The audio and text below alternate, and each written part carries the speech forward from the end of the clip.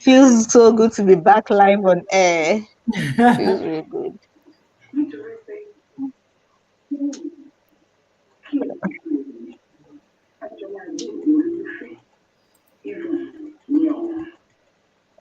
I don't know which one is which now.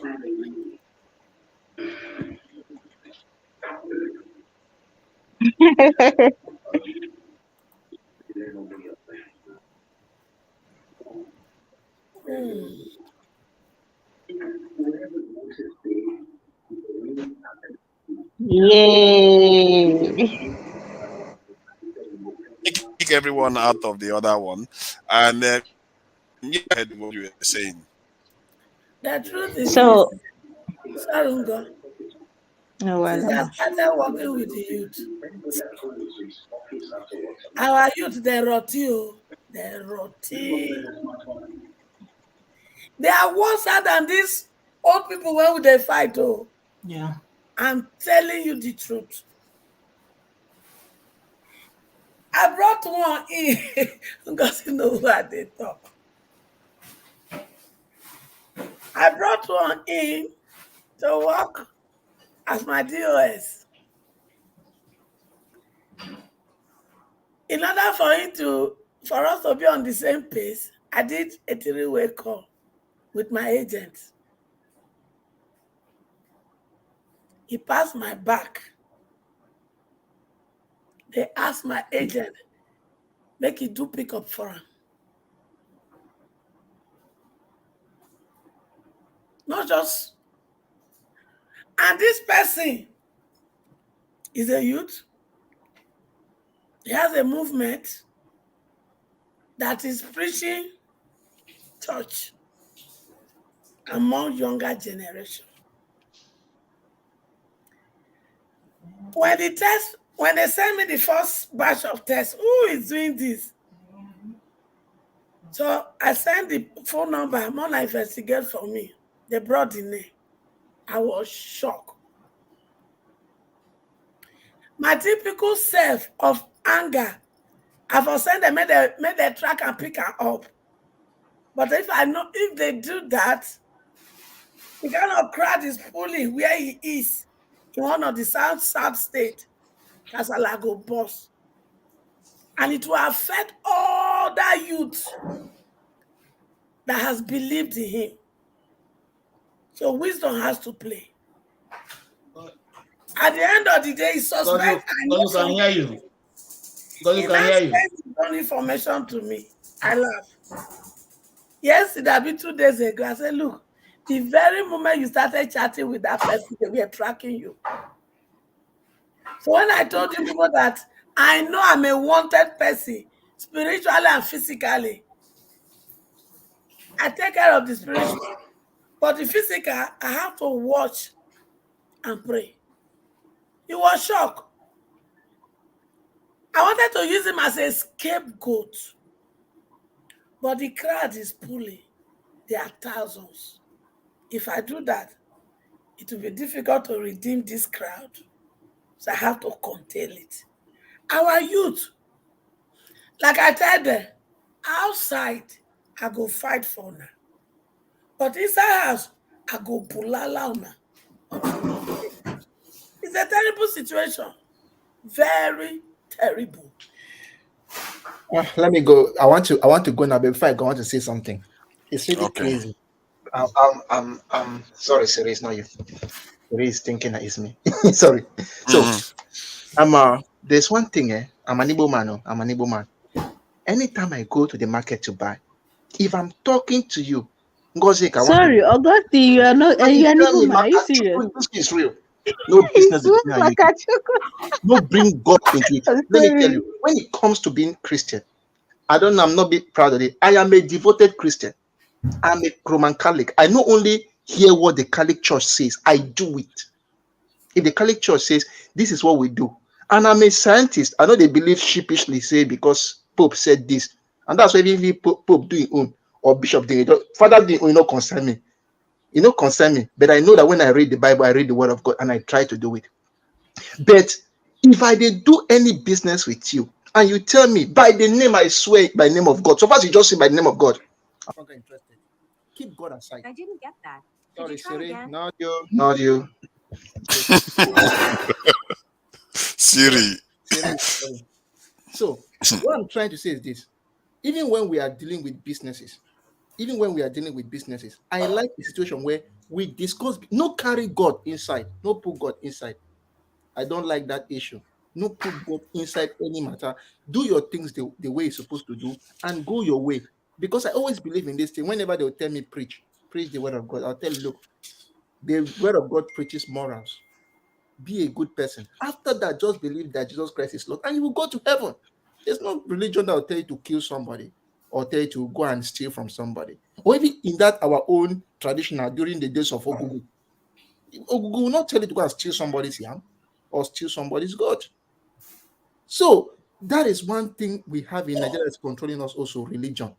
My father said, my pastor said, or this said. It is crazy. It doesn't make sense one bit. And that's why when I see, there's one person I saw this time, a PhD holder in this last election, and he was talking. Now, as a guy, I just talk on my mind, this is your PhD, now thief, you thief. They not teach you independent thinking. At least reason it on your own. And not that you just do it because you just want to do it. So that is just one thing I really wanted us to look at. That we The should leave church, religion the church has done more damage to our people than the politician. See, I'm I don't telling know. you, religion has done more damage. Just like he said, they don't think. Papa said, Pastor said, G.O. said, that is the only thing you hear there. The Bible is far from there.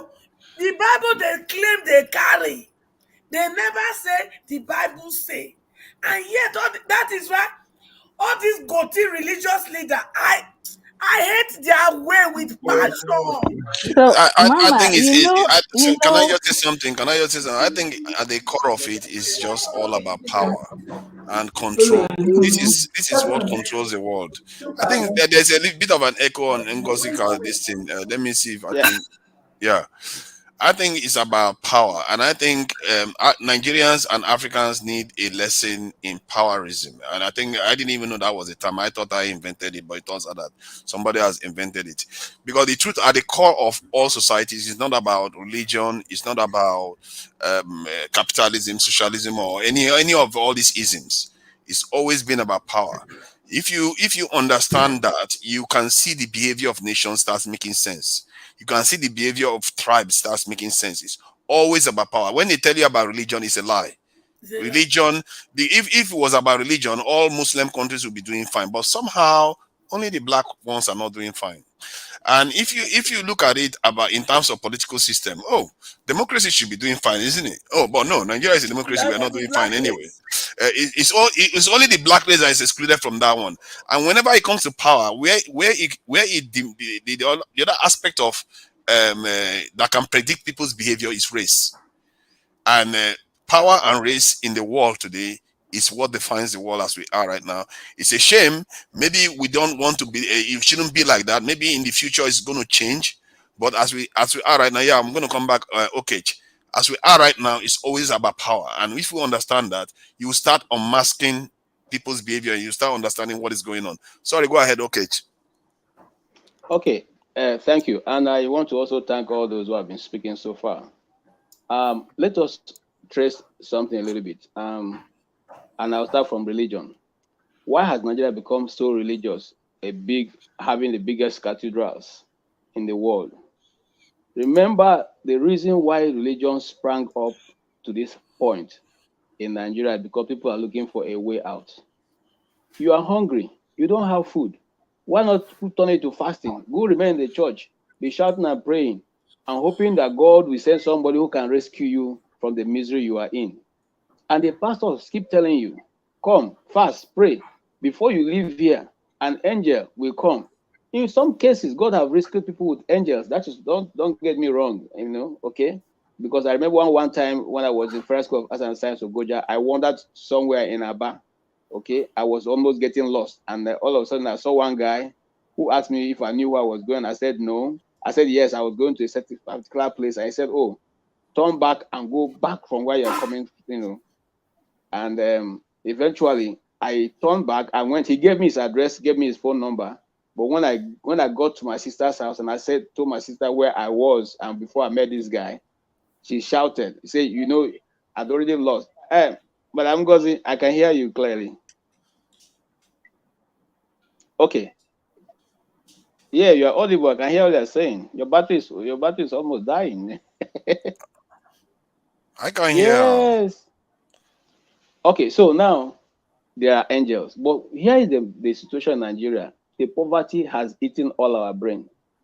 That is why there's nothing you can say that the person doesn't believe that what the pastor is saying is correct. Because we are living, and see, if you take away that hope, all Nigerians will die. So the hope of hoping in God is the only thing that keeps us going. You can't do that here in America or in any of these developed where they have social security and all the rest, where people get free food. I took a picture the first time I went in America of a church, and the caption was what? Jesus said to Peter, "Feed my sheep."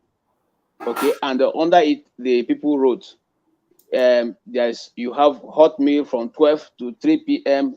on daily basis, a Methodist church.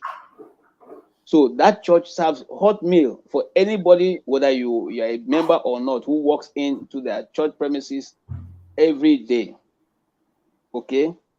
247, they do that. How many churches will do that in Nigeria?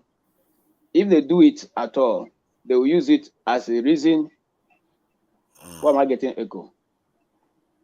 Yeah, the echo is gone. I think she's not. It was on your side now. So, but Okay. go ahead. Because to be fair, yeah, Augustine, yeah, I see you. You are about to leave. Yeah, Okay, thanks Augustine, for coming go in. ahead. Yeah, no, he's due to leave. He's due to leave. He's finished for the day. Okay. Okay. Yeah, it would have been good to have you on though, because you do have you try to be quite balanced in the way you analyze stuff. But it's okay. You have we all have priorities, I guess. Anyhow, maybe I can listen to you from my kitchen. I want to go and cook food. Okay, that's good now. That's good. You have been a metrosexual man we now. thank Mama Echo. Most of us in my family, we are mostly boys. We are guys. So Mama taught us how to cook well. Papa. So that is why I remember when I was serving in Nigeria then. I'm a Catholic, as I said. So I was the house master. So when it comes to cooking, if those girls cannot do the tuwo very well, I'll need to go and help them do the tuwo. So one of the girls looked at me. He said, "You'll be very difficult to please." I said, "How? What do you mean by that?" He said, "The way you do the tuwo, if your wife do tuwo, you do good. You go complain, no." That's good. At least it's helping now. No, it helps. It helps. I don't eat all these things they do, their burgers and all those things. I cook my food myself. Like yesterday, I think it was okra soup I cooked. So I see my food that one. Nigerians are quite famous for sticking to their food. Everywhere we go, we still hack back to our food. We never want to consume the foreign food. Now. All these are they went food, sugar. That is why, look, the good things are fun in this part of the world, but waiting to not get enough food. Food no day. The food now for here now trash. If you eat those things, come on.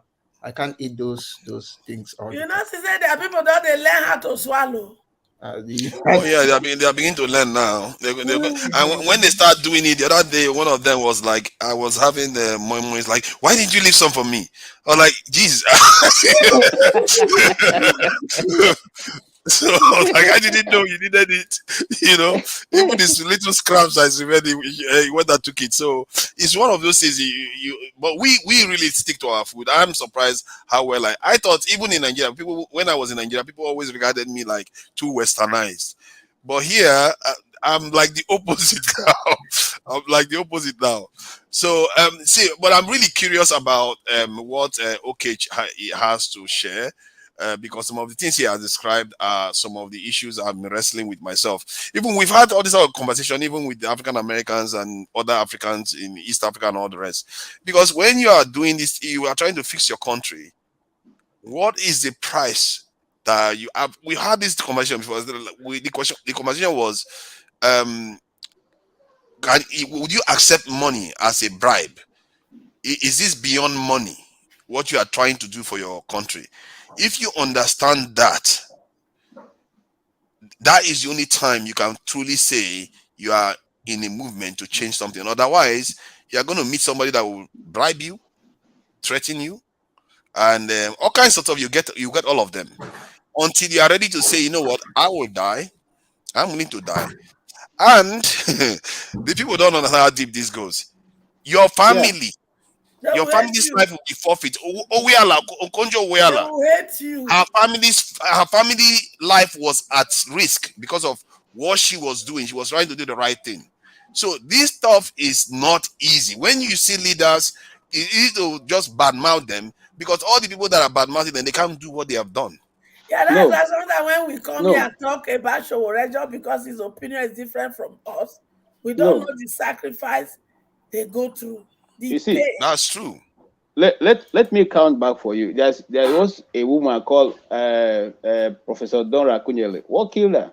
It's the same fight. What killed her husband? The same The same fight. fight. Now her children have to all scramble. You know what am I Is she saying? There are is she many is other she the people. doctor? Is she the doctor for health? This medical Yes, She was recruitment? a yes, pharmacist. yes, yes. Oh, She was a In this pharmacist, and her in this husband is a doctor or was a doctor. in this wow. dispensation, her husband was gone down because they're trying to target on IPOB. And the question we ask is, what is Dora Akunyele's husband got to do with IPOB? IPOB. Nothing. Okay, so you see, many people have fallen in the struggle from forefather from what you're saying in trying to stand for what is right. But you see, my first encounter as a young secondary school boy who was reading everything the father was buying was when I read about the account of Delegiwa, and I waited, okay, for many years for a society, for a group, for some people to So wake ask up question. and ask. Till today, nobody asks any question. Not even those who was working closely with, some of which I don't want to call their name because I grew up with some of their children. Okay, so they don't think I'm talking about their parents. But not even those who they were working closely with ever asked the question, ever took it to court, ever probed, because they are all seasoned journalists.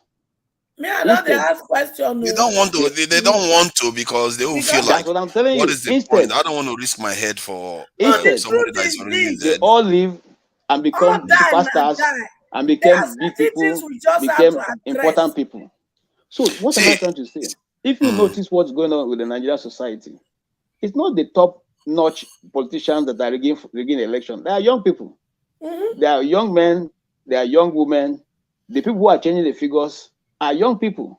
The people who are calling the results are professors like Austin. Okay? And I like what Austin has said. You see, there's a time in Nigeria, for instance, those of us who schooled in the north, I have 2-3 friends who went to ABU Zaria to do masters. They never left with their degree. They had to relocate after waiting for 4-5 years. They're not being given degrees. They had to come back to University of Abuja to come and do their masters because they told them, you are from the south. You want to come and collect degree and go back to the south. So it became very political. Not today that this has become very political. It's become political a long time ago. Okay, and they've carried that even to politics now. Now you are asking the question: what are we going to fight? We cannot fight and win. No, why, forefather? We have 2 or 3 different genres of thinking in Nigeria. One is the one that is called the one Nigeria thinking, which is just a general thing flying over everybody's head. That is for you to keep Nigeria in one, so that we can all continue to milk the cow. The second is the northern agenda, which has always existed, which we never paid care, we never paid attention to. The northern agenda is that you and I will continue to work as subservient to the north. It has always been there. The first rig election, go back to history, was the one that was conducted by the British, for which Northern People's Congress won over almost more than half of the seats. Okay, that was where they got this what we have been following now, to make sure that there are more people in the north than there are less people in the south. When I finish, you guys are all educated. You go read your geography. No, no. It's Okay, only let me stop you there I'm because I've coming. been Just curious. no Okay, one okay. minute. When you finish, then When I'll I answer the finish question. this, you can go ahead. Go to your geography. It's only in Nigeria that you have more people in the desert than you have by the sea. I did geography in secondary school, and if you read how people locations and localization, the people are assigned or people live. More people live towards the sea than you live in the northern desert. But But in that's how it Nigeria, is in Nigeria. You see, this is why I wanted to stop you earlier on, because I knew I was very curious about this point because people have addressed it a lot. mhm. See, what is called north in Nigeria is disproportionately larger than the south. And this is one thing we often fail because all from basically from all the southeast nation up is north. We rarely talk about northern central because we just regard them as all north. So in real terms, there is more people actually in the south because now if you compare, if let's say they are equal, given the land mass in the north, you can see why there are equal number of people there because they have at least Okay. two-thirds of the land mass of Uh, Nigeria. uh, Luckily for you, forefather, you are speaking with somebody who have virtually done one documentary or the other, or been in one of those states or many times in the 17 years I worked as a videographer in Nigeria. I've done stories in almost the only state I didn't visit or didn't go more than 10 times in that period is Borno State. Borno State. Any other state that you call in Nigeria, I have been there numerous times. Now, Mm. if you leave any capital in the north, apart from Benue and Plateau, even Plateau is just part of Plateau. If you leave any of those capitals, you hardly see any population. I'm telling you, go and check. It's Kano has true. a very large population, but in Kano City, once you leave Kano, you don't see anybody. In fact, there's some local government that you go to, you'll be wondering whether you're local government because you hardly see anybody anywhere. You hardly see anybody anywhere. Okay. So when But they people have now this. say But to be fair, they have the they have landmark to back it they'll up, though. have the landmarks, but we're not counting landmarks now. Mm. We are counting people. Population is people, not the landmarks. It's how many people are in a locality. Okay, how many people are in a locality in a place? Okay. Lagos has about the, the 16 reason why million I'm people. querying that, the reason why I'm Yes, querying that, because we yes. have to be careful of saying, and I think one, my own imagination of Nigeria now, if I paint it in my head, I don't subscribe to the map that the British drew that from Benue is the north. I subscribe to you split the country in half, and you call like somewhere from Abuja, the other side is the north, and the other side is south. Period. Most nations, that's how they are divided. But we just decide that you know what, from Benue is the north. Yeah, We but are remember what giving I the North said. a lot of power. Remember what I said. I said these things were done by the British. They first started all these things. They decided that Mm. from Benue up is not. They decided that.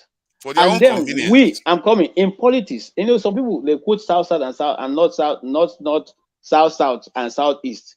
Who brought these things? All these ones are introduced by our northern colleagues. Okay, they divided. They just want to make sure that the east is very small. In fact, they made the east a landmark, a landlock. But if you go down to history and the former and previous maps, you find out that the east was never landlocked. Okay, but How do it's you mean? all. How do I mean? If you go back to before Nigeria became Nigeria came into existence in 1960 as a nation. Mm. Before that time, you had you were all what individual tribes, Yeah. kingdoms that lived. Mm. Those kingdoms, if you go back to them, you'll find out that they were not what the Igbo land has now. I'm not saying that because I'm Igbo. I'm just saying that because I'm a curious, voracious reader. I read everything. Now, those kingdoms that existed had more connection. For instance, the Nkwere people are largely Igbos. If you go up north, why were they accusing the Igbos of being the sponsors of the coup? Because Chukwumanzogu is Igbo, but he's not from the Igbo state now. He's from Delta State. But at that time, he was Mm. called the Igbo man. Okay, and Mm. so if Delta State, which is Onitsha and Ogwashuku and the rest were Igbo states or Mm. Igbo cities or Mm. villages, how come now they are no longer Igbos? Okay. I think it is also about the other members of his team and what happened after that. I don't think Nzogu's coup on his own could have led to what happened. It's what happened after. What Aguiyi Rosie took over. He didn't execute people that killed the first prime minister of Nigeria and a lot of Nigerian dignitaries. Then he went on to make Nigeria unitary. All these things Okay. piled on is what led to the Okay, problems we had. okay, We should not put it on forefather, Nsogbu I've alone. listened to that. I didn't want to push back on it, but let me push back a bit today. Mm. I'm from Uzuakoli. Uzuakoli is less than 30 minutes to Umuahia. Umuahia is where Aguiyi Rosie is from. Aguiyi Rosie is from Umuahia. I'm from almost the same place with Nnamdi Kanu. Now, I have spoken with the son of Aguiyi Rosie, who Obasanjo made a minister sometime, when he was in government. Now, he has a different account which he has refused to put on paper. And what is the reason? He said if he puts it on paper, Nigeria will burn. And those are accounts because he was there with his father as a 12 years old when his father was led out of the room. He was in the room with his father when the soldiers came for his father. And he said to us, the last word his father said to him is this: don't take it against them. Whatever that happens to me this night, don't hold it against anybody. Don't take it against them. So he has been restraining himself from saying, now, what happened? Let me not divert. Let me go back to the story you asked. We asked him, why is that your father took so long to decide on what to do with Chukwuma Zogo and the rest of them? And he said his father never took so long. After the coup ended and his father became president, he had 3 meetings. First, he met with the people of the Lagos, the West, and asked them, what do we do? The people of the West say, oh, we are not the ones to decide. No, you go to the North. Whatever the issue is, whatever they say we should do, then we can do. We can come back to us, then we can do it. So his father's first trip, according less than what people say, was to the North. He met with the leaders of the North, okay, among which are the same people who eventually killed him, and said to them, what do we do with the situation we have at hand? They had a meeting which was quite, peaceful, and they said, okay, the resolutions which he didn't tell us, which they got from that meeting, he was going to take it and go to the West and discuss the way. I said, look at this is what the North is demanding. So what do you say? This is what we have on ground. It was when he went to the West that the North now struck, killing him in the West. So when people say that didn't happen overnight, what you just stated is not fair. It didn't happen overnight. He was in office for about 6 months before this happened. So he should have acted between. See, we're talking about. They didn't. He didn't need court. He's the remember that leader. what they were doing had never been done before. Remember, you see, it's just like They know the law. Hey, hold on Treason. now, hold on, He's my brother. firing squad. Hold on, my brother. Remember that Chukwuma Zogu didn't surrender the North. It was negotiation that brought him to the North. If it was the plan that the Igbos had planned, why then see himself that foiled the coup? Why should it be him that will foil the coup? He would have waited and lied it up. You have to understand, it's not necessarily only about that. It's also one. Then he went on and made Nigeria unitary after sparing the lives of somebody that's responsible for the death of a lot of Nigerians. Then overthrowing a government too. See, come on. Listen now, almost any country you'll be shot. You see, let me tell you something. You see, because like I told somebody, say some of us, our parents fought the war. We have one-hand account of what happened. Some of us, there's hardly no Igbo family who didn't lose somebody, or whose brother didn't take part, or sister, or brother, or mother, or relative. I'm coming, sir. We can't pretend as if we don't know what happened. He made a catastrophic mistake. Hold on now. Hold on. No. You see, they like to throw that in that he made a catastrophe. No. That's my own judgment. I'm coming. What Aguiyi Rosie established was never anywhere. He couldn't have. He's a soldier. He's not a politician. He couldn't have run the country alone without putting things in place. That is one. I'm not holding him. I feel that he was a bit callous because when I listened to his interview, I feel was a bit callous in his his responses to some of the questions he was asked. The same way I feel about what's his name, Chukwuma Zogu. Before when I was growing up, I thought he was my hero. But when I listened to his interview of what happened between him and the Southerner, I felt so disgusted with him that I don't even want to mention his name at all. But you I'm, see, I'm these not. are also I don't these blame are also Nzogo. You have to I'm blame the coming. people that came after him. These are also no. These are also young men of 25. And I asked myself, if I Exactly. was 25 at that time, will I even think better than him? No. At that time, you are full of life. You don't care what if tomorrow will exist or not. But someone like in Zogo, I think we are being unfair to him. Okay, I think we are being unfair You to mean him Agbin because Rosie?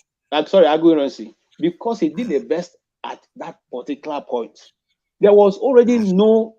See, unfortunately for me, or rather, fortunately for me, somehow living in the north, I met almost every northern politician who is somebody of somebody, either They were growing up in killing their children. Igbo people on the streets in the north, and he left these people. Are like, what? Why did he think they were doing that?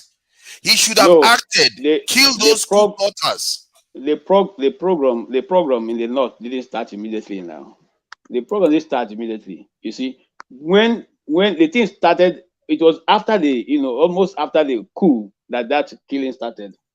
It didn't start immediately. If you are telling immediately, people like Ojukwu wouldn't have. Remember that when it has already I know, started, Ojukwu I was know it already. didn't start immediately. Uh-huh. We know the So chronology, but the problem is that you can see the trouble coming.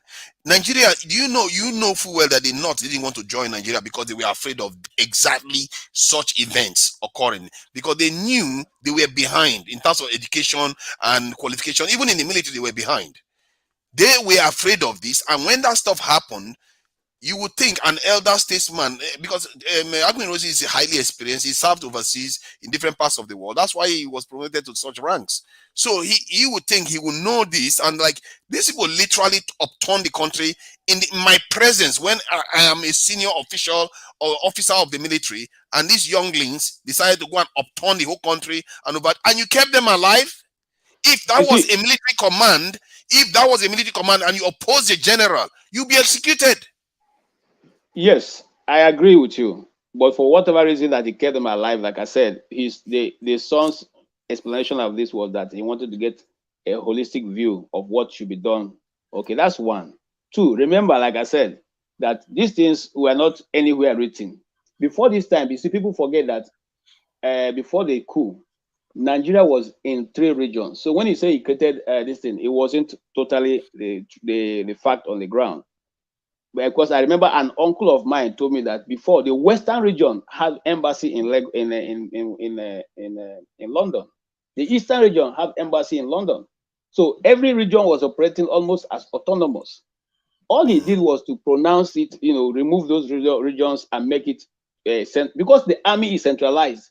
The army has a central command, and Yeah, so but there's nothing he knows better than if it having a was central you, how command. would you feel? If it was you, when you're already afraid of the different parts of, that's not the time to do it. See, looking at Well, personally, this is why leadership is very important. There are consequences that flow over time, because sometimes the consequences actually magnified, not even this thing becomes smaller.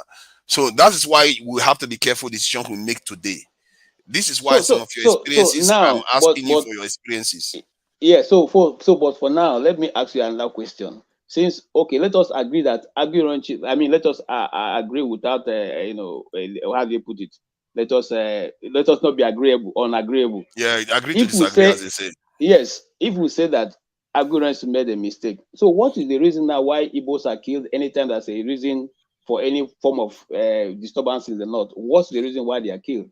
Is it the same also? Are we also still in the coup? No, no, no, and we have to admit that it's not the same. The one that was happening before was out of control. This one is because of religious strife and political. Like, look at what happened in Lagos now. Political stuff, which is the backwardness that we have been operating this thing under. This leads to the question that I was trying to understand because of your experience in Nigeria. What you've Okay. described is a problem that we've had discussions about. Because if you want to change a system, you have to be prepared for everything that they throw at you, and one of them is money. The next one is this in threats. So the money one, clearly you said that more than 80% of people will take the I money said and walk the other way. 85.5%. That's what I said. So, it's So almost so 90%. would you take the money? For someone like me, Mm. if I would take the money, I will It's not be. not personal. I guess I know I will answer we are personally, then I'll go we are public. general. Yeah, yeah. If I was Okay. going to take the money, I will not be here because some of the people who are in the National Assembly, in fact, the now Abia State governor, I've interviewed him many times, so I could have probably be in the be a media aide or media assistant or one of those functions, because I'm from Abia. Some of the people in the National Assembly now are also people I went to school with, and I'll probably also be a special aide, one of them, or even the people who are coming in. Some of them I've worked closely with. But because I think it's an unfair question for me to ask publicly. No, don't worry. I think when we are backstage, I will be very happy to ask everyone on the panel.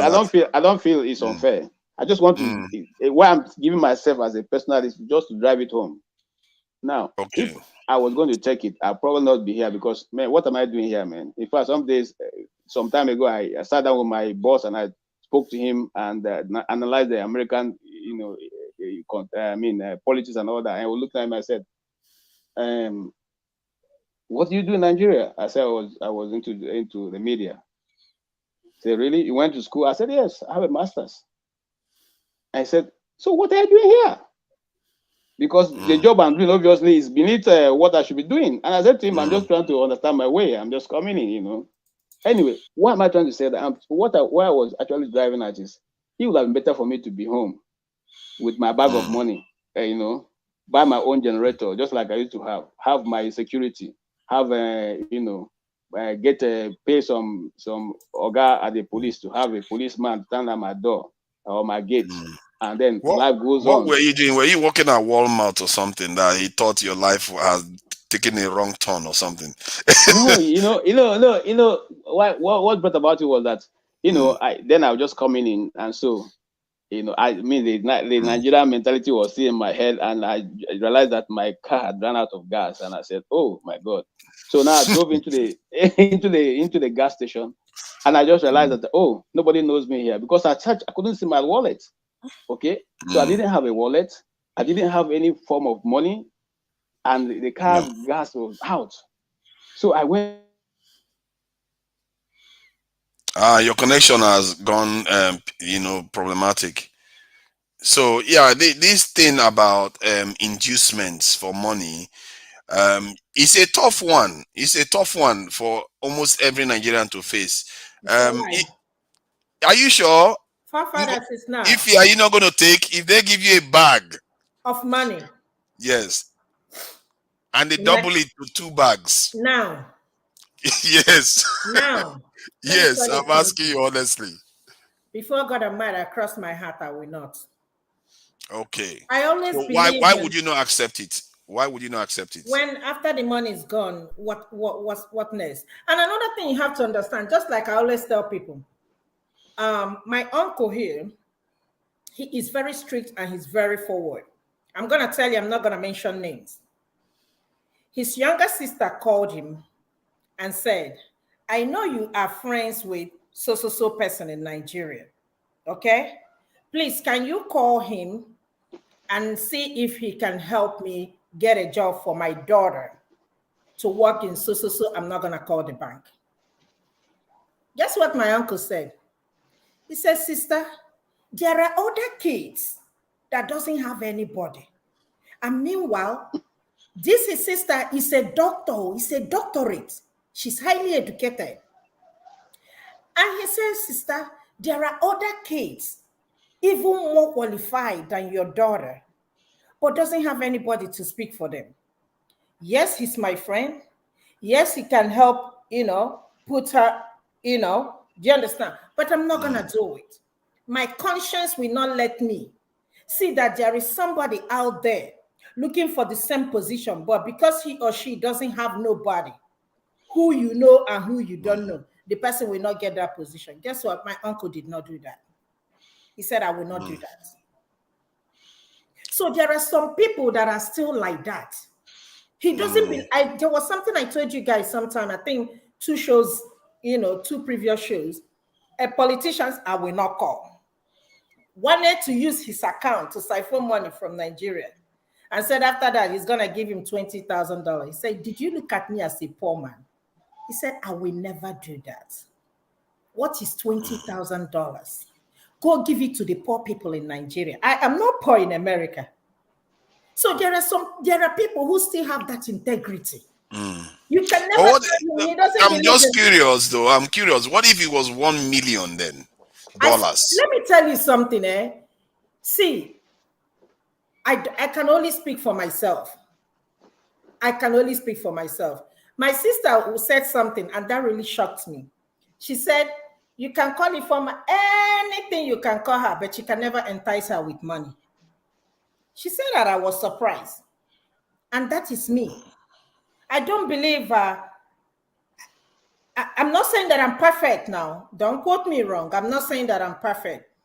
Maybe this mentality changed when I came to this country.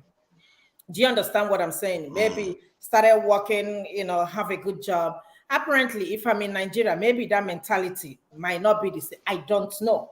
Or maybe because I don't know. But as I'm sitting down here talking to you, let me tell you something. I will not. Because even the money I work for, I am always diligently, very careful spending it because I work for it. When somebody give you money, just come all of a sudden dash you money. Trust me, you don't work for that money. Most of the time, it's just to buy house, buy cars, buy this, buy that. You won't know what to do with that. But when you work for your money, in most cases, you will know, oh, this is my hand-earned money. Man, I have to see my phone. I was pressing some numbers, calculating and minusing, plusing. I'm sending somebody money back in Nigeria. So that is me. So I can speak for myself. Okay. Like this generation where we are in Nigeria, I said it again in Dr. Damage's show, said we are not even ready to take over our country. I've said it 1 million times. And I said that this youth, hey, the greed in these people, everybody wants to drive Mercedes. I said it here. Everybody wants to, live a good life. I don't have any problem with that. But what you do it in the right way.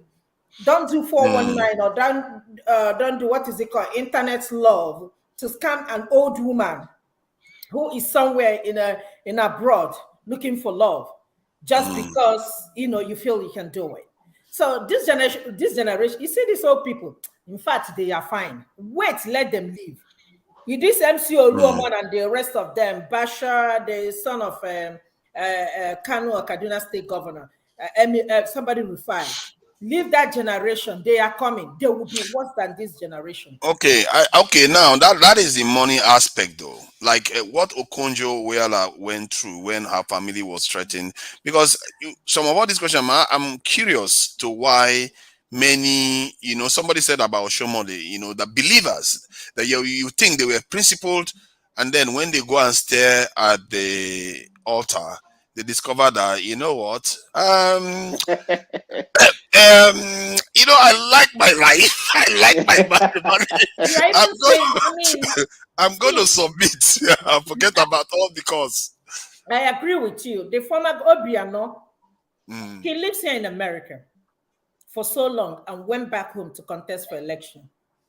I thought with him being exposed to this country, he's going to make Anambra State better and, but that did not happen.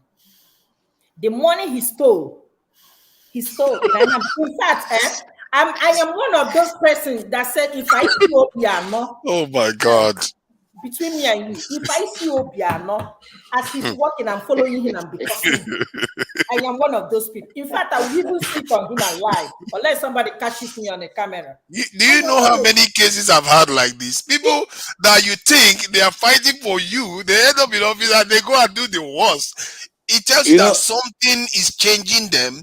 They are not ready for leadership.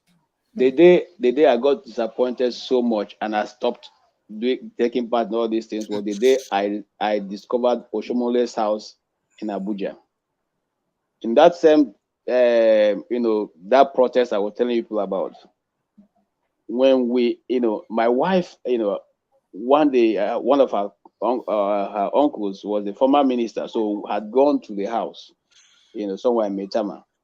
And opposite his house, this beautiful house that looks like a cathedral, So when the one saw us outside, I was saying, man, this house is so beautiful. He says, Oshomole's house. I said, eh? He said, it's Oshomole's house. I said, Uncle, are you serious?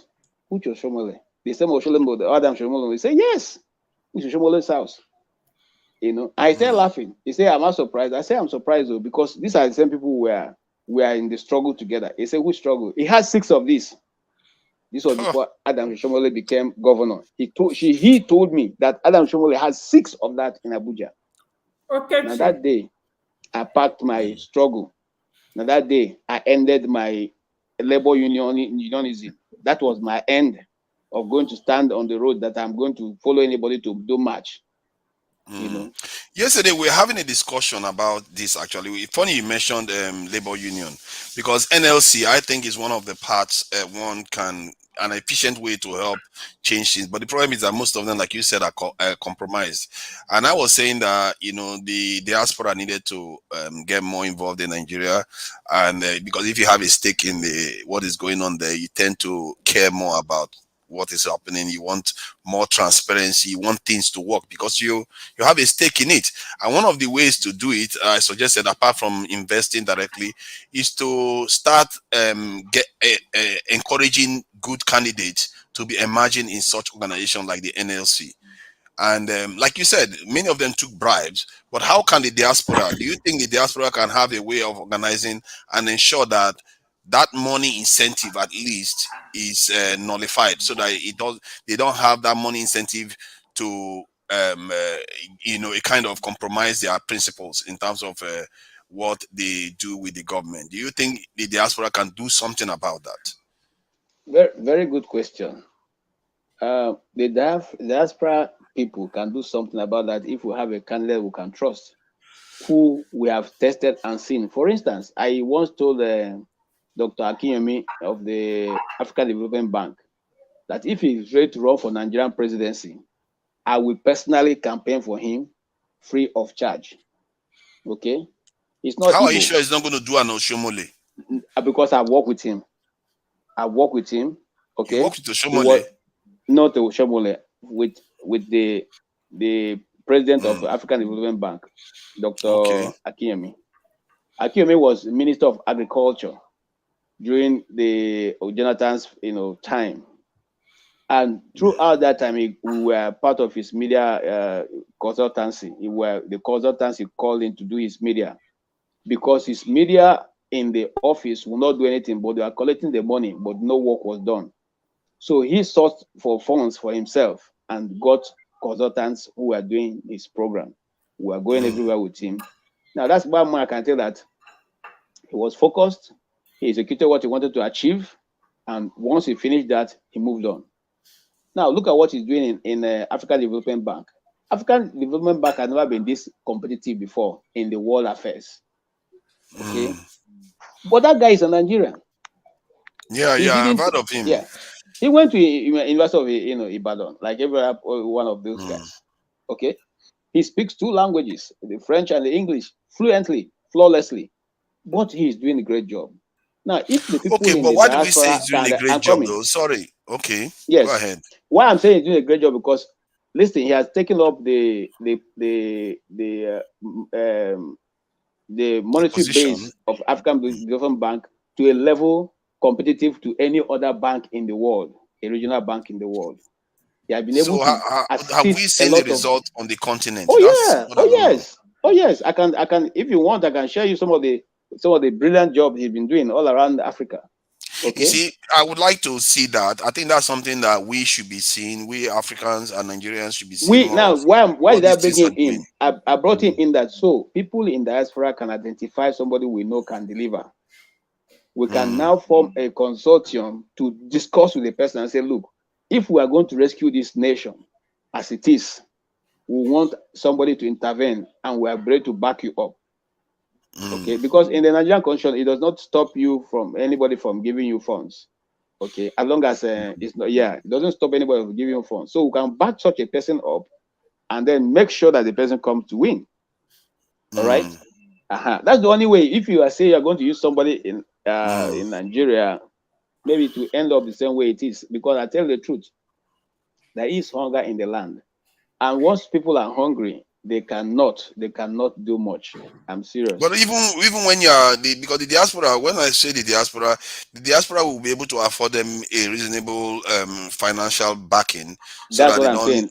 need for anything. But They will still be greedy enough to accept bribe.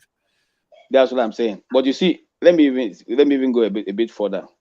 You see, with the way Nigeria is structured right now, nobody can actually make any headway. Nobody, except the North want you to make a headway. You can't make a headway. Okay. You do understand that the North too are also fighting no, they are not. So-called elites.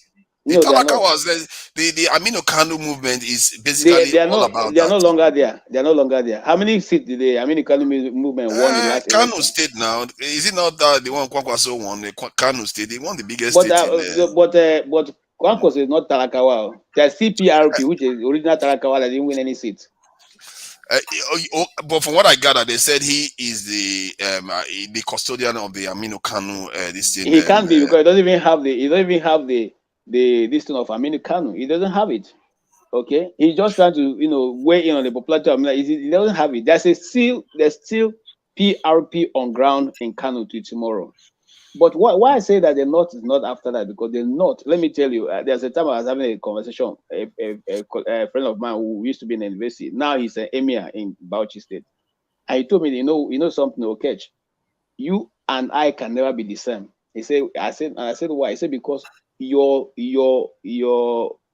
upbringing, your cultural lifestyle is different from ours. See, me, I know what I'm going to be now. Now I am son of an emir. When I leave this place, if my father died tomorrow, I become an emir. There is no contest. Nobody's going to come and say, hey, you cannot. No, it's not contestable. He becomes automatically. But in your place, a person can wake up tomorrow, he is a vulcanizer. Next tomorrow, he's the chief of that place, or he's that is social mobility for you in the Southeast. Isn't that what we are crying for? He said that is what they don't like. They don't like it. So in the Talakawa must continue to remain Talakawa, and the nobles will continue to remain nobles. That is the setup. Then either they find a way to give way, or sooner or later the Talakawas will always get their way one way or the other. Because if you look at it, even Muhammad, in the time when they were doing their Islamic revolution, he was basically, he wasn't from a poor background, but he was representing the masses, not necessarily the elites. And you always have that kind of movement. You have, when an original person shows up to really challenge it, because look at what they've delivered: poverty and destitution.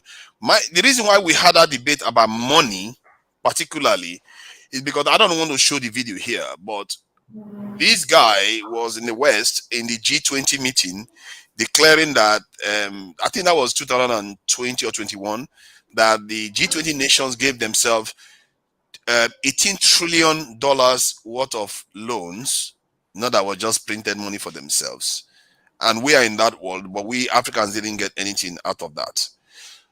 The reason why I said that is because how can our leaders rule on our behalf when these people have endless money? They can, no matter what our leaders do, it's just name your price: 50 million, 100 million, 150 million. What else? They will give you anything you want because the money, they can print it. So it means to better your people, it has to go beyond money. The depth of the problem. That's why I really encourage Nigerians that want to better Nigeria to really take their time. At least out of every 12 hours you put into fighting for Nigeria, take 2 hours of that time, research what it takes. Because the fight you are against here, you are fighting a force that has unlimited resources.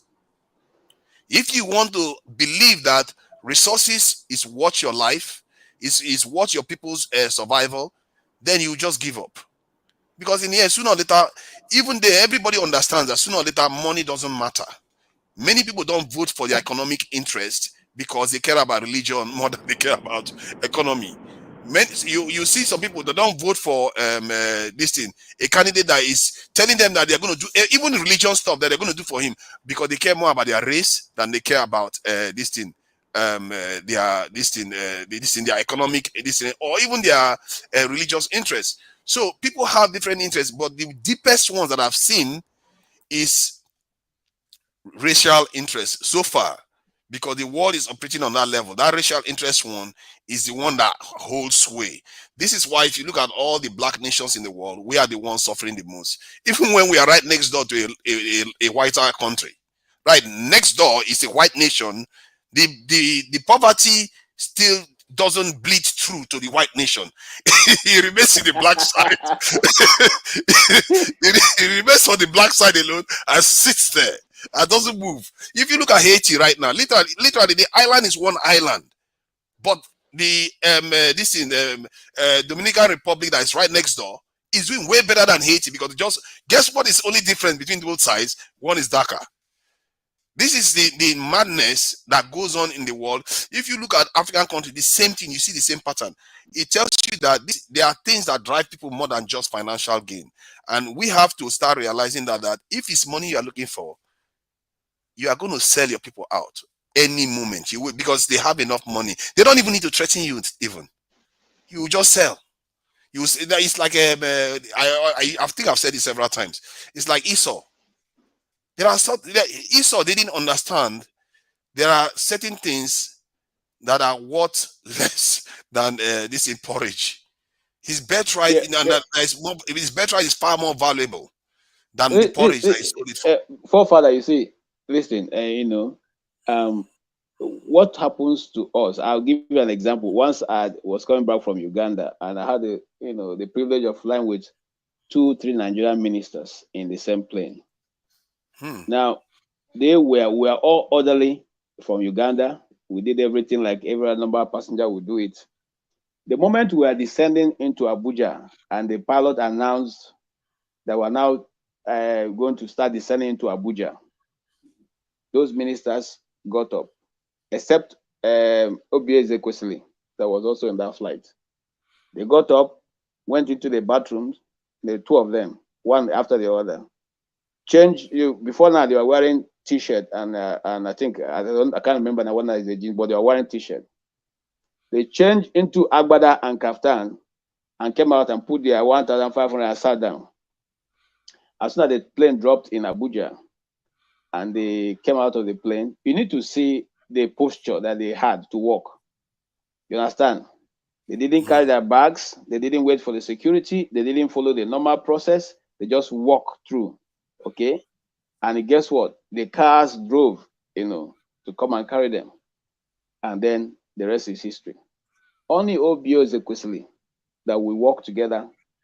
Okay, she was dragging her, but I wanted to help her drag. I said, no, you drag your own, I drag my own, and so we all laughed and came all the way. Now, what am I telling you? I'm telling you the kind of mentality that our people have.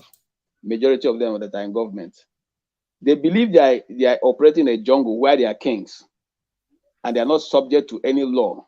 They are not subject to any direction. They don't follow the protocol. They don't issue their passports for checking. They don't go through the customs. They don't go through the immigration.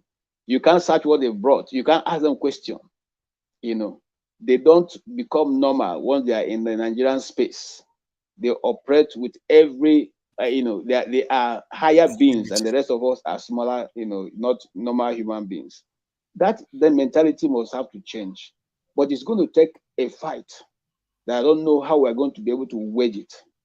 Okay? It's going to take a fight for them to give up what they have been holding. Now, if you go back in space, you will find out that most of the people who are in authority are those who took this power or who were present when the colonial masters were handing over power. And so their mentality is that they have taken over the position of the colonial masters. So as we serve them, you can call them Europeans or colonizers. Yes, they are not masters of anyone. As our parents serve the colonial people, so we shall also serve them. Any deviation from there means that you are being insubordinate. Now let me shock you. The worst part of it. Sorry. Now, did you just say any deviation from there, they will regard you? Yes. Any deviation, you are being subordinate to them. Okay, so are you saying that they are deliberately serving the colonizers, or are they consciously doing it? Or of course, is it? My sister earlier on talked about Obiano. Obiano's house is here in Potomac now, in Maryland here. He has a big house, bigger than Cathedral here. Atiku's house is there. Even though Atiku's house can't come there and has been there for like 5 years, lockdown. Okay. Hope they are not, All hope they of are them not have it. disappointed if he badly. You know? He stole all their money. It didn't only but disappoint her. It that disappointed all is of the us. point. Yeah. These people steal our money Unbelievable. and come here and buy houses and pay cash. I bet Yeah. you Atiku is not paying no mortgage on that house. He's not. Yeah. That house is paid for. So Wow. that is what we are talking about. So we now, don't have money in Nigeria, but these politicians are looting the money and coming overseas. Meanwhile, what is he doing in Dubai? He has a mansion in Dubai. That is why he goes to rest, because he can't come this way. Okay, fine. He has a company that I think imports generator, right? As I heard, I'm not sure. This is one of the reasons why we cannot have electricity, because I understood during Obasanjo's time, he was part of the government. He was the vice president then. Yeah, so how do you think he's gonna let his company or his business go down and give you electricity? How is that possible? Sure, has been very patient. He doesn't like to do sure. Kind of please go ahead, sir. do. Yeah, sorry about that, sure. I think I've enjoyed the conversation. Over the last about 10 minutes, I've just sort of zoned out because I was watching on my other phone. I was watching Fashola's interview with Seun Kimberly of Channels. It's just like 6-minute clip of where Seun was asking him about Tinubu's controversies around him and all of that. And he said, we're not looking for saints. Saints don't run a country. We need efficiency. That was Fashola replying. And Seun asked him 4 times, does he have a dual nationality? At the 4th attempt, at the 3rd attempt, he said, they asked, does he have a dual nationality? He started speaking about, people say Tinubu own Oriental Hotel. Sorry, does he have a dual nationality? They said he owns, oh my. And I'm thinking, this is... He didn't answer. How can he answer? So at the 4th attempt, Seun said, Mr. Fashola, this is the 4th time I'm asking you. Oh does my God, that's Mr. Bola Tinubu have a dual citizenship? So he started to stutter. He said, well, I know he lived in the US. I don't know if he pretended like he didn't hear anything about this Guinean. He said, I don't know if they gave him a passport when he was in the US. I know he lived there while he was in exile. I know he's lived here and there. I'm not sure. But let me even tell you, Nigerian Constitution allows it. I don't think it's against the Constitution. No, it doesn't. So Seun pushed back and said, I think the Constitution does not allow for you to be a dual citizen if you're going to be president. So Fashola said, I will go and check. But see, this is the problem. You're not Fashola, who is a lawyer, said, I'll go and check. He said he will go and check. Oh my God, it doesn't. Even I know that. I'm not even. See, people are missing the point, and APC are quite good at diverting. They would spin. Yeah. Nobody is talking about him having dual nationality as the main problem. It's the perjury. Even if the Constitution says it's okay, on your form EC9, do you have a dual nationality? No. You said no. That is the biggest. Do you know what the Constitution says about that? The Constitution says if you voluntarily I've read it. seek foreign nationality, you are off.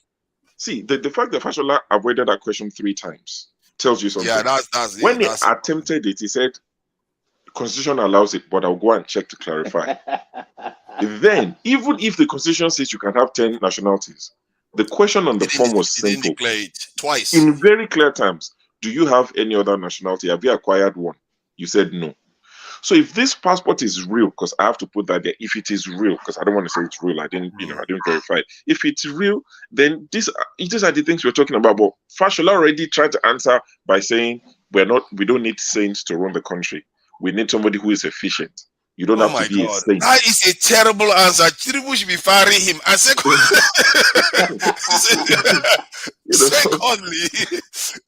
secondly, if he thought Tinubu wasn't a citizen of a foreign country, he should have just said. But it tells you that he doesn't want to come out because he knows. Of course. Oh my God! Of course. If this is true, man, this is damaging. These are the things we're dealing with, because for once, maybe not for once, but Sean quite impressed me with the interview style, because he kept asking to say, but don't you think these things matter? Like his age, his education, his parents, all of these things.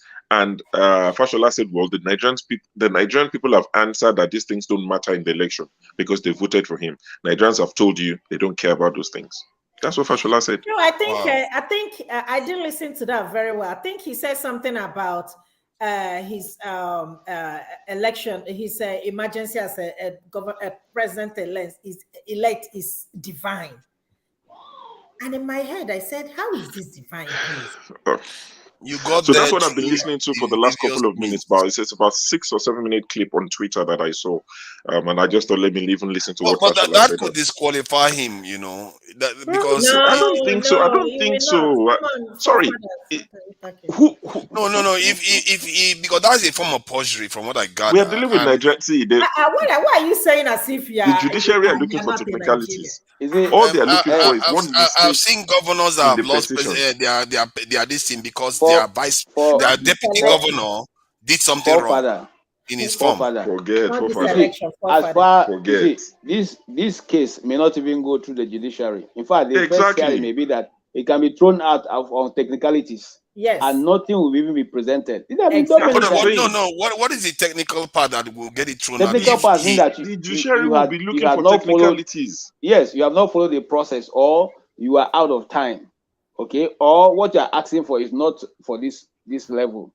This sanction should have been asked since. No. Okay, that's fine. They can leave it, but they can still file that this guy wasn't even qualified to run based on that. Because if technically, because I've seen a deputy governor that lost a governor that lost office because the deputy governor did something wrong with the man that is pretending to be asleep is the most difficult to wake up. If you're actually sleeping, I can wake you up. If you are pretending to be asleep, I can never wake you up. So forget this thing that you're saying. These guys, see, the judiciary will be deliberate. It will be brazen in your face.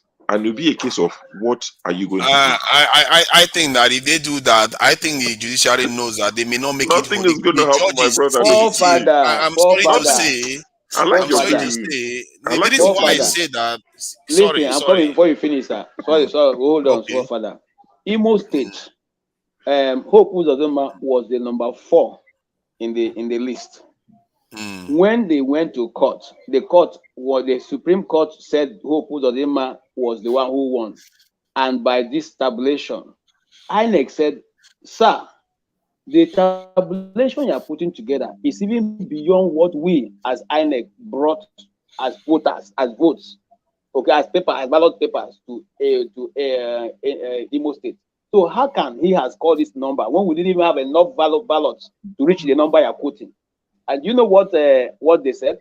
They said to INEC, that's Supreme Court said to INEC, "Don't worry, we know where we got our own figure from." That's judgment. So, but how is that not on the this thing? Because I've never heard about this. It's not covered nationally in terms of the news. No, it was covered. But that's what happened with Opuzodima. That's why they call him the Supreme Court governor. Yes, he came fourth in the election. He came number 4, and Supreme Court said he's the winner. I mean, more recently, look at the senatorial ambition of not ambition. He won. Ahmed Lawan. Ahmed Lawan did not even contest. He didn't buy a form to go back as a senator. He bought a form to be president.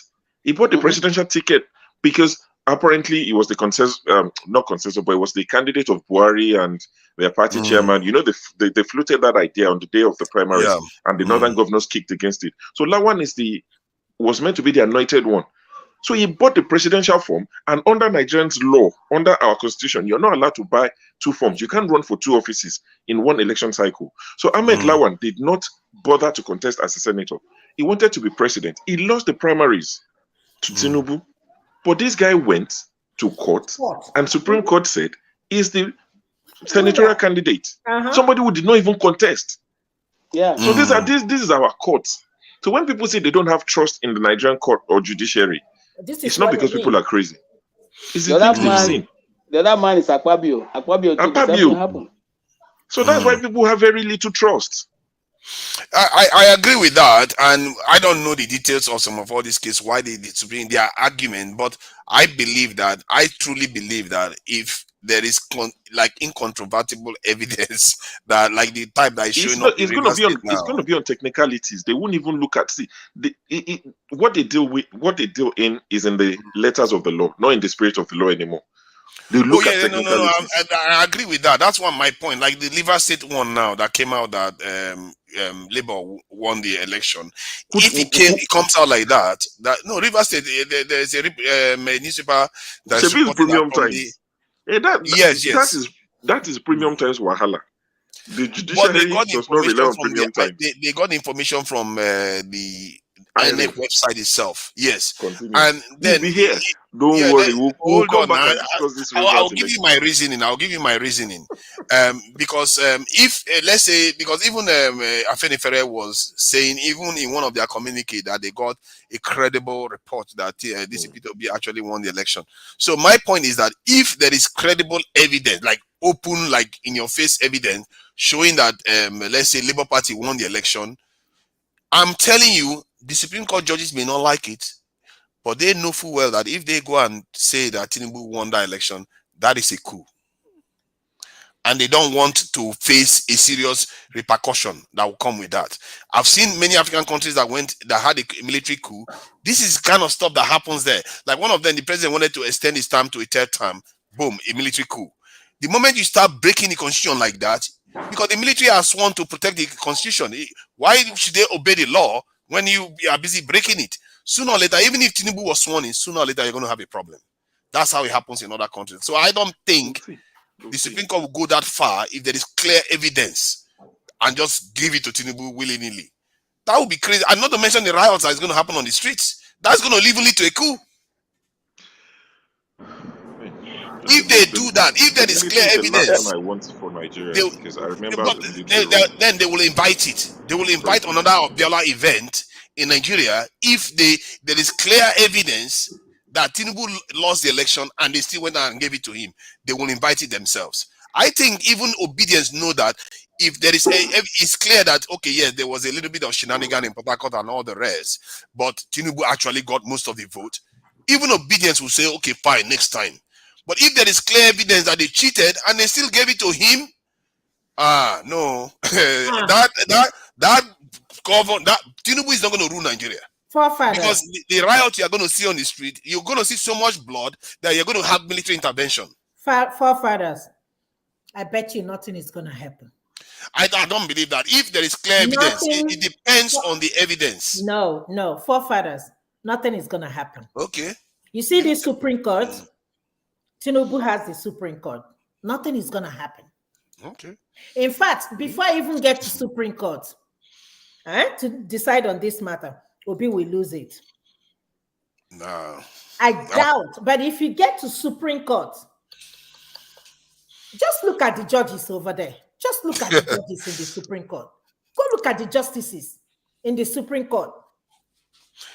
They all want to make it home. Tinubu was the one that put the current Chief Justice. I was asking my sister, she said they have 21 judges, but 7 sitting. 7 sitting, right? In a situation like this, 7 is going to sit on this matter. Yeah. And you think the 7 are just 7 ordinary people. And you think even if it goes to Supreme Court, that for every reason, they're going to overturn this election. If that happens, you know that Nigeria we are beginning to see the progress in our country. I believe that can happen. It depends on the evidence. I don't just say I'm frozen that they will just give it to Peter Obi. If there's no evidence, they're not going to give it to Peter Obi. If it's not strong enough, I don't think the issue of America, this thing, and maybe even this Guinean thing will affect this thing. Is that election numbers? If the number is sufficient enough to deprive Tinubu of outright victory, that's it. And if they go and rule that Tinubu still won, that will be, I think the Southeast is going to blow. Most part of Nigeria will be very unstable. And if it remains unstable for long enough, for weeks, you are likely to see a coup coming. Okay. Kolapo, what are you saying? You've been driving. Sorry. I just want to understand. You say, your audio is very quiet. Your audio is really poor. It sounds like you're underwater. Okay, is it a bit better now? It's still a little bit, crackling. Okay, no worries. Go ahead. Maybe drop off and join again. No, maybe drop off and join again. Oh yeah, sorry. Yeah. Keep your eyes on the road. Yeah. So I'm maybe more optimistic than most people are, and I think that the reason why Dati came on TV to make that statement, he is sending out warnings. And he's not sending out warnings. He's sending out warning. If you look at what happened to Egypt, that's what happened in Egypt.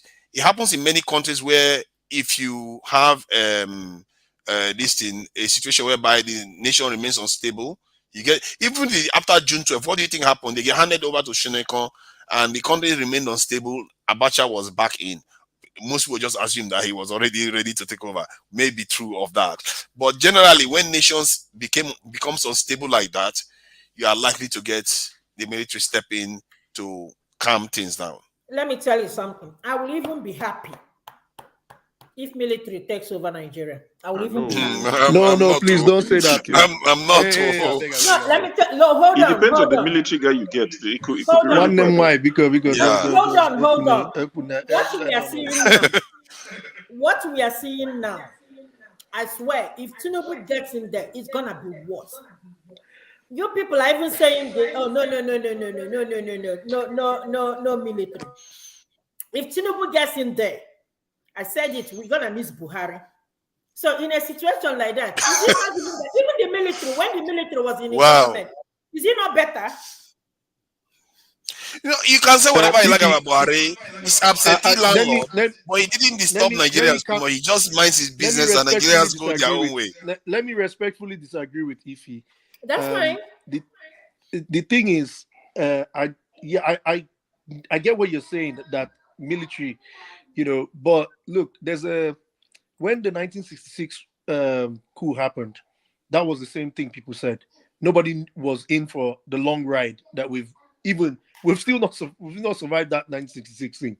The thing is, yes, if Tinubu comes in, it's going to be some kind of pseudo-military, pseudo-democracy, right? So it's not going to be like a full, because there's no legitimacy. We get that, but at least we have something to cling on, and like I think we should build on that. No, this is my position. I'm not saying I'm correct, but I just know that for a fact that anything that has to do with force, run away from it. There is enough lessons in history that suggest to us that force never ends well. Is it not this what election is all about? Just take it off your list. No. Is this, you said by force? Is this not what this election is all about now? You are imposing a president that the people did not elect. It's a coup by the back door already. Okay. We are talking about 8 million people voted for Tinubu. We are at the 8 million people that voted for Tinubu, and we haven't seen them. There's some truth there. You don't see a lot of 8 million people jubilating. We have about less than 28, 6 is 12. Remember, they said the people that voted for him, there are people who are not on social media. Where are they? But they are not on the ground too. You don't see people dancing a lot. Where are they? They're not on social media. No, it's a bit strange actually. This is one of the time somebody win an election, you rarely see people jubilating about the win. It's really odd. You didn't see Desmond Elliott running around with like no. On the day you can see you see the parties within the headquarters and all the rest. But Scribe, I wanted to ask Scribe for us to have the military. This is just typically military. Why? No. No, wait a minute. Where Yakubu will tell you go to court. I mean, with authority. Forefathers, I'll be back. I'm just here. I wanted to ask you. Yeah. See, but Ify, were you there during Obasanjo? No, IBB's time. Were you in? Were you aware? You are. That's why now you are wishing for military right now. Military don't rig election. They can't see on the election that happened. We are talking about this is the election. This is not military. You know what military does? They don't rig election. You just cancel it. They'll just come like, this election, I don't like it. It's abrogated. What is the difference between canceling and rigging? I was watching Abacha's video. He was just abrogating everything. Abacha's first press conference when he took over from Shoneko, or when he kicked Shoneko out. I watched that video the other day, and it just gave me chills. Abacha was just literally canceling everything. The Senate cancelled. It's a very traumatic speech. Cancelled. That speech, we all watch it on two. Those guys, they don't play, man. They don't play. People are just losing their jobs left and right. You just canceling everything. When you know those tube TVs that had a video on top, right? That's the one we just bought it maybe 2 weeks before that thing happened. And man, this guy this guy just graced our screens and he said everything is cancelled. Everything is cancelled. Everything. You'll start all over again. The stand on his face, man. You know this guy meant, and that was when we first moved to Abuja. And you know, civil servants were very careless because it was only civil servants that were living in Abuja at that time. If you stay outside, because there was a lot of threats of coup, right? Yeah. If you stay outside beyond 8 o'clock in Abuja at that time, you know, it was so boring. People used to go to each other's houses, get drunk, and then they'll walk home because, you know, I don't know how well you know Abuja. Area 8, Area 2, Area 1, Gariki area. So these are all trekkable areas. And people will walk those days, and then SSS will come and wale them and beat the out of them. Oh, God. Drunk men. Because we, you know, my parents were civil servants, so like drunk men. Then you will just see them in the morning in gutter. Their wives will come. I remember as a kid, this was when I was growing up. That speech.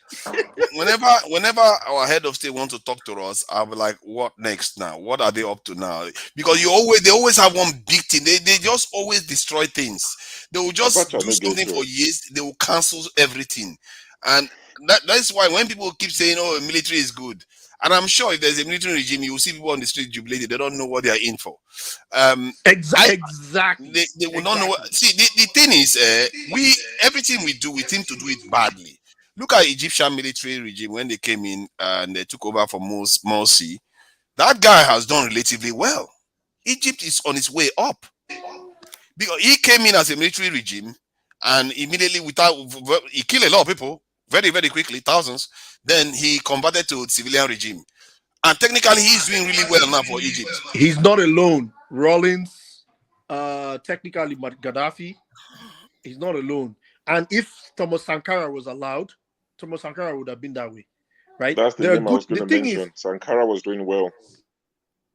Yeah, exactly. Security was terrible too. That's the problem with the brother. He was too complacent. He was too complacent. He's a mommy's boy. Sorry to say, no, I don't mean that in a derogatory way. He was the people's man. Does he play for PSG? He trusts people too much. Why are we so complacent? There's something about Africa that is so complacent. Baba Show said something that I didn't quite get it. No, you said he's a mommy's boy. So I'm not sure if you follow football. I said, does he play for PSG? Is his name Hakimi? I'm not sure if you saw the story of Hakimi. His mommy hold his bank account and all this money and properties. I'm just alleging, though. I didn't know. I'm just basing it on what I read of him. His background was he had good upbringing. He was a good guy, a really, really good guy. So but if you're talking to what forefathers were saying about Morsi in Egypt, yeah, there are the exceptions, but the majority, we all know, man, these things have, and let me use the word of Al Mustafa, hidden hands behind it. If you can read the hand behind the coup, then you can. Yeah, but that's the question we're asking earlier on now. I must say, we're asking when you are looking to better Nigeria, let's say they gave you opportunity to better Nigeria, how much would it take to buy? Okay, would you sell out? Let's just, we don't have to tell the amount we are going to sell out. What's your price? Would you sell out for money? Me and Dr. Damages had this conversation, and he was like, the way you're gonna get, if you get called up for a political position. And I said, Dr. Damages, I will be like Dora Akunyelu. I'll be like a whistleblower, like just blowing whistle, because it's my nature. Like, I'm not going to be standing there looking at them. But if it's a price, maybe, who knows? the whole world. Just calculate the whole world and give it to me. Then there's nothing else to be done. Okay, that's interesting. That is interesting because give me the whole world. Okay, let's say I'm trying to flesh out why our leaders tend to fail. Like we have so many leaders that people have believed in, like the one in Delta State. Even Obaseki was, very much backed, and now all the people that backed him are spitting on him. And because when we were having that convention, it just occurred to me that it looks like we don't necessarily understand what leadership is until when we walk into the office and suddenly we find out so many things. Then from the outside, anybody will see them and say, "Yeah, I sell out." The question is, would you go in there? Because that's why I'm asking this question, because it's easy to badmouth the people that has gone there and changed.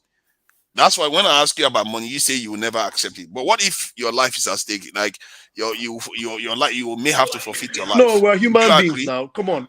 We're human beings. I was just joking all along, but like I see where you're going now. We're human beings. We can break. Come on, we've watched Whole Land. We can break. I mean, my daughters are looking over looking at me here, man. Look, thunder fire you if you dare joke with them. Like, you understand? Like, you see what I mean? I'll lose it. You understand? So talk less of if somebody, God forbid, like, whatever. There are things like my mom, like, there are things that get where they go hit you, you break. You know, you see now that is what I mean. They may not even offer you money. A lot of people, they were threatened, right? In one way or the other. Say, okay, back in the day, right? I remember. I don't want to mention the institution though, but we used to be kids. Like we'll go. I was like, I like after school, we'll go to Broad Street, wait. And then our parents would then take us back to the island. I went to school in the island, but we lived in the mainland, right? So that was kind of situation. But I remember as a kid, I used to see all these old men get fired. Yeah, civil servants get fired. You remember those back in those days, they would retrench thousands of people. I used to witness people cleaning their desks. I used to witness it, So, these things. And some of these men, they turned out to be either businessmen, contractors to those institutions that they left, right? So when you look at them, they become a different animal. They become something else. They become more, this, that. And when I reflect on it, that's actually what killed Nigeria. It's not necessarily the guys at the very top, but some of the some of the cruel decisions that were made that were, even the guys who are inside, the messengers, okay, like somewhere in Sakatunubu, for example. I don't know if you recall early 89 Sakatunubu, kind of those institutions that were there before these banks. What happened to them? Nobody even knows all like what used to happen to all those places. And if you recall, but why is it that we are so easy to buy off? That very Sakatunubu. But hold on, why is it that we are so easy to buy off while other people aren't? You don't see Russians selling their because out easy. I allege that what it means to be Nigerian doesn't exist. I think that's one of the main causes. Because if we had a rallying point like French people have, liberté, égalité, fraternité, right? After the 1789 revolution, everything that followed afterwards, after they deposed their king and everything, they had to build a core identity around, not being subject to another human being for the sake that he allegedly has royal blood. So hence they came up with those three things: liberté, égalité, fraternité. That's French. In Russia, it was the Bolshevik, the aftermath of the Bolshevik and the totalitarian everything, then the fall of the Soviet state, and then their resolution and everything, right? But still, in a way, you can't say that Russia, they call their nation, I think Mother Russia, isn't it? Is that not what they call Mother Russia? Exactly. They don't play around. Exactly. Which other? Okay, Switzerland. I don't know the. I don't know the. That one. Switzerland is something we can learn from because they are diverse. It is the ideal model. The two models that we need to model is Canada and Switzerland. Unfortunately, Canada practices parliamentary democracy, but their provincial system is the exact replica of what the 1963 Constitution was trying to get to. You understand? Where we had premiers, and then those premium. Though I don't know, but okay, in Canada, each so like for example in BC, they have oil. In Calgary, they have oil, but the government can only there's a certain extent that the government can interfere. The state the provincial house, which has its own premier, and then provincial MPs, and they will be the ones to first share the money, the oil money first, and then oh my god, chaos! I have to go. Yeah, you have a lot of this thing. You can go and come back, because I think this topic is quite fascinating, and it doesn't seem to have an end actually. Show this topic, it doesn't have a bottom list, because there's so many facets to leadership, and most of our people were not. I think they should be education in leadership actually in higher institution. And the way they tend to teach it in higher institution is they talk about the structure of leadership, the kind of style of leadership. That's what they talk about. But they don't talk about it in the context of the real life, where you are actually engaging in power management, power, the power of a nation or the power of a state or stuff. They don't teach people these things, just like they don't teach people finance. But it doesn't benefit. So it doesn't benefit the ruling class to teach you those things. Even in the West, where we live, in the UK. I mean, when I came to the UK about 2 decades ago, I was, a lot younger. I didn't, you're not taught about finance. Even kids, my children, the older one who is 15, from when she was like 10, we started talking to her about finances. What's a credit card? What's debit? What's credit? How do you, build your credit file, your credit profile? How can you get on the ladder quickly? How can you buy your own home quicker than we bought ours? Things like that. Even in the West, they don't teach you. So it's a class thing. And these are the things that you would see all these Boris Johnsons and all these people teach their children. Now, I have a nephew, my brother's son. Was attended a public school in the UK. Public school are the private ones. The one that you pay for is what they call public school in the UK. He was attended a public school where it was, his dad was paying about £10,000 per term. Secondary school. I went to the school once in Horsham. Honestly, the facility, forget that. Anyway, and I was talking to him, while he was there. This was like 15, 16 years ago. And just general chat, when I saw the structures, like all these sort of things you watch in the movie, like private school where they dress like they're choir or choristers. And I said, how do you enjoy this school? And they said, well, that it's difficult because he has to wake up at 5:30, morning devotion. Now, if you talk to the prime minister at the time, I think it was David Cameron or whoever, David Cameron's an atheist. But they had children who go to these schools where they teach them morals, where they have structure, and they wake up at 5:30 and they do morning devotion and they play every sport and they do all these things. But they will tell you, your children need 16 hours sleep a day. Yes, it's weird, isn't it? They need to separate their children from your children. They raise them differently. And it's the same in Nigeria, going back to Nigeria. So why would they teach you about leadership? So that you can start challenging us? No. And if we're going to teach you about leadership, it will be the wrong thing we'll teach you. It's deliberate. And that's why I was saying, leading up to this election, what incentive does APC have to educate the young Nigerian? It doesn't. Their markets, the people that buy APC market, most of them are the uneducated. And that's why you see a lot of APC people come. They came before the election, and PDP as well. They'll tell you, the real voters are not online. They are not online. They don't use Twitter. So basically, priding themselves on the fact that our voters are not educated. So what is the incentive of educating Nigerians? The more educated you are, the more questions you would ask. Okay. The question, when you ask the question about what is the incentive to educate the people, and I think the people that are against educating the masses is because they too are not educated. Because if No. They're educated. It's a deliberate. See, forefathers, the minute you're educated, you start asking questions. Exactly. You would ask them questions beyond pipe-borne water and good road and something. You would ask questions that they don't want to answer. The difficult questions. The point I want to thank God, all of us here are have lived in England or are hold living on. in England, right? Can I just add something to what he's saying? Hold on. Let me just quickly See, say this to I wanted to say something buttress his first. point. No, I will let you Okay, go. all right, I go will let ahead. you go Sorry. because Sorry. Go so on. the reason why I wanted to add that was because when what you observe is that when people those elites that you say that they are educated, is when you are educated, you should understand that just because you educate other people doesn't necessarily mean they come and challenge you.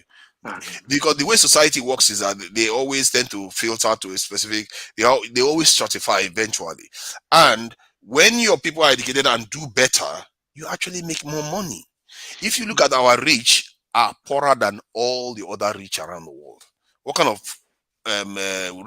wealth of a poverty or of a poor nation is that? If you want to be rich and really powerful, you have to make your nation bigger. It's like a farm. You don't say, oh, because I don't want these cows to get fat, so that if the cows get fat, you get fat too. It's how it works. It's a symbiotic relationship. It's only the only thing you have to contain is the ability to challenge you.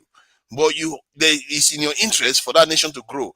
That is why I think if nations, like some people argue that like in generators, some people want to just make sure we keep using generators so that the nation they can be making money.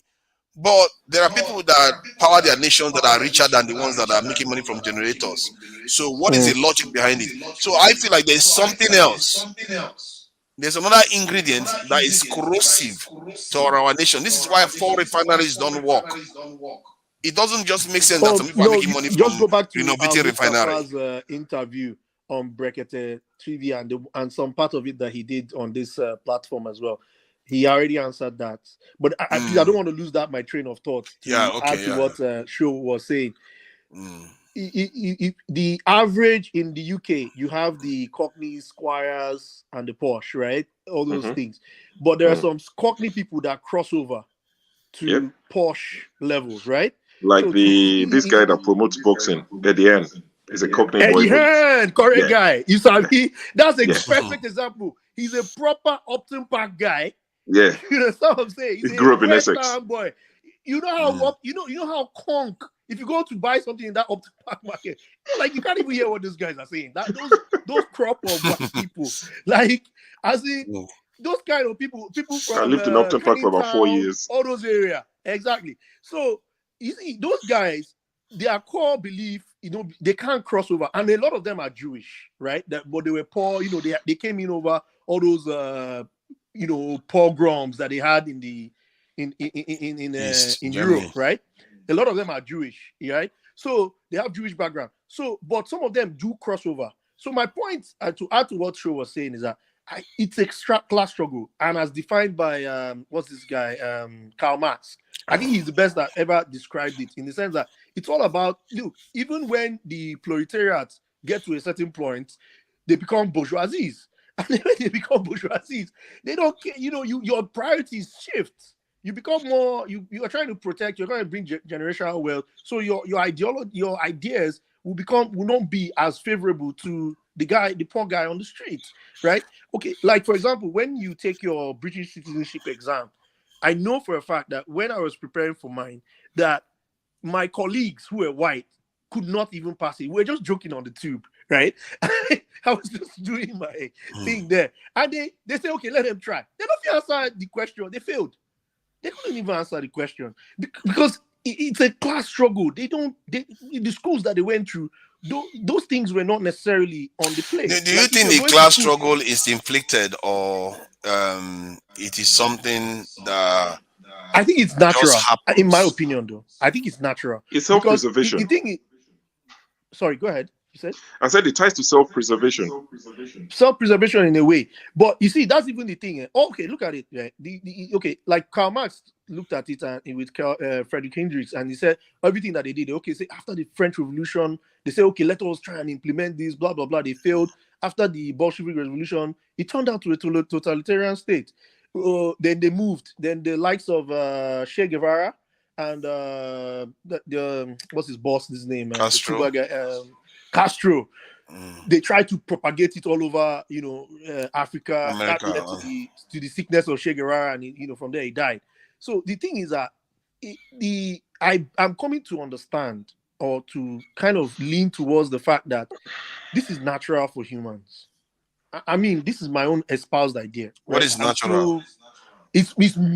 I'm still open to that idea because I know, like, for example, when I was living in the UK, I was a student. I know how I was thinking, as opposed to when I now started getting higher up in my career. There was a shift. There was a fundamental shift. Then you buying real estate is the next option. You're looking at. I would vote for Labour, and I would swear, like at a certain stage, that I would never vote Conservatives, but I voted Conservatives. This gist you said just now. Honestly, me and my friends, like 10 years ago, it used to be a thing. Yeah, because boys started voting Conservatives because, I mean, boys started saying, my take home will be higher with the Conservatives. Exactly. I take home more of my money. I pay less tax. My in-law is a changes. Midwife. She was the one that kept bothering all of us. Because remember when David Cameron, when he came, I think there was a program he did for midwives. He really treated them very well, right? And I think it was the regular election. She was the one that kept, telling everybody in our family, like, for this reason, if this guy stays, I'm going to be able to make more money. So it's natural. What I find is that I think I've taken some time to think about this stuff because I've always been curious why most systems tend to fail. Because I always say it's the human factor. Then I'll say, are human beings just evil, always looking to cause problem and oppress each other? But what it came to, when I thought about it, what it came down to was simple things. Like, hey, I know you. Can you help my son get admission here? Or do we attend the same club? Can you help me do this one? Can you, just by being nice to your fellow person next to you, you can stratify your society over time. And no matter what system you create, the stuff keeps emerging. So you have to create a system that is aware of this to mitigate it as much as possible. And they did try. That's why they have in Western society they have what they call it, that death mortgage. When you die, this in tax, death tax. They call it death tax, inheritance tax. Yeah, they call it inheritance tax. In UK, it's inheritance tax. In the US, I think it's there's some other name for it. Yeah, the reason why they did this thing is to kind of remove the valve, the pressure valve, so that wealth is not seeping too fast to the top. Okay, but even then it's not possible. They make such legislation to trap those coming up. You know that? Because there's something like in the UK, you can create a family trust, a living trust. No, wait. Yep. You can become. It goes back to the times of the Knight Templars, where the Knight Templars were going for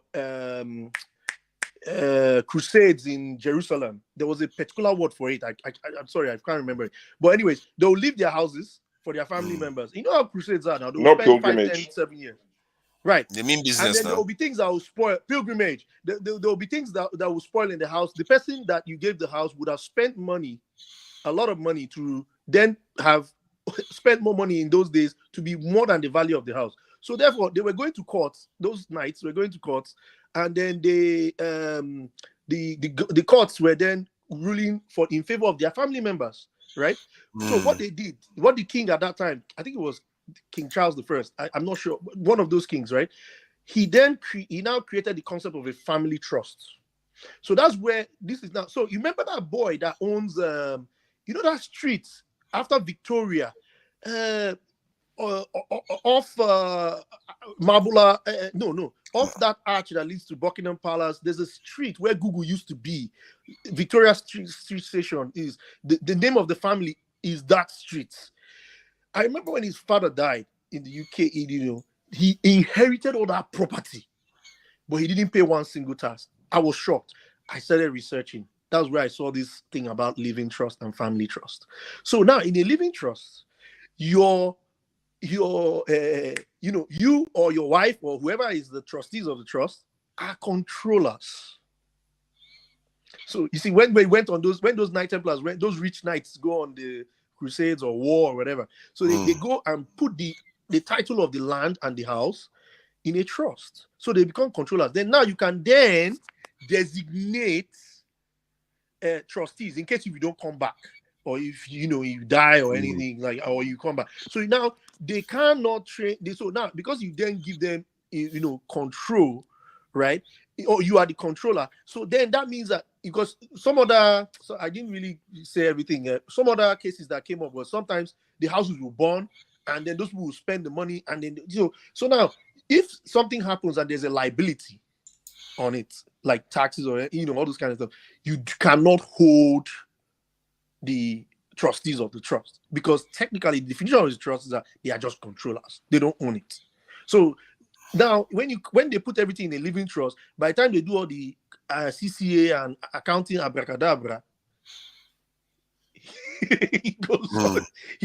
He can control the properties, he can control everything. So they put somebody in charge of the trust. So are you saying that these people they hand they don't pay the inheritance tax because they transfer the property? The property was never so the trust theirs anyway. The trust has not changed. It's not so you forefathers, let's say for example you and your son, right?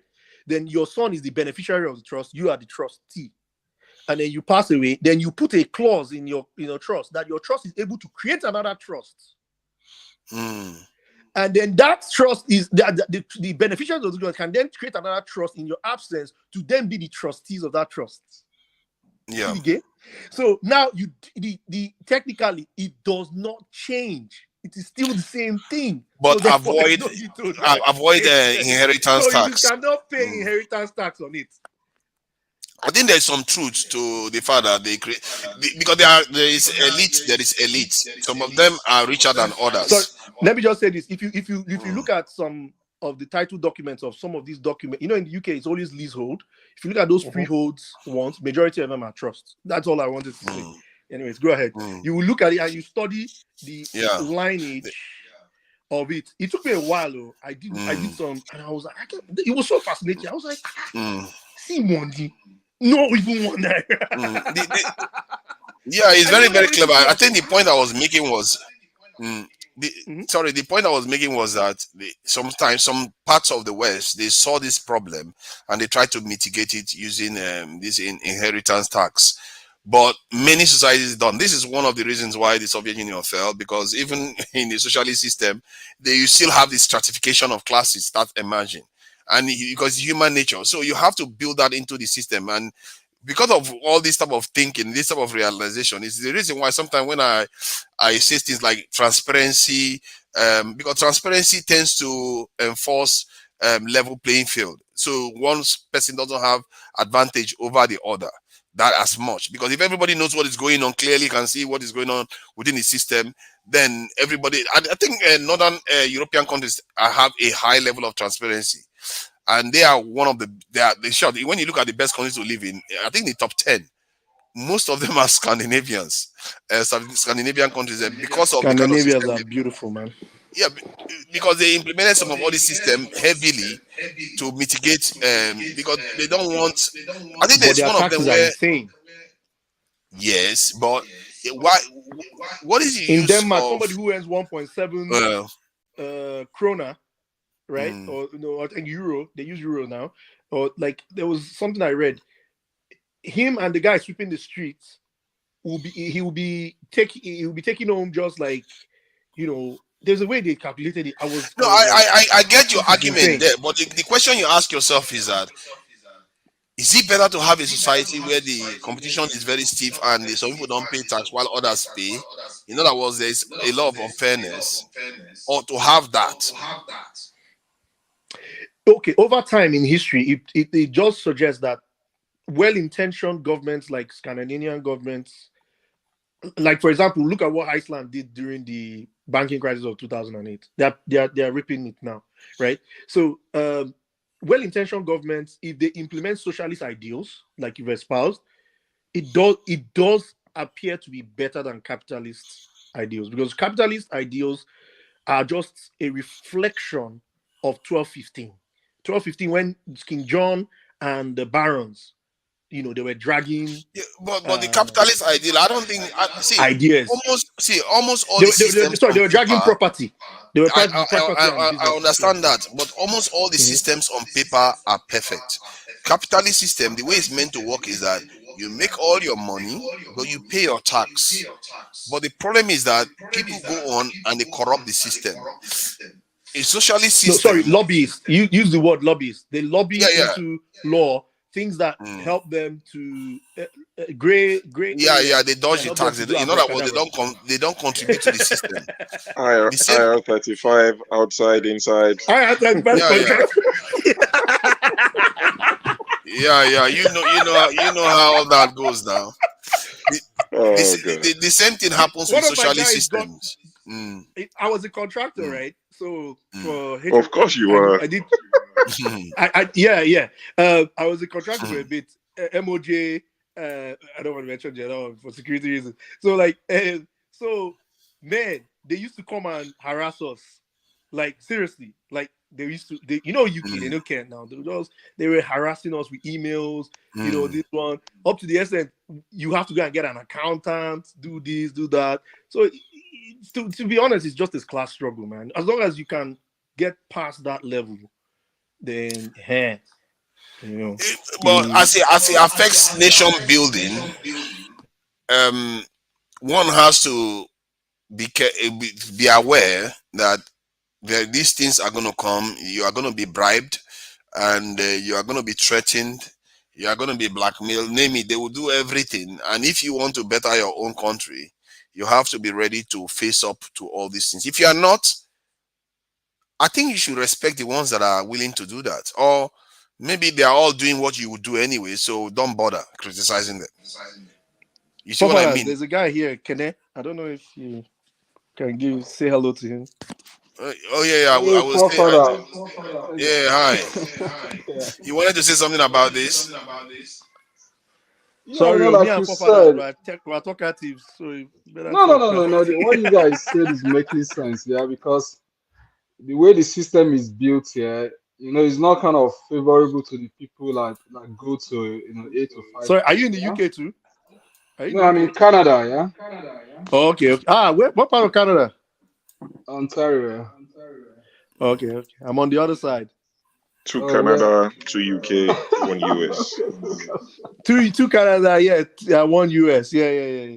But I love you here though. I'm not sure I'm going to come back though. So.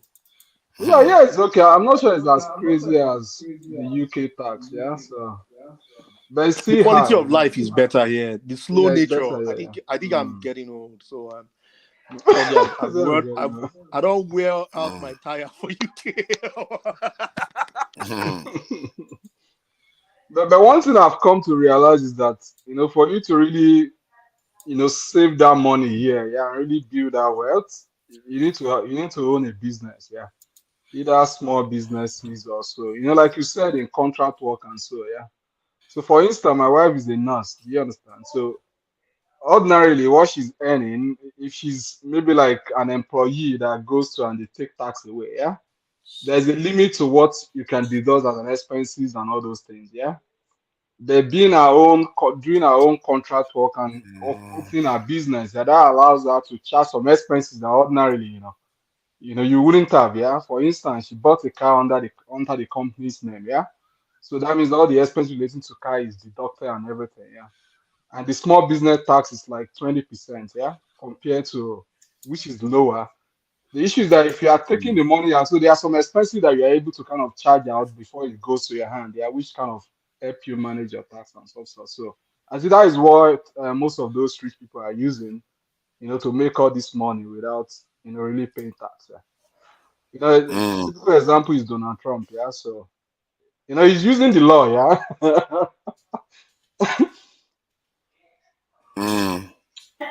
Can I don't talk about Mr. Trump? Leave my friend alone, please. Hey, I've always wanted to be asking you why. The other day you said you were going to vote for Trump, but you don't strike me like a conservative. You strike me more like a blue person. She's wearing blue. Why would an immigrant vote for Trump? Have you become Jewish Igbo? Because I know there's some bad conspiracy theory around that. No, by the way, if he's just one village away from me, but one village away from me, both of our villages start with NN. And then wow. Mine is yours is your E. Don't say it. Don't say it. Okay. Oh wow, interesting.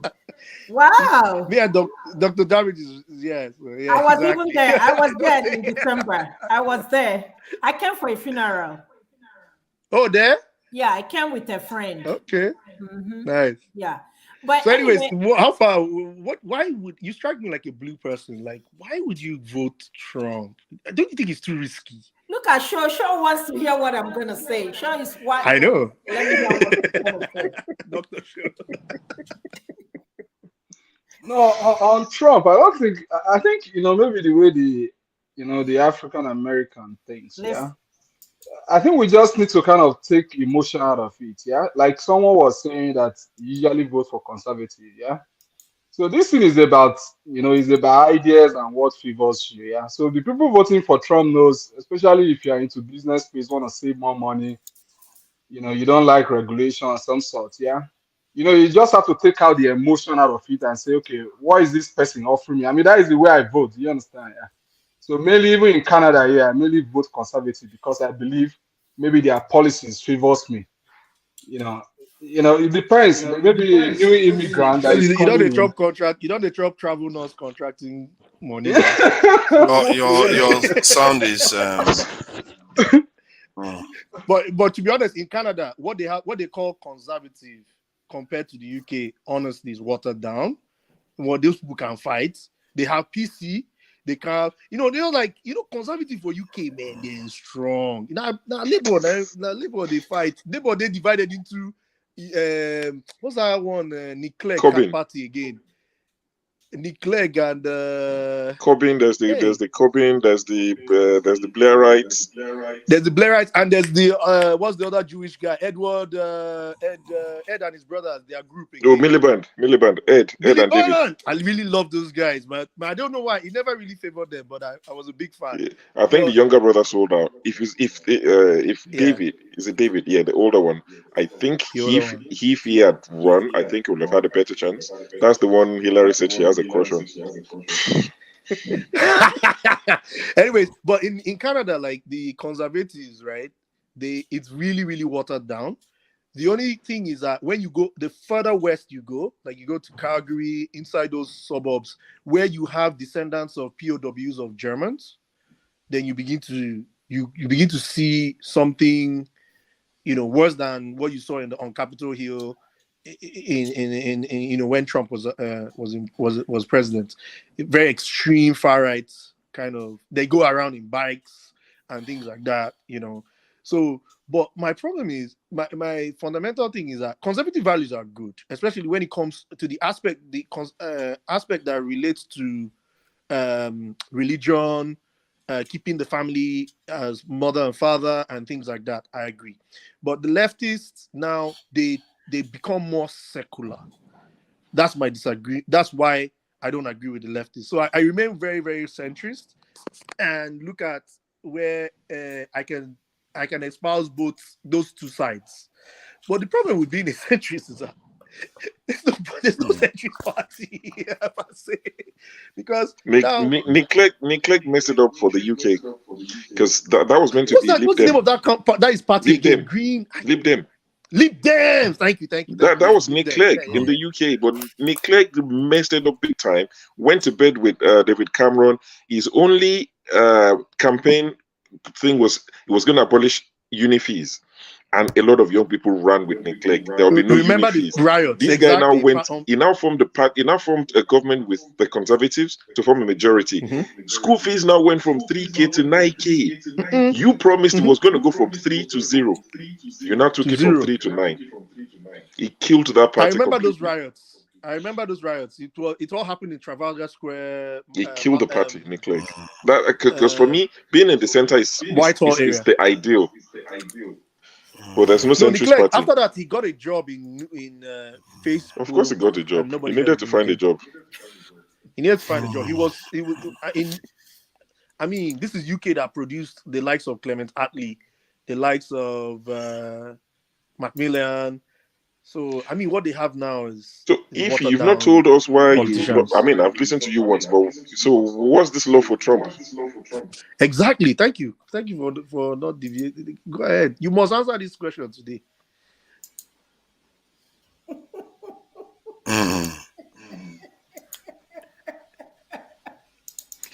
Oh boy. I like listening to Trump. I like him. So why do I have to vote for Democrats? I already espoused the ideas that Why? they are Because I'm more. an immigrant. No. See, okay. Leftist ideals favor immigrants because most immigrants, majority of immigrants, start from the proletariat level, like the blue collar, white collar, low level sides, right? So their policies would secure you in somewhat. The only disadvantage of leftists is that majority of leftist ideals are more driving towards also adopt secular ideas, right? So, but conservative, like, okay, the division of the Tory is to preserve the white race. So that's where I have the beef with them, right? But in terms of their other side, it's also free markets, everything that Keynesian economics espouse. That's, their economic plan, So, but the leftist guys are more methodological and pragmatic from an economic angle, in the sense that they would mix up a socialist, they'll mix up anything. They're much more pragmatic, but they always try to protect the common guy. So it's not a surprise that an immigrant will come into a country and be attracted to a leftist ideal initially. Like I already said how I was always voting Labour, in the UK, but towards the tail end of my, I just think, what was going on with Mr. Corbyn was just a sham, like it was just too much. Like, Leave about you know how it is. You know how it is, like you are in your family, and then like everybody's just like you'll be I'm that guy who was defending Labour Party, Labour. And it was the point I just started keeping quiet. Like it became so disgraceful. So maybe you've answered the question you're asking Ify yourself. Maybe she supported maybe she supported the Democrat when she first moved to the States, but now she's making the money and she's like, she's what? making too much money. Listen, let me shock you now. Let me shock you guys. It's not about, because I just filed my income tax and I'm just scrambling to see how to pay, It's not about it, to be honest with you. But the shocking part of it, I was just joking when I said that I am a Republican. I am not. I am a Democrat, blue collar Democrat. But when I say that I am a Republican, I got everybody's attention, right? Everybody was shocked. No. However, what happens, let me tell you something. I'm always Republican, but when it's time for election, there is something the Democrats will say that will strike me, and I'm going to switch immediately. That is how I vote. As I'm talking to you now, I believe 80% of what the Republicans are saying. But when it comes to that part of immigrants, that's exactly what you said, and that's exactly why I vote, because I came here via Clinton, visa lottery. Okay, that was how I got to this country. So with that, I've always had this love for Democrats. But do I believe in everything they say? Hell no. Something like abortion and all that in Democrats, or something like abortion and all that stuff. No, I don't believe in it. So that's what I meant by secular ideals. In the middle or being an independent voter, okay, depending on who towards the election. Somebody's something is echoing. Somebody's television. That's scribe. He just needs to. So I think what he needs to do is switch off his YouTube and stay on StreamYard. No. I'm on StreamYard. I'm not. So where's the echo from? Anyway, somebody's actually echoing. Yeah, but anyway, that's how I vote. So if you ask me, I will tell you I'm in between. I vote Democrats. I always vote Republican, but once it's towards the election, maybe a day or 2 days, that's when the campaign hits so hard. Democrats will always say something that will strike. But the reason why I support Democrat most of the time is because I am here as an immigrant. They brought me here more or less. But I don't believe. But for me, I think Democrats are using that very mind game, to immigrant as well, Because if America is operating the same system that Canada is operating when it comes to immigration, it will actually give more people an opportunity to come here, rather than what they are currently operating right now. Yeah, which is, if you look at what Republican is saying, I mean, that is what they are trying to kind of advocate, to say, okay, come in with a point system, just similar to the way Canada is doing. And that is what gives some people, more opportunity. I mean, that one is more defined, yeah? Okay, if I'm a graduate and this is the point I'm working towards, rather than, somebody just coming to the border and walk into the country, creating a nuisance, I'm not saying they are creating a nuisance, but it kind of, it affects the system and prevent others that, that could legitimately come into the country from not coming, because the criteria of in taking people is not well defined. Yeah. So if Canada is operating the same system, I don't think most of the people will be here unless you are able to. No, but Canada and the US are not really in the same stage, because I mean, this is something it's not well formed in my head, but let me just say it. So please permit me if I'm talking rubbish. So, for example, the amount of money America invests in one worker, I think it's about, in a year, $35,000. In Canada, it's 15. So you don't expect the productivity of the US and Canada, and the US has more numbers. The US is times 10 of Canada. I think at the last time of the last census, 35 million. I think now it's 36, 38. The US is, at the last time I checked, 350 something million. Yeah, you're right. 350, 300 something million. So almost 10x. So, but when you look at the actual money that both countries are listing, there's no basis of comparison. So you can then understand why Canada appears. Now, I'm not a big fan of the Canadian immigration system, by the way. It's very, very lethargic. If you go through it, you will sleep. So, but as compared to the UK system, so you can see that the drive last year, Canada welcomed 1 million people, and I think it's one of the highest so far. So you can see that the drive that Canada has is mostly because it's a big business for them. So let me give you the example. Banking family. Father is a banker, mother is a banker, from Nigeria. 2 kids. They put 60. Is it 60? Please correct me for these numbers, because I didn't come in through that way. But this is a conversation we have with our family friends here. So they put in like 60,000, like to qualify and be on the express entry. Then they come in, and then when they come in, that 60,000 is enough, depending on where they settle, to put a down payment on the house. And the government already comes up with a program for new immigrants that you don't they don't have credit score, they don't have a background or anything, but based on the score that they have through their express entry, that shows their viability. Then the bank will then issue them a CMHC insured mortgage.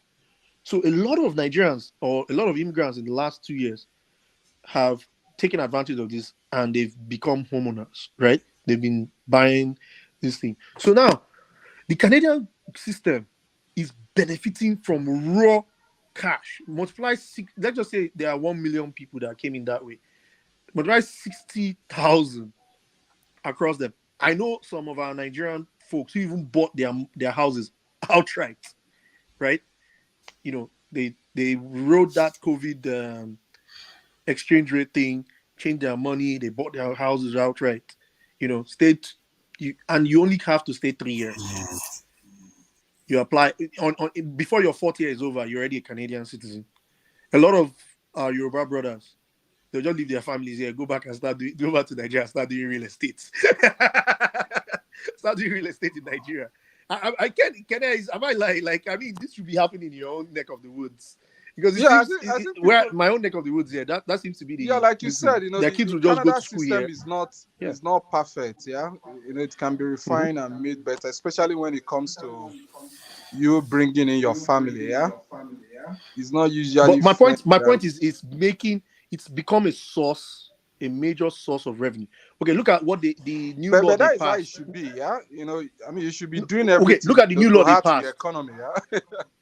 Remember when Canada declared all that strain on the economy and everything about 6 months ago? they decided, because they knew a lot of Indian students came in, right, over the last 1 year period, right? They decided to declare 40-hour. It's not illegal for a student. If a student don't go to school, just work 40 hours. Abi, remember that law came out. They decide to. I've never heard that thing before. Like it will never happen in the UK. Lie. Which work where immigrants go for all those meat shop? They disgrace those guys. Those are TV shows. Those are HMRC. Immigration. HMRC. HMRC, is it for tax or HMRC, tax. Taxes, but there's another HM for immigration. I don't forget that one. But anyways, which work were they going to do now? They've invested a lot of money in border control. So like it will never happen. UK is that tight. It's that tight, and I respect them for that. Like, forget it. It's just forget it. Now I've come to Canada. But Canada favors. I actually miss the health. I used to yab the health system in the UK. I used to yab the immigration NHS system and everything. Man, NHS and immigration system, boy, it's a breeze, man. Compared to what? No, it's not like Canada is bad. Don't get me wrong. It's just that the structure, man. I don't know, man. Just doesn't. This government control, yeah. The structure is not like for me. Okay, I spent 1 year before I actually got myself get into those health card things, right? Those Ontario, all those stuff. Right? So they normally delay. So I have a young family, right? So and then my kids will get sick. I have to pay $50 to go to a walk-in clinic. That can never happen in the UK. I mean, it's only recently they started charging students for health insurance, right? But even when I can assure you, if those students defaulted if they give them an opportunity to default on their health insurance and they land in the UK, they must be seen. They will be seen.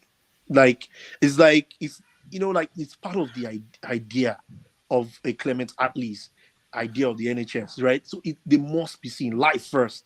You see that it only took me to leave to be able to appreciate this, how serious they take the NHS. Oh, here, maybe not something. I don't want to say it because if I say it, the way I really feel about Canadian health system, if I say it, I might come across really wrongly. But anybody who's tasted the UK one, trust me, man, you ain't ever.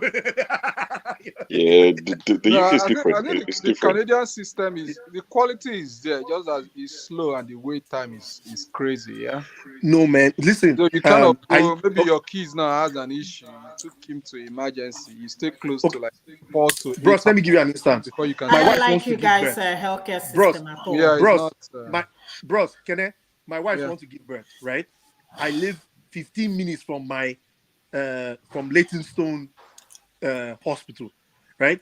I go there, I call the ambulance, I'm there.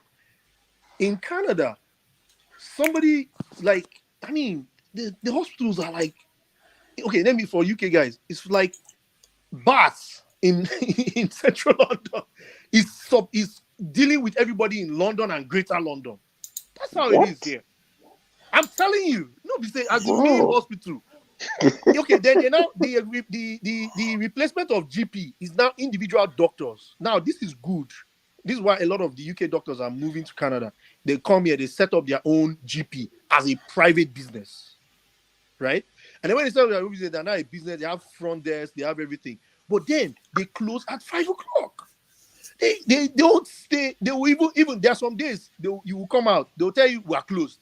We cannot see anybody here. Blah blah blah blah blah. Find your way.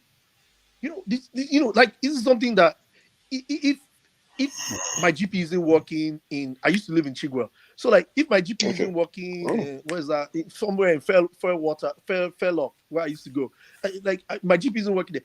Going to Leytonstone is it's a breeze, man. I can even enter the bus and I'll be there in 30 minutes. I'll be there. But here, I see people coming from, the equivalent of Southend on Sea. coming into her. I'm telling you, coming in Yeah, to a the children's NHS is hospital. the NHS is a blessing for anyone who Come lives on, in the man. UK. In Southend, It's don't such a see guys. blessing. They have. Is it?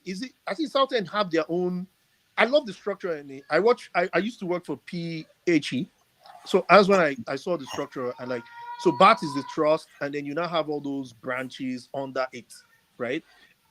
I mean, correct me if I'm wrong, but like you now have those But structures, how and then does this help our viewers to understand foreign healthcare system the way you are going? Don't you think you are going a little bit too in depth about this? okay, let me retract my maybe yeah. Thanks for calling me back, but anyways, I'm just it's like something where they vex me about like Mm. some of the things because when I look at it and I'm like, yeah, the socialist healthcare, but it's really not socialist. Let's be honest, it's not. Yeah, everything is always to a degree in most In the countries. UK, I mean, the UK is quite straightforward. There's nothing to it. You live in the UK, you need hospital treatment. There's one not too far from you. You go in there, they treat you, you leave. If you're a nice person, you take a card back. That's why you get to most of the reception. You see a lot of cards saying thank you, because quote and unquote, it's free. You understand? Well, once you're 60, I think once you're 60, your medication is free. Before you're Mm. 16, your medication is free. Even between the ages of 17 and 59 in the UK, if you're on benefit, if you don't work, if you don't have a job, as long as you can prove that you don't work, your medication is free. Yeah. You don't pay. And these are the things, and I keep asking questions, back to what we were saying yesterday, forefathers, when you say we are broke, we don't have money. That's what our politicians are telling us, because they need to factor in what they would steal. By the time they pay for your medication, there's no money to steal. That's the issue. It's not like they can't pay for our medications. We You have to factor in the source of income first. Well, how is the If UK there's making no more money than us? source What are you saying? What's the UK of selling income, have to that be they're big. making more And money? if that money is nothing close to what the UK, the reason why is because their people What is are the UK they selling that they built have it more up. money than us? It's like when you don't have a shop, you can't make money. After you What is build the the what shop, shop you does can start UK making money.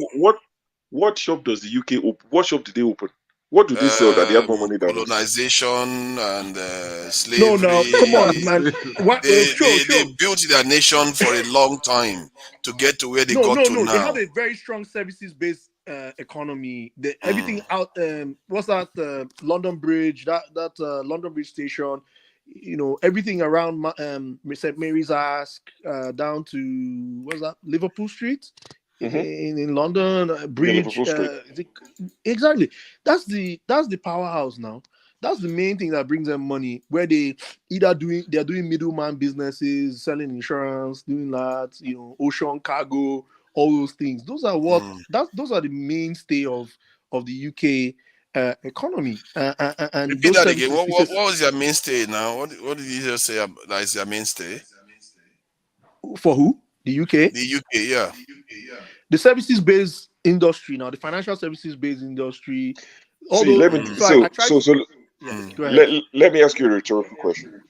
Mm. If you move the people governing the UK empty without a penny, move them to Nigeria. In 20 years, move the people in Nigeria to the UK 100%, and leave 100, everything. 100 It and will be the opposite. 200%. It is not a question of what, it is the question of the people's will. Intention, the That's what I'm templates, saying. exactly. If you shift all these services you are talking about, I can see first saying Canary Wharf, banking, and I get that. Move Buhari and these people and the PDP one and the Labour Party, move everybody and the Yoruba now and the Oduduwa now and Move them the to UK. everybody and then they can move them to the UK. Give them 20 years. The same thing would It will happen. be different. They may even be worse because they don't have the resources to sell.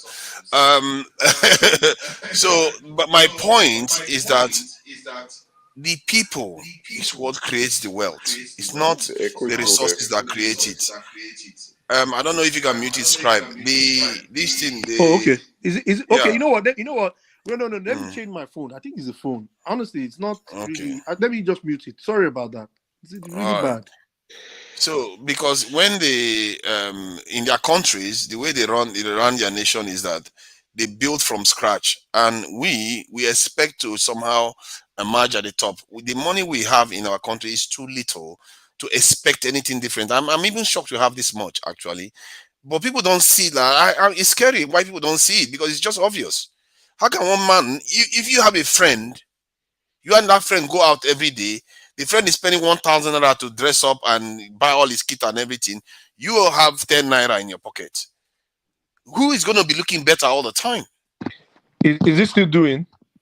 No, it's gone.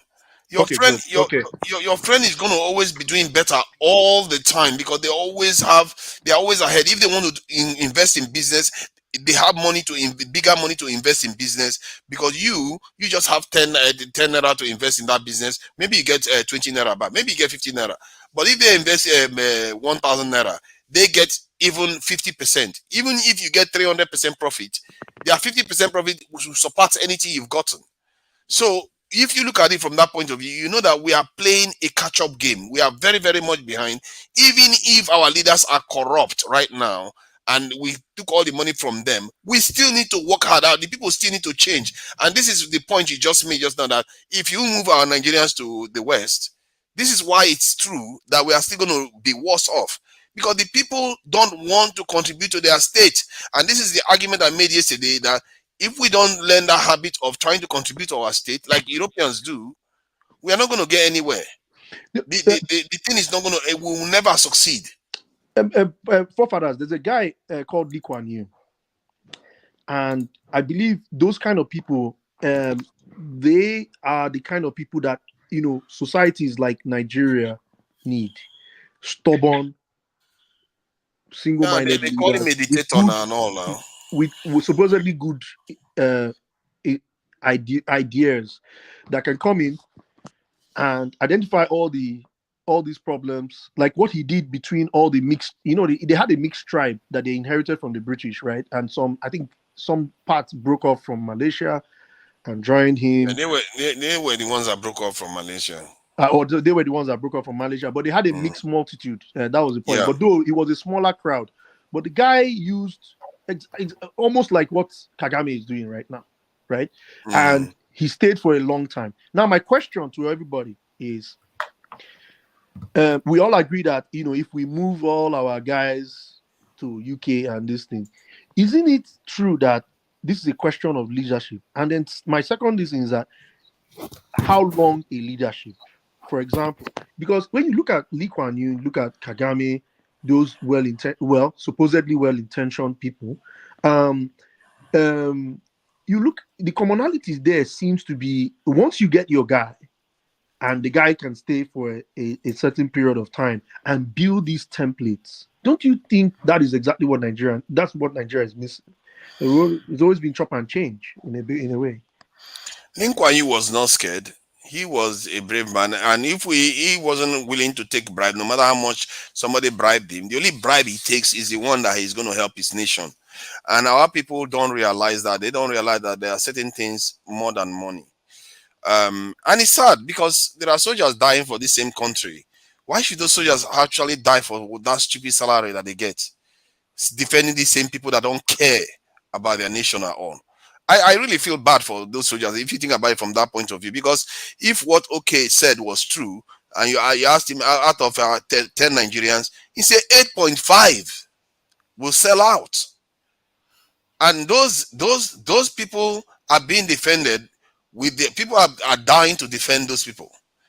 Our orientation is completely wrong, and other people are so different from us. It's really strange. And maybe we deserve to fade out. Maybe we deserve to be poor. Without this our mindset that we have, because they don't believe like us. I think if we carry on like this, we will deserve what we get. Whatever happens to us, we will deserve it, and we should accept it, because the others are superior. Let's face it. Because if a Japanese man can look at an American state and fight America to a standstill, and they are, if some of the things I've saw, the level of bravery you see from those people is unbelievable. Some of it is even Russians. Some of the bravery they put up against the Germans. Some of the bravery of the Germans too. These people evolved totally differently from us. How can you compete against them and expect to win? If you cannot compete against them really, then let's call it a day and just say, you know what, we are a slave race, and openly acknowledge the truth of what we are. But you've just highlighted the problem with Nigeria is that there is no rallying point. We don't have. There's none. There's Honestly, none. there's no very rallying honest. point. It's almost like, how about our common suffering? Every it time cannot be the rallying point. It cannot be. Forefather, you need that leader, yeah, to bring that rallying point, yeah. There's no rallying point. But the leader is coming from the 8.5 we are talking about. We just talked about. Most of them are this is corrupted. If that leader emerges, some of them will kill him. They kill Sankara. There are still some of them, yeah. Nobody ever knew that Obi could be what it is, yeah. And there are so many thousands of Obi in Nigeria, yeah, as well. Because when I was in Nigeria, I worked with all those accounting firms, yeah. You could see there are some level of integrity there. Do you understand? Being a private sector, maybe because it's an auditing firm or so. I mean, there are some level of integrity. You can't take bribe, you can't do this, you can't do that. Yeah, I'm not saying everybody there is not taking, but there are rules there in such a way that if you do anything wrong, you get kicked out. Do you understand? So there are still thousands of Obi in Nigeria. Yeah, even me, I almost gave up on Nigeria. Yeah, but seeing Obi coming and the guy saying everything that he's saying, go check my background if you see anything. That's kind of, make me, ashamed and say, can I be bold and be saying what Obi is saying? Do you get the point now? I've been in government because my orientation changed when I moved from here to Canada. I can now realize that it seems if you are in that Nigeria, do you understand now? There is a different mentality to what you have compared to when you come here. There is, honestly. So that is why sometimes I'm almost surprised that people come here. Suffer don't beat you before. And they keep still supporting, that kind of mentality back home. Yeah, it surprises, it baffles me sometimes. Yeah, there are some people that those ones are waiting for the opportunity. A lot of them in the Western world supporting them are waiting for the opportunity. To go and fleece the country. But that shouldn't be, yeah, because here you are not necessarily rich, yeah. But no, they want to be rich. That's the thing. They are comfortable in the West. They want to be rich and live a life beyond their means in Nigeria, where they have 3 maids and 4 drivers and 5 chefs. That's the life they want to go and live in Nigeria. The big boy life. The hard work will never get them. I mean, I said it on the show yesterday. Police officers who died on duty, their families were paid 350,000 naira each. Shit. That's all they got. Who police officer? 350,000. Why won't the police officer that is alive take a bribe to secure his family? 350. That's what your family gets. No, I think is the what would I call it? The police officer that has maybe level connection. If he doesn't, sorry, they won't pay. If he gets up to 50,000, you'll be lucky. So these are the people we're dealing with. The APC legislator that burnt people, that sent people to set fire on the Kwakwanso people, the NNPP, is it? That guy, the legislator, he won. Yeah, he won in Kano. He won. He was released on bail, having set about 15 people on fire, locked the building, set them on fire. He was on bail. While on bail, he won an election. These are the people we are dealing with. What about the one that happened earlier today? Was it yesterday or was it called? In Adamawa. See, Nigeria. And Keyamu was there celebrating on Twitter. All of them were celebrating. I think they're trying to launder the image of Nigeria. I think that's why they are so hell-bent on getting this woman to be the first governor. Because that would sell in the international community. Oh, Nigeria elected its first female governor. They are hell-bent on putting that woman there to launder their image. They're looking for acceptance. Keyamu tweeted the other day, the Turkish president Erdogan, congratulated Buhari. Like you are tweeting that they congratulated Tinubu. They congratulated you 6 weeks after your election. And Keyamu was tweeting it, happy. And I'm thinking, sorry. So it's true that you guys are really shopping around for congratulatory messages. Yeah. No, they are marking register. Why should they care? They are marking the register. Roll call. If you congratulate, they go and tick it. Say this country has congratulated us. This country has congratulated us. If he says something some time ago that maybe we've not suffered enough, I think maybe there is an element of that. Nigerians and I think there's some truth there. No, we have not suffered enough. We have suffered because our suffering has not united us. It hasn't united us enough. No, until we suffer enough, where they are branding us with iron rod, then we will know then that's when our eye will wake up to the reality of the world. Forefathers, you are lucky you are in the Western world saying this. If you can go to Onisha and say this and come out alive, or maybe Lagos, well, good luck to you. No, How can you say this how can you say it? show that people. No, I am saying it doesn't. Just because I'm in London doesn't make it true, though. You see what I mean? So it's just what it is. Sorry, Ife. No, CM, we have not suffered enough. You know why? Show, calm down. Show, calm down. Show, calm down. We have not suffered enough. Show, calm down. And this is the beginning of our suffering. We are about to enter the next phase. And the reason being, we are talking about this election. Who are the people selling this election? Is it not the young youth? No, they the poor advance ones. snatching The ballot ones box. that are suffering. The ones that are suffering. The ones that are suffering. Excuse me. It's the ones that are suffering. But they are the same people snatching the ballot boxes for this elites, the so-called elites. Because suffering is not the problem. Suffering is not the problem. But if you look at it, history suggests that suffering is part of the solution. If you look at all these countries that are doing well now, it's suffering that got them to where they got to. Anyway, the thing is, you might say you're making us sound as if we are crazy. What do you mean is the same climate? No. In the same climate, that's how it is. But in Nigeria is different. We are wired differently. See, Nigeria's problem is the mind. Different parts of the world, so we are different from all the world. Wait, excuse me. You might say, oh God, I don't know what to say. Even Africa, the same thing is happening in Africa. You might say that we've not learned, probably we've not learned, we are learning or whatever, hard way. When you use your currency to buy, your currency in your own country, and it's not 1-to-1. What sort of But who is CM? Who is selling the currency? Very wicked, Is it not the same? It's Nigerians that are doing it. They've not known enough. It's the same people. I don't know. No, Scribe, it's not a laughing matter. It's not a laughing matter, Scribe. You see, they're the ones that are selling. It's just the way the tone. No, it's not a laughing matter. It's just the way you said it that made me laugh. Okay. Let me put it this way. Willingly, you took your money to the bank to deposit it there.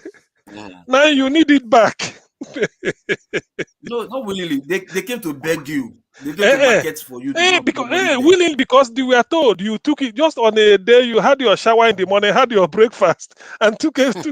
Go and deposit there. You deposited there. Now somehow you now need it. It's ridiculous and wicked. Give me 20,000. Give me 20,000 out of my 200,000. They say because of cash crunch, we give you 10, but that 10 we give you 8 at the cost of 10. This is your own money. You are not asking for anything. This is your own money. You're probably the most conversant with how we bury people in Igbo land, right? So but that's not a good thing to be conversant with now. That's not a good thing. I know. But this Friday, that is part of the problem. We had to put. So when you go to bury you have to put money. Ego table, right? Ego table, yeah. Wait, you will soon laugh now. So do you know that they now send me the video now? I always ask for evidence. You understand? So the people that went in my name. So they now went there. So it went to the guy known they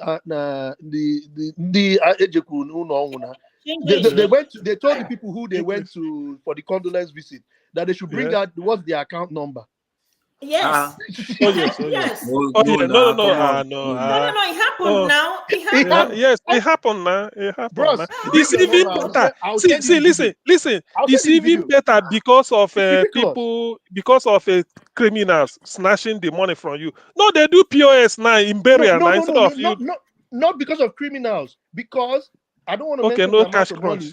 The money that it will take to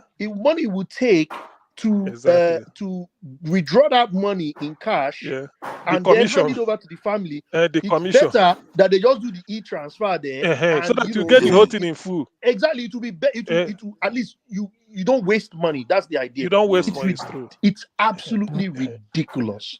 But some people have said that their use of cashless transaction in Nigeria has grown because of this, and that may be a good thing. Even somebody selling tomato is looking for cashless. So listen, when you say we haven't suffered enough, that's why I want you to factor this back. Mind, this is your country. You are buying your currency with your currency. People say, "Oh, but forget this is the lowest Nigeria could get to." Yeah, but that is not the lowest. You are not. No. Keep I'm saying that's telling the you. lowest. We've not seen anything. No, why I'm saying no, I've seen something. Why I'm saying this is the lowest we could get to.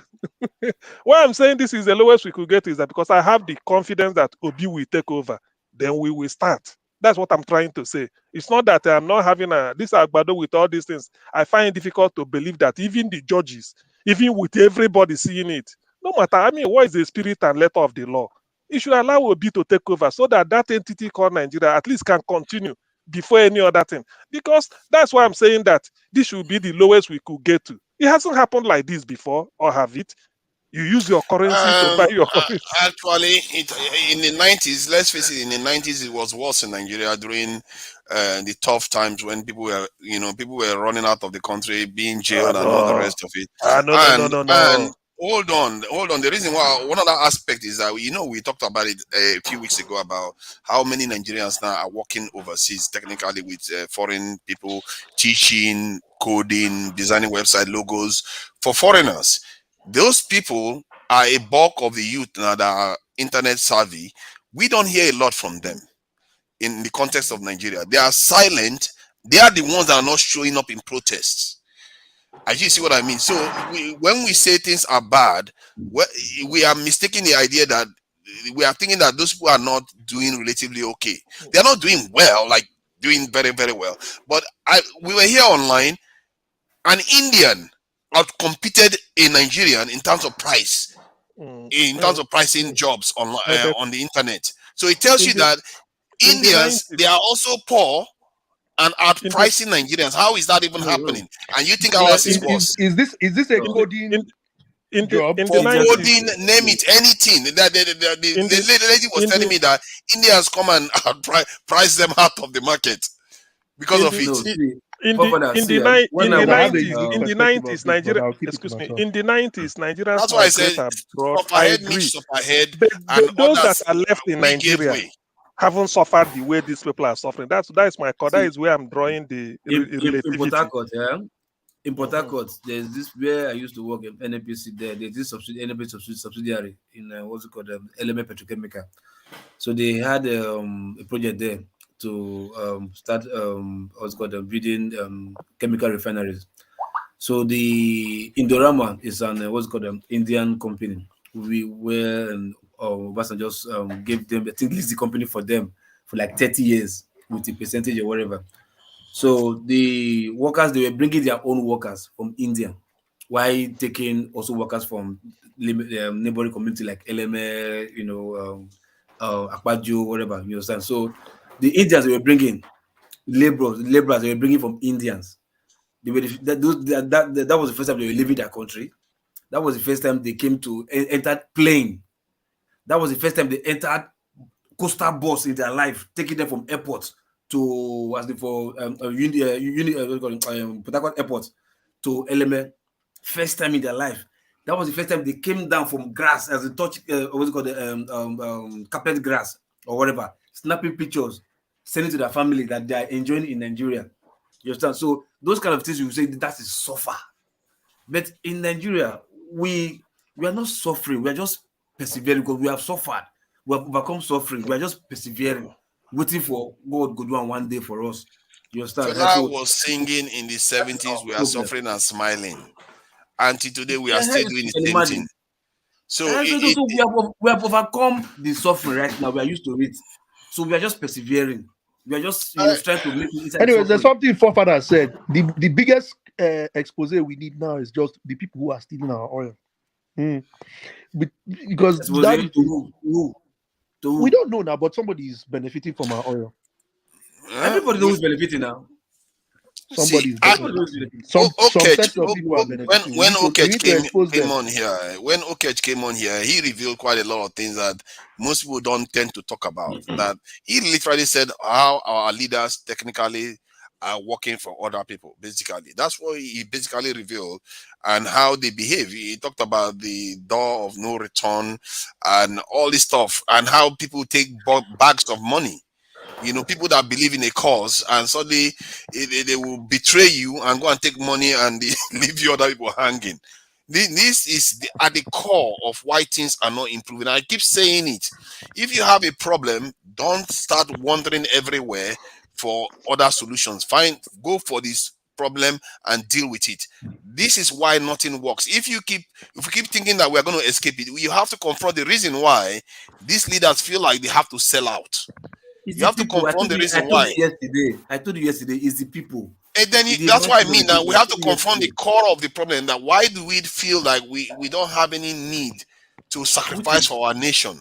changing the mindset of the people. I told you this yesterday. But you can't do. You can't. It's a psychological problem. See, look, my brother. It says the greatest weapon in this life, right, is the weapon of how to control the mind, not even nuclear weapon, atomic whatever. But do you think? Don't you think that? Because I believe that when the people are desperate enough, you know, like there was this saying this lady made. He said, even atheists will seek out God to pray to. No, when overcome with fear, even atheists will seek out gods to That's what pray they say. to. They'll tell you So everybody prays. yeah, exactly. So the reason why the reason why that comment was made was that we are not where we are. I feel like we are not where we are supposed to be able to come together. That Our sounds group. like what That's why I think that want our to group get to know you. scribe, you are still on mic, you know. Oh, sorry. Jesus Oh, Christ. Hot damn. mic, hot I mic, apologize. Sorry. hot mic. You have been doing this a lot today. See Please, this thing. I honestly do apologize. Yeah. Sorry, I didn't know I did that. I Our apologize. That's very bad. our group IQ is suffering because of it. This is why a Chinese man will come to Africa, even if he comes to sell corn. Within generations, he will outpace most Nigerians because they understand that they have to match. They are used to matching in lockstep with each other, while we are used to being separate. And that group IQ, it comes from having a shared challenge. If our suffering that we are suffering so far has not concentrated our thoughts not to take body money bags, it tells you that the suffering is not enough. You said something. It needs to be higher. You said something just before that. You said if a Chinese man comes, right, and he wants to invest, it takes generations, right? It takes time. You understand? It doesn't. Within 2 generations, they will outperform us. That's what I'm saying. You understand? So, but in terms of your guys, your brothers, what do they want? They want result now. They don't want that into time will perfect it. They want to put in something and get something out now. But don't you think it goes? Don't you think it's deeper than that? They don't understand. It's the mindset, exactly the mindset. Change the mindset that's not how things are done anymore. But how do you change a mindset that has not experienced anything to make them accept what you are telling them? Because they will not accept. The reason why, like in the case of, you know how this stuff crystallized in my head? When you look at how North Korea is relentlessly doing what they are doing, I've asked myself, when I saw a female general in the North Korean army, I'm telling you, in this world today, we think we hate each other. I've never seen such hatred in anybody's eyes before. That's a woman. When I saw her, I shivered. They hate America with such a venom. I didn't know why until this year. No, just late last year. Somebody said when America attacked Korea, they flattened 85% of the structures in the country. Like when you look at Nigeria right now, 85% of all the structures in Lagos flattened. 85% all the structures in Benin flattened. That's what happened with North Korea. This is why they never forget. They build their countries like a fortress. That's what crystallized in my mind that, we never experienced that. The ones that experienced it are all dead by the time Europeans left. And that is why it's almost an impossibility to convince Nigerians that you need to do this work. Because the work is so big. The only reason why you are going to be willing to do it is if you witnessed it. If you witness the calamity that follows from not doing it. The Chinese witness the same thing. The Japanese witness the same thing. The South Koreans witness the same thing. If you look at all these countries that are doing better, they witness a very, very traumatic event in the last 60, 70 years. Nigeria had one with the Biafran war, but that's internal. But this one was inflicted on these people by foreigners, and they saw it. We never had foreigners inflict that type of pain on us in the last 70 years. The ones that are alive never experience it. Buhari never saw it. Jagaban, no matter how old he is, never saw it. If Nigeria really meant to, if not, probably if Nigeria is a country in the, like you are giving example in Asia or in Europe, the experience of civil war is enough for Nigeria to be a giant. The experience alone, because no country after fighting a war, you come back, you sit down. There are gains in every war. There are gains, even if But the it's other not side foreign. loses. It's not from foreigners. If anything, No, it makes no, us hate each other no, more. no, what I'm trying. That's why I'm saying if Nigeria is a country in, say, in Southeast Asia or maybe in Europe, the experience Nigerians of are smart civil war people. is enough for it Nigerians are smart to. people. Nigerians are smart people. No, Don't worry. no, I'm Nigerians Yeah, are coming. but very we That, didn't intelligent. no, fight. They're We smart didn't no. people. fight for. We didn't See, fight for freedom. We didn't fight for our see, land. They see. just gave it to eh, us. but because we had the civil war experience and we came back, that is enough for us to sit down. Because in this case, it's like we are brainstorming now. Where do we go? Because there are gains. Even if you fight any war, there are certain things you gain. So we could have used it to spring up, but rather than take advantage of whatever we must have discovered or whatever experience that throws up to us. Rather, we still went back. We are even worse off than before the war started in terms of where are we. So Nigeria is a peculiar case. I know Korea, whatever they are doing, Exactly. their Nigeria history, is peculiar. It's a it's a mind peculiar case. problem. Whatever Yeah, Korea is it's a mind doing, problem. to be honest with you, whatever Korea is doing is enough lesson for anybody to learn from them. But who is with, because in picking, you see, in this world, I feel that so many things has happened in this world that some countries will say, let us learn from these people. People fighting civil war will say, okay, look at Rwanda. They fought civil war. Look at where they are now. Look at Korea. Look at what America did today. Look at Japan, Nagasaki. Are we forgotten? Look at where they are. Hiroshima, Yeah, bomb. Hiroshima and Nagasaki. Look at Germany. What they did to Hitler level, then America used Marshall Plan. So there are examples you can tap without going through that example. But are you willing to? That is the issue. Are you willing to? Even Rwanda. See, do you know that Nigeria's GDP per capita doubles that of Rwanda? The thing about the countries we talked about that are the ones doing better are the ones that experience external conflict, because the internal one, Rwanda is basically telling people don't talk about tribes anymore. Don't talk about religion. Let's forget about all this that better build. So yes, he did those things. It's not very high tech he used. They just organize the people, and most people are dead in the country.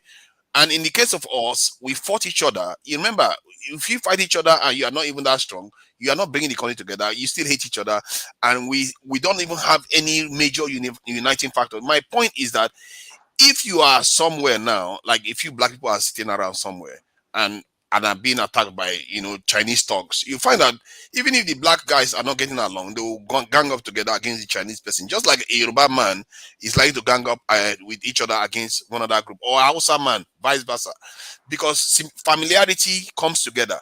But our own familiarity doesn't. We don't have any need on a racial level or a national level to come together and say, you know what, we have an external threat. Because why? We have not seen it. We never saw it. How many none of us alive today probably saw a British man firing gun in Nigeria? None of us probably saw it. None of our fathers alive. So why would they know? And the tragedy of our own case. So I agree with you to that extent, because there's no external invasion. The tragedy of our own case is compounded by the fact that rather than we now make policies to come together and move up, we are making policy to keep apart. Something like keeping people apart. So by doing that now, though you are no longer fighting a war of bullet versus bullet, but that policy that this one we keep apart, this one, there are so many things we could have dissolved. Say, look, we made a mistake, brother Maybe fighting if brother. he's right, Now, I think maybe now, if he's right, our suffering is not enough. That's okay. my thinking. Suffering is not the problem. See, Suffering is not like the this. problem. No, another submission. This is probably the reason why some nations have what they call false flag operations. That is the reason. Because I'm beginning to think now, this is the reason why they do that. I always thought that those were crazy. Some people actually believe that the 9/11 attack was orchestrated by this in the American government just to brought the people ready for war. Otherwise, they would never go to war. People generally don't want to do anything. Historically, if you look at it, they don't want to do anything until there is something, enemy to attack. That's what unites people. They will fight. Even if you look at that film 300, the only time they felt the need to fight was after those 300 died fighting a foreign enemy. That's when the nation of Greece was ready to fight war. Before then, you were thinking, let's negotiate, let's talk, let's do about it, and all the rest. People don't fight until they see a real threat. As a matter of fact, the Greek one is even more real compared to what Nigeria is facing. Nigeria doesn't even see it. It's like they're invisible. We don't even see a threat. Most Nigerians don't see threat. All they see is Nigerians, and they take bribe from Nigerians to meet their own needs. That is the problem. We cannot. I don't know whether there's a solution to this even, because it's going to be a psychosis until it's too late. Cover that. See two things. Let's put. Look, let me paint two scenarios here. One, so I think somebody was asking about common fronts, common belief that everybody will rally behind. Now you see, Peter Obi came from nowhere, right? Not that because everybody thought he was the best, he was a messiah, whatever. He just came out from nowhere and he started his political strategy. And what helped him is this style of policies is different from the policies that most young Nigerians know about. The style of policy is different from the Tinubu, Atiku, Obasanjo, or those kind of policies. You said it was different. So, and most Nigerians felt so like, oh, I think this is a new type of policy. This is a new hope that we can rally behind. That was how it started, like a joke, child's play. Before you know, boom, it became something else. You understand? Because everybody now believe in one thing. Like, oh, this guy is bringing something different from the ordinary or the average politics, the way we do things in Nigeria. That was how you got to support. That's why I tell you, obedience are not Labour Party members, something like that, because they believe in his philosophy, his dominion, is the way he's carried himself or whatever. Then two, another that is for rallying about behind a common front or to succeed or whatever. The other thing is when I said I'm telling you about something like we've not suffered enough. We have suffered, right? We have suffered enough. The problem is we are just wicked to one another. It's like somebody like I said, we have not suffered enough. That's why we are busy being wicked to one another. If you suffered enough, you will love your fellow Nigerian. Listen, you are in a market, I'm in a market. You have a shop, I have a shop. You understand? I don't know your connect. You are selling more than me. Tell me the truth between you and me. Will I be happy with that guy? 90% of Nigerians will not be happy with their neighbor. That is greed. Exactly. So that is wicked. I say wicked as you say greed. What's the difference? You understand? Somebody is going up. For you to meet the person to like, how are you going up? This is so I can come up with you. You don't want to go up. You want to bring the person down. So you both of you will make the same level. What more level of suffering? It's not suffering. What more level of suffering do you envisage us to go through again? What more level of suffering? The kind of level of suffering. Because when for those that said we've not suffered enough, those that say we haven't suffered enough, what more level of suffering do you want for us? Have you seen Iraq? Have you seen Iraq? That would be a mercy. That's the kind of level of suffering we are talking about. Before Nigerians will realize that, you know what, there's no free lunch in this world. You have to defend what you've got. There's no free lunch. I disagree with all of you. I disagree with the people talking right now. Of course, you disagree with everybody. I rather focus on well, defining. I thought you would disagree with me. You disagree with everybody. What has? No, I mean, sorry, big words, how it comes out sometimes. You don't even control those words. But what I mean is like the people who are like the last two speakers, I don't agree with them in the sense like I think it's a leadership problem. If we get leadership right, we will these things will be solved. I agree too. Yes. Leadership is the problem. Leadership is the thing. People will fall into line. It's leadership. leadership. People will fall into line. Particularly a symbol at the top who will say this can be a leader. Then people will fall into line. Somebody who is selfless. When Peter Obi came out, everybody rallied behind Peter Obi. Somebody who is selfless. I'm not too much bought into Peter Obi because I just feel like he's the best. If you are coming into something and then you have to David Lamy, I don't know when he gave that his popular speech advocating for those West Indians. He said, when you lay with dogs, you get fleas. And Yes. you know, this is the command I have for Obi, in the sense, like, I mean, and Obasanjo is advocating, is your godfather technically, you know, clearing road for you. So, you know, in the line of thought of David Lamy, I that is my reservation with the Obi movement. But Obi as a person has shown and won my personal trust that he is the right guy. But I just feel like you cannot come in with the 1999 constitution and everything. I just don't think even 10 Obis can do it. But we still need Exactly, someone until to you change go that in constitution, now. right? We Our problem is deeper than constitution. But we you are need still somebody talking. to do it. Yeah, even if you Constitution want to is change a, the is a constitution. minor Do you know part of why? our problem, really. Do you know why we are talking constitution up till now? If the APC government of 2015, with what they agreed with this Yeah. constitution, if they had done it, say in 8 years, we can't be talking of constitution now, because they recognized it then. Then they recognize that our constitution is imperfect, that they will restructure Nigeria, and then put in a good constitution, and then with all those mumbo jumbo of $1 to £1, you know. But if they had, I mean, they had a Rufai committee. What is a Rufai committee for? That shows the initiative, but they didn't take it to the logical conclusion. So people now see it as a gimmick to buy vote. So if Obi should come in now, and people are pointing in that direction, Afenifere said that is the only reason they are supporting him. Yeah, that they agreed. Yeah, that is what they And he agreed. So, and that is what people are saying. A complex country like Nigeria, we need to have our article of faith, which people can buy into. That is part of engendering we trust. have it. Don't we have it already? We have our pledge and everything of No, allegiance. the thing in the constitution, because even the Supreme Court want to give a judgment, they refer to constitution. That is the supreme law of the land. And if everybody do not buy into it, it makes it your hands are even tied. There are certain things you can't do. Some people will tell you. CM is correct. Strong institution. Yes. Wait. There will always be people that don't accept the constitution, no matter where you like. Go to any country, they will not accept it. Scribe, until you sit down, man. Yeah, I'm listening. There is no matter if you can stay from now until 2 years, 5 years time writing a constitution. When you come out from that room, you will see people that will still not like it. People that will implement it. It's not the say, same. Oh no, you give women equal rights. Oh no. Or someone will say, they will make all kinds of. You will have people complain still. Listen. It's not really the problem. It's not really the problem. It is. Let me tell you why it is. It is the problem. It's This a is why small it is. part of our problem. This is why it is. Yeah, it's if the people agree on anything, even if it's imperfect, is not the reason why those people are taking the money back. Exactly. They will still take that money back without constitution. Don't stop EFCC from arresting Didn't we anybody. agree on beavers? How was it implemented? Yeah. Understand? Exactly. So, it was implemented. It's only on one. That's why we got CM, were you here when Okech was talking about how people we need to change the constitution, how people betray the NLC?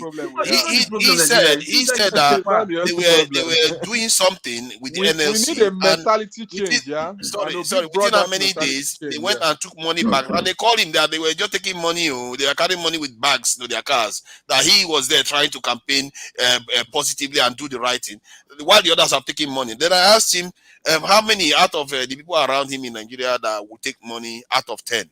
He said 8.5 will take money. He laughed. He fell off. Yeah, that they will take money. It tells you constitution has nothing to do with that. No, it has. Because do you know why I tell you it has? Whatever, because it's the supreme law. The Supreme Court will quote the Constitution. If you go to, isn't it? The Supreme Court. Where are you? If you see the background raging.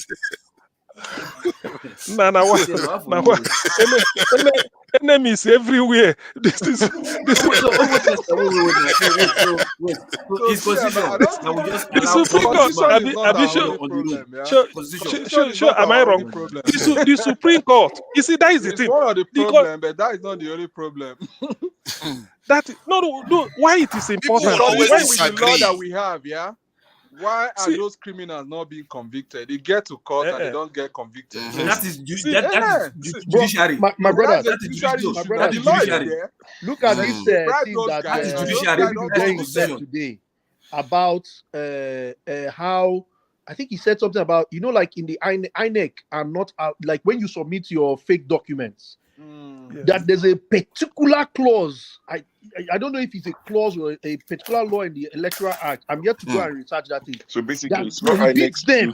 It's not INEC's duty to verify your documents. Exactly, it's not their duty.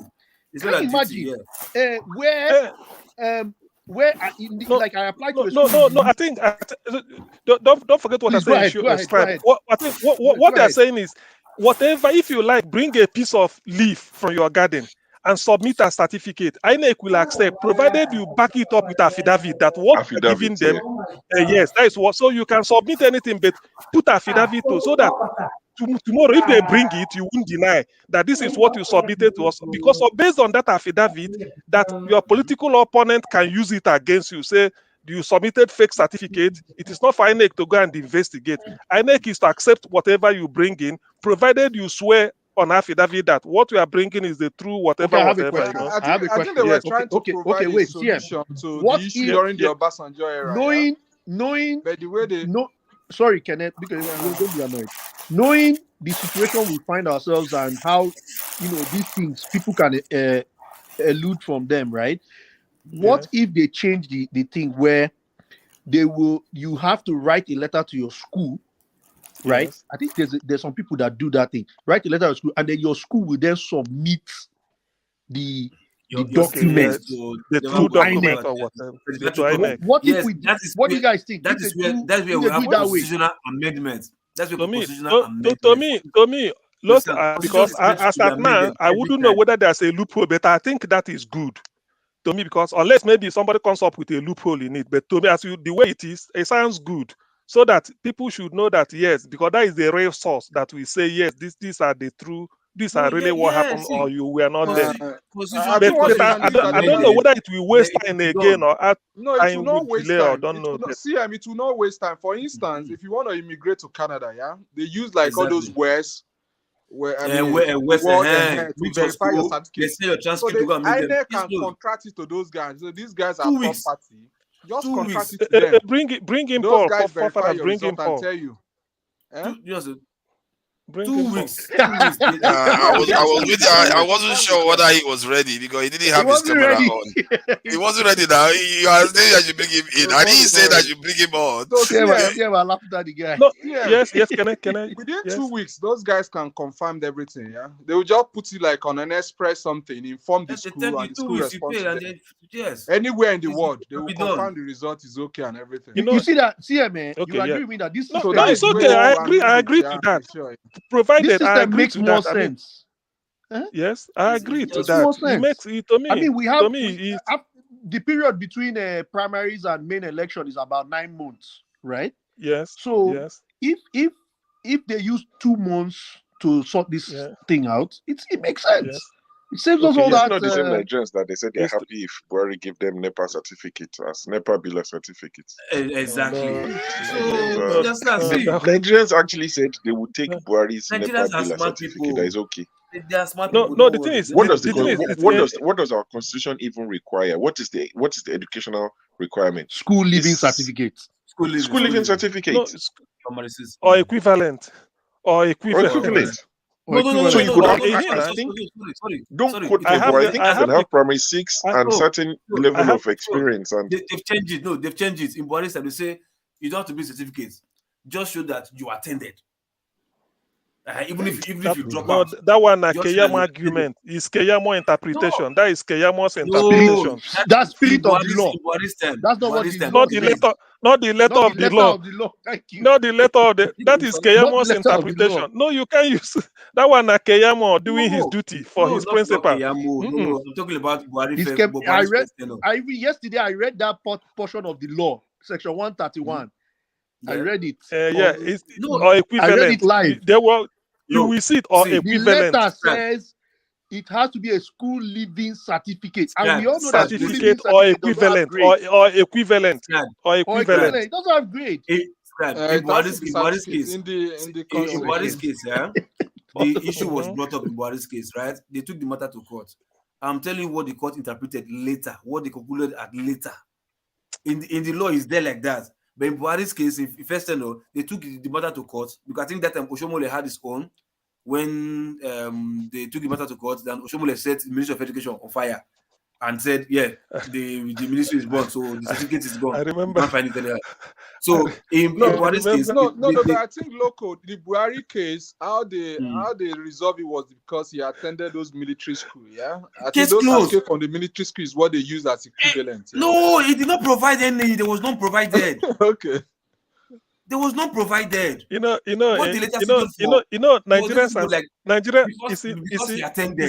and certificates. Nigerians and certificates are like 1 and 2. During Chubo Kadebo's time at the Senate. Yeah, I think maybe they got a letter from the military also. I think so. I'm not sure. Military that he attended. Huh? So is this it's not certificate, you're right? Exactly. But why do we fuss about all these things? Sorry, why do we fuss about all these things? These people that we keep complaining about their certificates, they've actually been like Tinubu now has run a state once, at least for 8 years or so, if I'm not mistaken. Then Buhari was once a head of state in Nigeria. Now we are worried about it. It's a bit too late to start worrying. We all know they are Nigerian by now, isn't it? I don't get it. But it's just to regulate the system. You never know how worse it will get. If you don't, okay, with the regulation, is this worse? What if you didn't have anything? You see, I remember during Chubo Kadebo's tenure as Senate President, Obasanjo wanted him impeached right from the first day. So in an attempt to, when they must have collected money and they want to execute one type of coup, Okadibo will say that today there are a lot of people, the street wisdom is that they don't have certificate in the Senate, that all of them are fakesters, so they want to show their certificates. So when he brings up the matter, so many people will die down, tension will die down. So you bringing up a bill for impeach him, and he's talking on certificates. So he said, let us tell the people that we are distinguished senators. People are saying that a lot of us did not go to school. It's insult. Let us do a house cleaning. We know ourselves. So when he says it, he buys time for the next 2 to 3 weeks before they will introduce the bill. So Nigeria it's good to have a benchmark or a threshold. It doesn't mean you can't abuse it. But could you not? Have you thought about the fact that even with the lowest of this thing we did, they still find a way to circumvent it? What if you now say just be of good, just be of good behavior? You are not mental, all those things. People can bring anything and tell you, after all, I'm all right. What does it take? And there's no requirement. I'm a Nigerian. You are maybe I tell Paul, identify me. Am I not a Nigerian? You say I'm a Nigerian. The eyes have it. Say I, everything.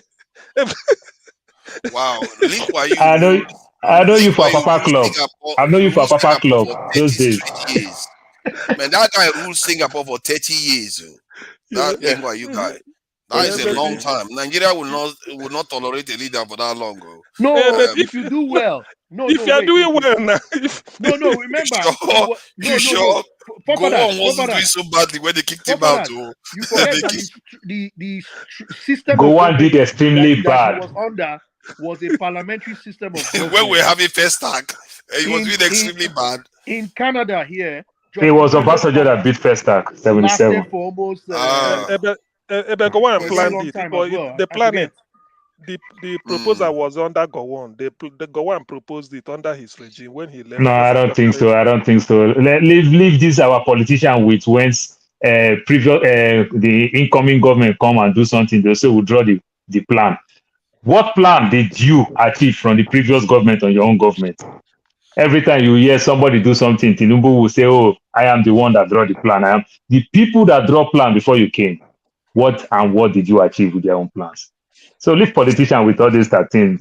Jonathan ruled for 6 years. 5 years, he started reviewing our constitution and every other thing, knowing fully well that it's almost late. Then tomorrow now they want to blame. We'll blame only Buhari when he didn't do things the right way. And these people, when they get to power, they forget. You understand? They just forget. And I think Jonathan messed up. Yeah, he has a good way that Jonathan is the worst president in Nigeria. Jonathan. I haven't seen Paul. Paul, your man is from Guinea. You know that. Your man is having a Guinea passport. My brother, as I hear the Guinea passport, if you come like say they find me like Hundeyin, I can't run. I can't run, say if I don't feel come live program. The thing was. Let me read this experience of Link Wayu to tell you what forges meant. This is why I think our suffering is not enough. He said, "Stop saying our suffering is not enough. It's not enough. Hold on now. Let me read his experience now. Let me read his experience. He said Lee was among the Chinese men. The Chinese men rounded up by the Japanese Suqing operation. By his own account, he feared getting caught by the Kampete military police and reported with a friend to be screened. He attempted to leave the next morning, but was ordered to join a group of already segregated men. Lee requested to collect his clothes first and managed to spend a second night in the dormitory before successfully leaving the site the next day when a different guard cleared him through. He later learned that the group of men were likely taken to the beach and executed. So if you go down, this is what I talk about. When your people have not been subjected to this type of things, you will not wake up to the fact that there are things that are beyond money in this life. You will not wake up to it. And our people have not woken up to that thing yet. And that's why I think our suffering is not enough. In fact, given the situation Nigeria is, every leader, that is the book, this Lake One Use book. I think I read it up to 2 or getting to 3 times now. The guy really is a best example for a third world country.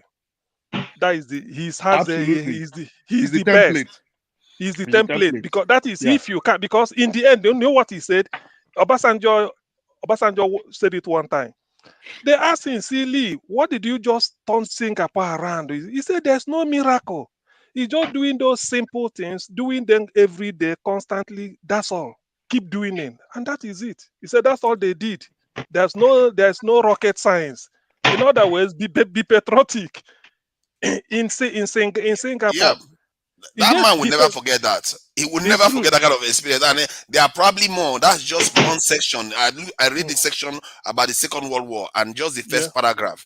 By the time you read, that's what forges people to realize that, you know what? There's no free lunch in this world. You need to work for your people until... I can't believe he ran the country for 30 years. Nigeria will not tolerate that. Apart from that one, love of a nation. You understand? That's the most important thing. You know, because if you take it and you leave it, just imagine the kind of houses. I'm not saying it to brag. I come from a family where I have people who know people in government so well that give me privilege to see some of these people. My brother, you'll be so shocked with properties that these people have. You understand? I'm with somebody, he got an appointment to become the media person to Patricia Ete. Is it Patricia Ete? Yeah. Former Speaker of the House. The Speaker, yes. Yeah. How many months Patricia Ete ruled? They were talking in the living room. I was in the living room. How many months? This person said, I have successfully have a house in Abuja, in Lagos, in River State. So they laughed. They said, how many times have you been to River State? They say, but I was fine, but I don't even know whether I've been there like 3 times. So it's a class thing among them. They have houses. Successfully, I have a place in London.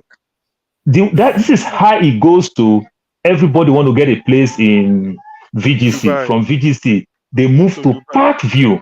From Parkview, they move to Banana Island. Look, last year when I went to Nigeria, I stayed in Magodo, phase 2. Guess what? The place started deteriorating and everything. In Magodo, on one aspect of Magodo, you know, this their gate thing. I'm sorry that I'm putting everybody on hold. This their gate thing. They put these magic camera at different places. Then they put like big screen on the street. So you are driving on the street, you see your car, you understand, on the billboard. You know, so that tells you on your own psychology that you are being watched. Now, not even to only the car owner, also to the boys and every other thing. Just know that this place is highly secure, apart from the security that mount for those that small gates that you have to call the homeowner before they can allow you in. You know, but what I'm saying is that when I went there, I was shocked. The place is not that good. So I was asking my auntie, I said, what happened? She said, all the people who get this place, they don't come out now. That is new place I've come. So they relocate, but they still have this property. But guess what? These are properties that are worth hundreds of millions. Somebody just buy it like a class thing that I have a property in Bagodo.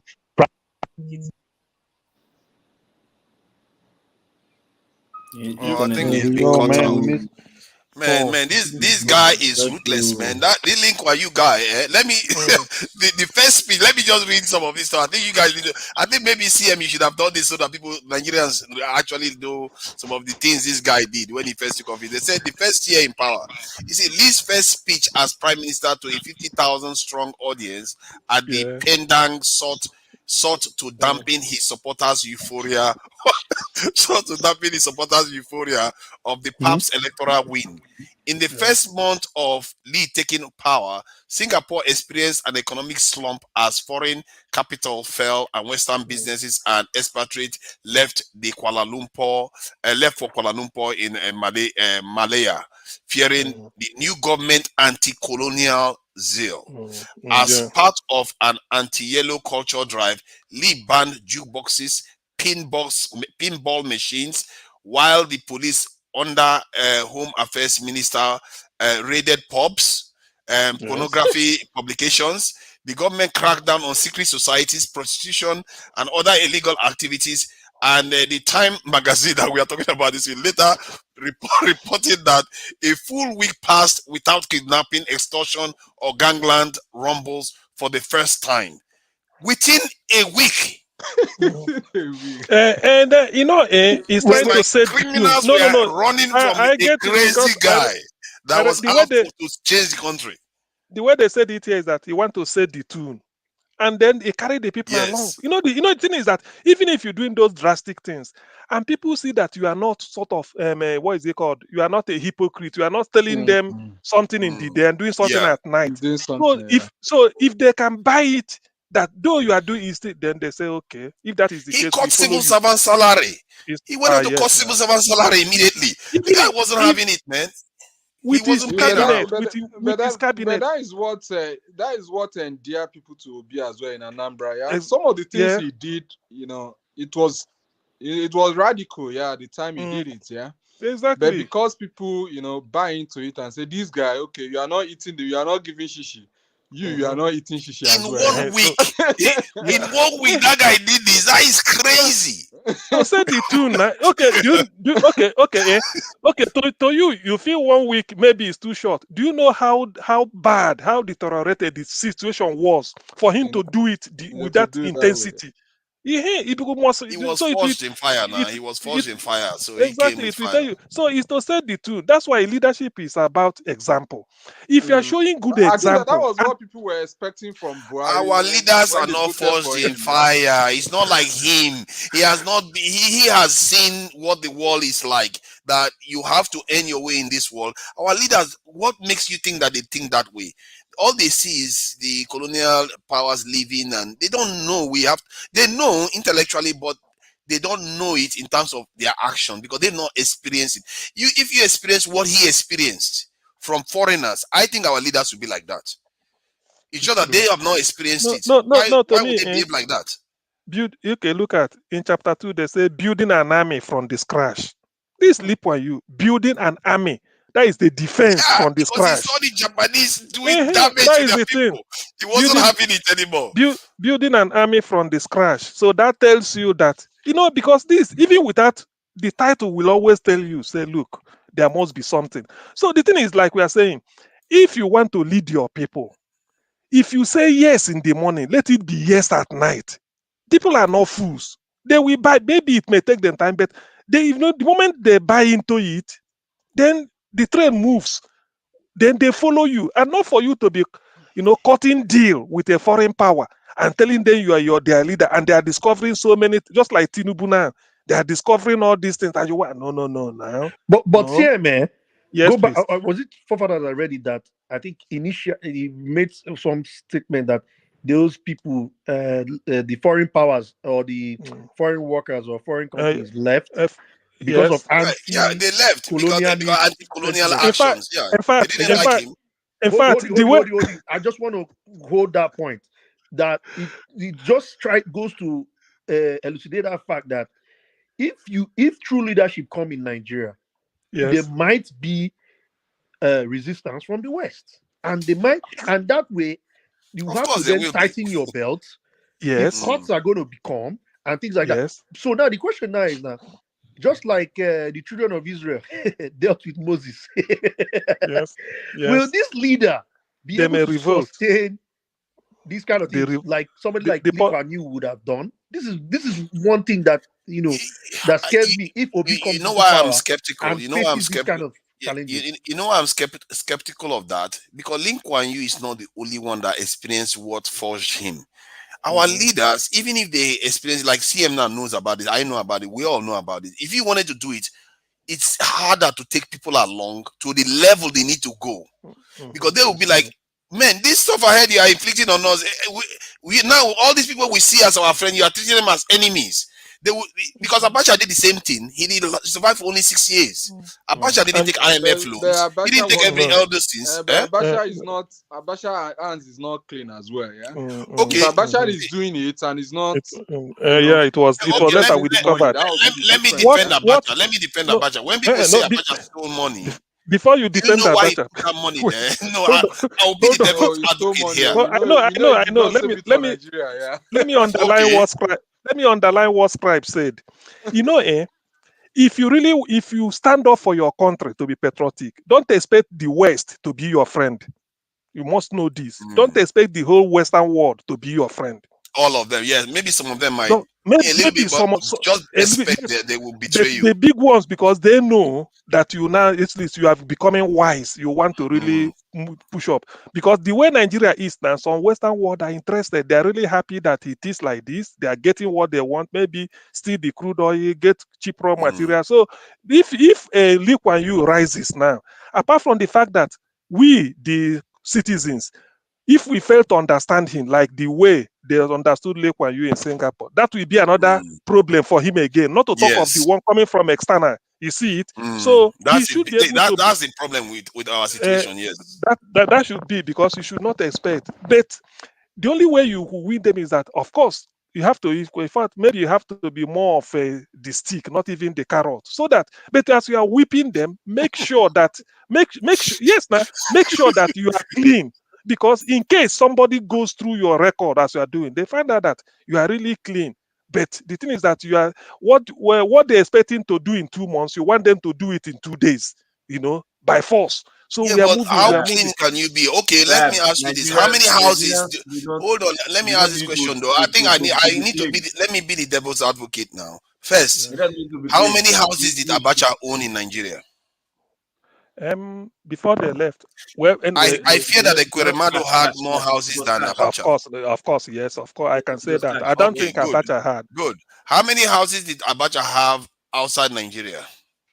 But all this money has covered houses now. You don't But need to somehow, force. but okay. So now the question remains: Okay, yeah. the person now. Let me No, be the and devil's the advocate here. forefather, I don't think Abacha is a good example. Yeah. No. I think no. I am trying to pierce through maybe a veil that we've not bothered to question once. Like now, he doesn't have properties in Nigeria that we know of. A lot of them. Ekweremadu has more properties internationally than he does, and this is a guy that ran Nigeria for quite a long time. And then Ekweremadu is 40, 15 in Abuja, 10 in Enugu, making 25. One in. I have the list here now. I have the list. I you got always the keep list the. one. You I know have the what? list. This is where I love this is the CM. Like CM can Exactly. really have details. It Now doesn't this, cut out. no, it's true now. 15 in Abuja, 10 in Enugu, making 25. One in Lagos, making 26. Two in UK, maybe You close know to this you. is Two not in sick. UK, making 28. Three in US, maybe near to who is in US Okay. here, making Okay. 31. Then 9 in Wow. Dubai, making it That's a 40. lot of property. That's a lot of property. So Okay, only now, him has other property. Mhm, Now, Abacha, all mhm. we have on him is money. Yeah. And the question we didn't ask ourselves is, what was he doing with that money? This guy was under sanctions. I Let me have a finish my point. perspective. Okay, And yes, I will. No. you make your case. He Yeah. was under sanctions. He didn't take IMF loans. This is a guy that raised Nigeria's national reserve from 200 million to 9 billion in that period of 5 to 6 years that he was in office. 5 So years. he did all this, and he didn't travel overseas. I think he went to about 2 overseas journey, or maybe 3 at most, while he was in office. Chad. So he went to Chad and either Chad and Niger, or so Chad and something. One thing that jogged my memory, or that made me question a few things, was when Al Mustafa asked, "Do you know what Abacha was doing with that money? He was under sanctions. How do you think nations that are under sanctions procure things? They don't do it through the normal channels anymore. They do it through other channels. The money that they are telling you that Abacha stole now may be Nigeria's money that they are telling you that he stole. Because if you are accusing somebody of theft, let me give this to you now, CM. If somebody tells you that Peter Obi sent money overseas and he's stealing all this money, but everything else around him doesn't indicate he's stealing money, then what is going on here? He doesn't have houses. He doesn't travel overseas. He doesn't take IMF loans. Forefathers is onto something here. No. Why is he not taking IMF loans? If he needed money, he could take one of that money. Let me tell you, I'm not sure, but let me tell you the perspective. Something I was told. They said because the greatest enemy, I've never really thought of it this way. That the greatest enemy Abacha had. One moment, please. The greatest enemy Abacha had was Nadeko fighting him that time. Going abroad to do diplomatic damage. They said Abacha was thinking, according to Okadibu, as an infantry, when he doesn't hear from you, he felt that you are up to something, so he will level one allegation so that when you wake up to say it's not me, you know that, okay, you are there. I now know where you are. So Abacha was sending those money. They say it was for arms. Should in case there is a war coming in to unseat him, maybe through Nadeko or anything, he will use it to ship arms. That's what I heard. Not really that he's looting. So that's not loot, but now there's Abacha loot. No, but it have to be called loot now, because so it's not really that it is his own pay, just like Ekuremad is buying houses all over. So Abacha was more of, say, it's an infantry. The all infantry in the army, ask anybody, they say they're always not happy when their enemy is quiet. So the only thing that's why sometimes they will say, Nadeko has planned to bomb Lagos. Nadeko has planned to bomb Sulere. Abraham Adesoya in those days, when they are holding me, he said this thing. So when they hear it, they will say they are not, that they don't have any hand in it. They will issue press statements. So the Abacha will say, okay, they are still. And Abacha is anti-Western. Of course, he's anti-Western now because of democracy. I mean, if you scuttle democracy, you can't be a friend of the West. If you think of are you serious? Saddam Hussein, Egyptian leader, name them. They scuttle democracy all the time. And link it with what happened to Abacha. Will you say any similarity? Sorry, I didn't catch that. Sorry. If you think of what happened to Gaddafi, right, and what happened to Abacha, will you see any similarity? If you look at there's an unseen hand. Yeah, there's an unseen hand now coming out them now. And Abacha sent Al Mustafa to Gaddafi to go and learn how Gaddafi survived that long. And Mustafa came here to say it. And the only area I had the problem with Al Mustafa was that if he went to learn how Gaddafi survived, I'm sure it's through all this accounting magic that they did. And then I asked him, how about the security aspect? It's interesting that CM just added another layer to what Abacha was doing, that he was looking to procure weapons. So maybe just keep the money there so that if this thing comes, they will use it to ship with this thing for him. Yes, true. So maybe he's aware of security challenge that he had. Of course. And I've always said that almost all our African leaders that died, they never had good security. There's a reason why Castro is still alive. All the other people are still alive because their security was high. It was he even took the West having to bomb Libya to remove Saddam Hussein, to remove Gaddafi, because the Gaddafi security was tight too. It's true. If your security is not tight, they'll take you out. Although Reagan, that was after Reagan attempted to remove him in 1986. He failed woefully now. Benghazi. So when he couldn't get him in his bedroom. So that we taught Gaddafi a lesson that, look, you just have to, you sleep with one eye open and then tighten your security. So that's Abacha's own. When the person said it, because he makes, to me, there are certain things you have to put on probability. You weigh it. Because then the war on Abacha was the fact that he's afraid that he will be there will be coup. Or even if no coup, the West, Nadeko might sort of trigger something to remove him because the complete thing is for him to go. So he's not trying to make, just like Mustafa will say, he might not go it directly. So those money we are being taken away through this thing, keep it so that anytime it happens, you move arms and then he gets what he wants. Luckily, he died. So then when they're not bringing it, nobody can accuse Abacha of being tribal. The guy went after everybody on equal you can't. No, Abacha didn't. It wasn't. It wasn't more of a politician as to becoming tribal.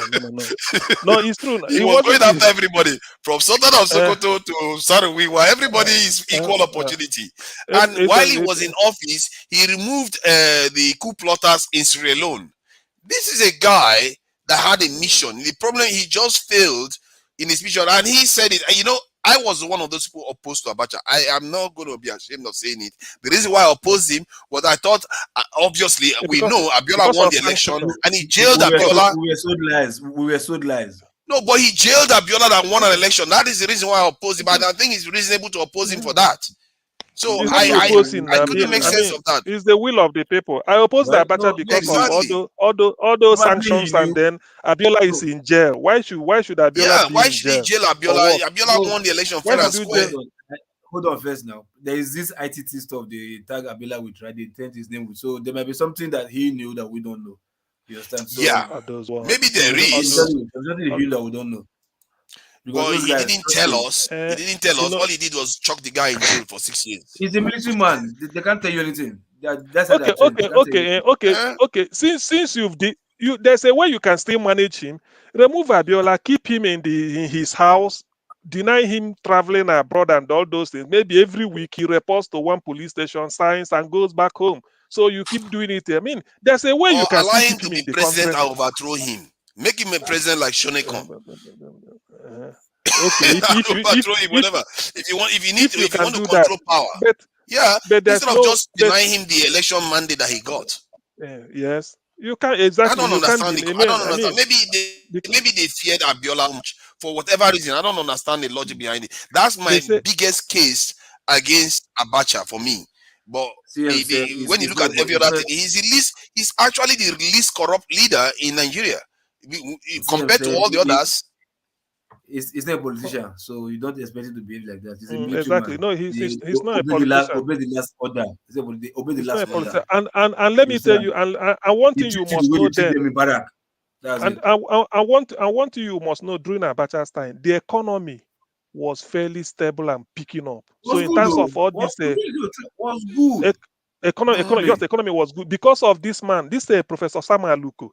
He made him National Economic Intelligence Committee chairman. The man said during Abacha's time, he said every day Abacha will call every morning, Prof, how is our economy doing? He said economy is in good health. Just that because the West was selling. I truly believe that, man. 9 billion that guy put in our foreign reserve while not taking loans. That is remarkable. It's like Peter Obi really, because Peter Obi was in office for 8 years and left deficit this in surplus. That's technically what Abacha did. He left surplus. He left office. And during Abacha, you can't talk of all this oil theft. Abacha was more like a disciplinarian. People were afraid. People were afraid of anything that will bring you into conflict with Abacha. Aye. Who are you? Rich people were jogging, like all the borders were active. Land borders were active. Rich people were just jumping all over the place. Everywhere they can escape from, they are escaping. And it was during Abacha's time. I remember then we lived in this Agoda area, Koka Agoda area. Monday, Tuesday, Wednesday, Thursday, 24-hour electricity non-stop from Monday till Thursday. Friday, no light, complete darkness. Saturday, Sunday, Monday, Tuesday. So this is the way they schedule light. Then, so I remember in those days, my mom, we said, let's make space in the freezer that our friend living next street or the other street will be bringing some of the stuff because they won't have light tomorrow to store here. So the next day, they will come and pick it up. After that, they will come. So Abacha was shedding light. There's nothing like indiscipline in NEPA. All this, People were afraid of their job now. You have to perform because Abacha was all out for everything. Look at what this one was saying that I was a kid. I wasn't a kid during Abacha's time. I was very much aware. I was one of those who I opposed him. I even went for some of the demonstrations in Yaba, all those areas. I'm old enough to be able to know to protest. That's all I can tell you. So the point is that even when they buried Abiola, I was in Lagos then. I went to the property that day. So some of all this is funny because I was at the middle of it. But after all those period, when Abu Salam came into office, I left Nigeria.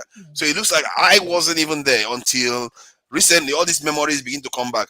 When somebody was talking about the other day that Tinubu was the one that introduced technology in Lagos and all that. I was like, all this knowledge, when you have it in your head, you really never forget it. I was like, no. I was in Lagos during Abacha's time, living next door to the computer village. They were playing Mortal Kombat game there. This computer village you have today, where he evolved from, was from that. Drive. Yeah, I was right there. I didn't even know what was happening. You showed your age. We know how old you are. Oh, shut up, man. There was Atari. When Abiola had that problem, I just entered St. Finbar's. I was in between, so I entered St. Finbar's. I didn't like it. Then I went to CMS Bariga. I didn't like it before I went to FGC or Kigwe. So I remember that period. That was the first time I ever met Showere. I met the Finbas is a good school now. Finbas is a good school. If you are good in sports, that is the best school in Lagos. Finbas. But I didn't. I had a hard time, Keshi, Henry in my first term. I had a hard time adapting to those two schools initially. So I was there. We were all there. Don't think we are because we look a little bit younger. That it doesn't mean that we are not old. We were all present. We were all around when all this was going on. And it was. I really disliked Abacha during that time. I really didn't like him at all for what he was. And today I still have issues because Nigeria felt Abiola meant something. He was bringing the entire nation together. North, South, everywhere voted for him. So, and they denied us that. That is just evil stuff to do. And for me, I find it hard to forgive IBB for what he did. That it is the West who sold those kind of ideas to us. And you can never tell anybody. I don't know. You can never tell anybody that. You can never tell anybody that military since 1984 is good. 1984, we've been having military. Then Abiola came in as a breath of fresh air so that we can have civilian regime, and you detain him. People won't be happy now. People because and after they canceled 2 elections already, the third one made it to this thing. Military. That's why I fear about military. They cancel elections. They don't even rig it. So the final one, you cancel it again. Sometimes let's leave the way they do things, right? Let's look at the aim of doing it. Let's sometimes forget the procedure because these are all everybody has different formula of doing things, but the most important thing gets the right things done. You understand? Okay, so what is the aim that you waited until the election is over? No, hold on first now. Like military not good, your military is not good. By the long run, Abiola was supposed to enter. He wasn't allowed. Now Obasanjo entered. From Obasanjo time till now, will you compare that 1999 till now till even with compared to honorary Obasanjo? Let's be honest, Obasanjo did well. Maybe I think compared to what's happening now. Obasanjo did well. No. We have now. Obasanjo is the gold standard. I said no. Obasanjo didn't have Boko Haram. Obasanjo didn't have Boko Haram. So he didn't have bandits, kidnappers. He had kidnappers. No, he had Boko Haram, but not our debt was zero. Actually allowing Sharia, or I don't know. When did Boko Haram start? Did Obasanjo have Boko Haram? No, it was under Jonathan. But that's Yaradua. That Sharia thing that happened during Obasanjo time that wasn't called was the beginning of that ideology that gave birth to Boko Haram. Yeah, and he should never have accepted that. Military regime would never have accepted what Obasanjo accepted. I wouldn't. That thing was a very tricky because there was already precedents before that. I don't think. I mean, I've never been in that kind of high-level leadership, but I can see how that kind of thing would have slipped in, given how, if you go back to independence, how Ahmadu Bello was the discussions that happened around minority groups, how they were being suppressed in the north. So that Sharia thing, I remember I was reading those papers that time. People were even on AIT that time. People were coming out and saying that look, that there was some kind of way where the middle belt people could then be properly identified. So now, if you look at it, it's that I forget the person who was saying this thing, but yeah, that the middle belt could be properly identified. So many people were coming with so many spins at that time trying to justify this whole thing. But one of the core thing with that then was like, oh yes, now we know the core 12 northern states or whatever, and now the middle belt can be properly identified. Because remember the whole thing, I think is it Gideon Oka, or there was one of these guys from that area that were agitated at some point. They were using that as a reference, all that shenanigans. I don't know why I can't recall it properly, but I wouldn't put the blame solely on Obasanjo. I think there was the pressure.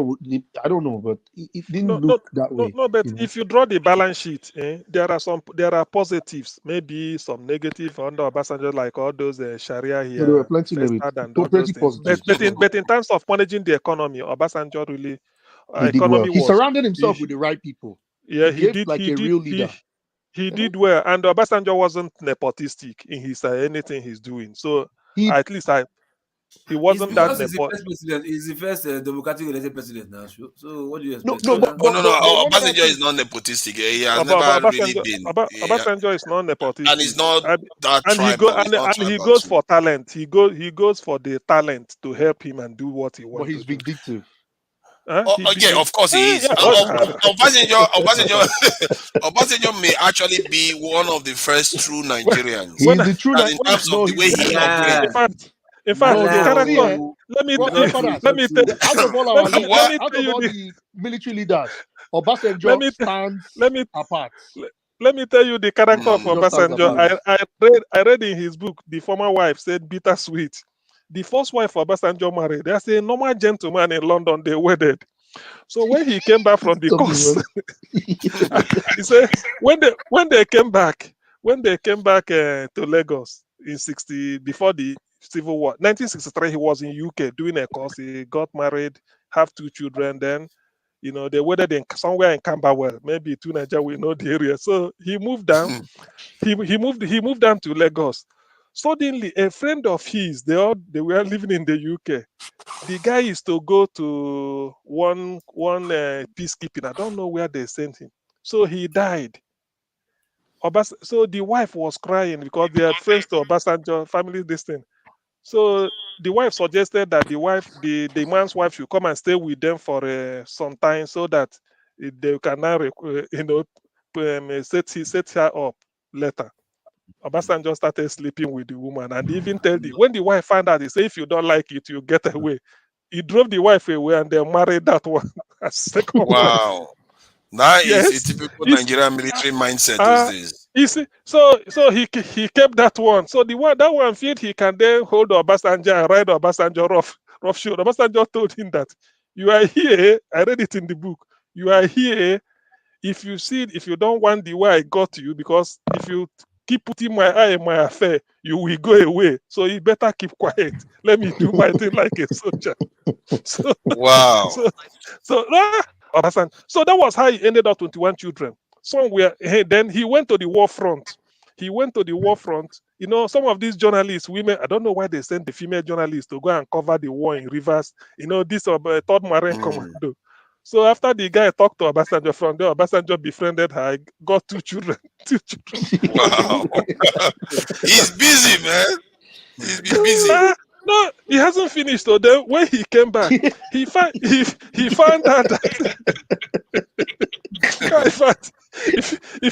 in fact, that is a book everyone should go and read, Bittersweet by the first wife. He said when Obasanjo came back, he found out that is NTA, because it's NTA. Goldoru is the lady, Goldoru. He found out that he thought that Goldoru coming to meet him at the war front as a correspondent during Biafra War, that the girl is, not knowing that the girl is like anybody. So Obasanjo dished her, say, look, I thought I'm the only person, hoping that if I come back, I have you to myself. Now you can go. So Obasanjo went back to the wife. He drove out to make inquiry, only to find the wife and a distant cousin of his. Obasanjo fancied that one.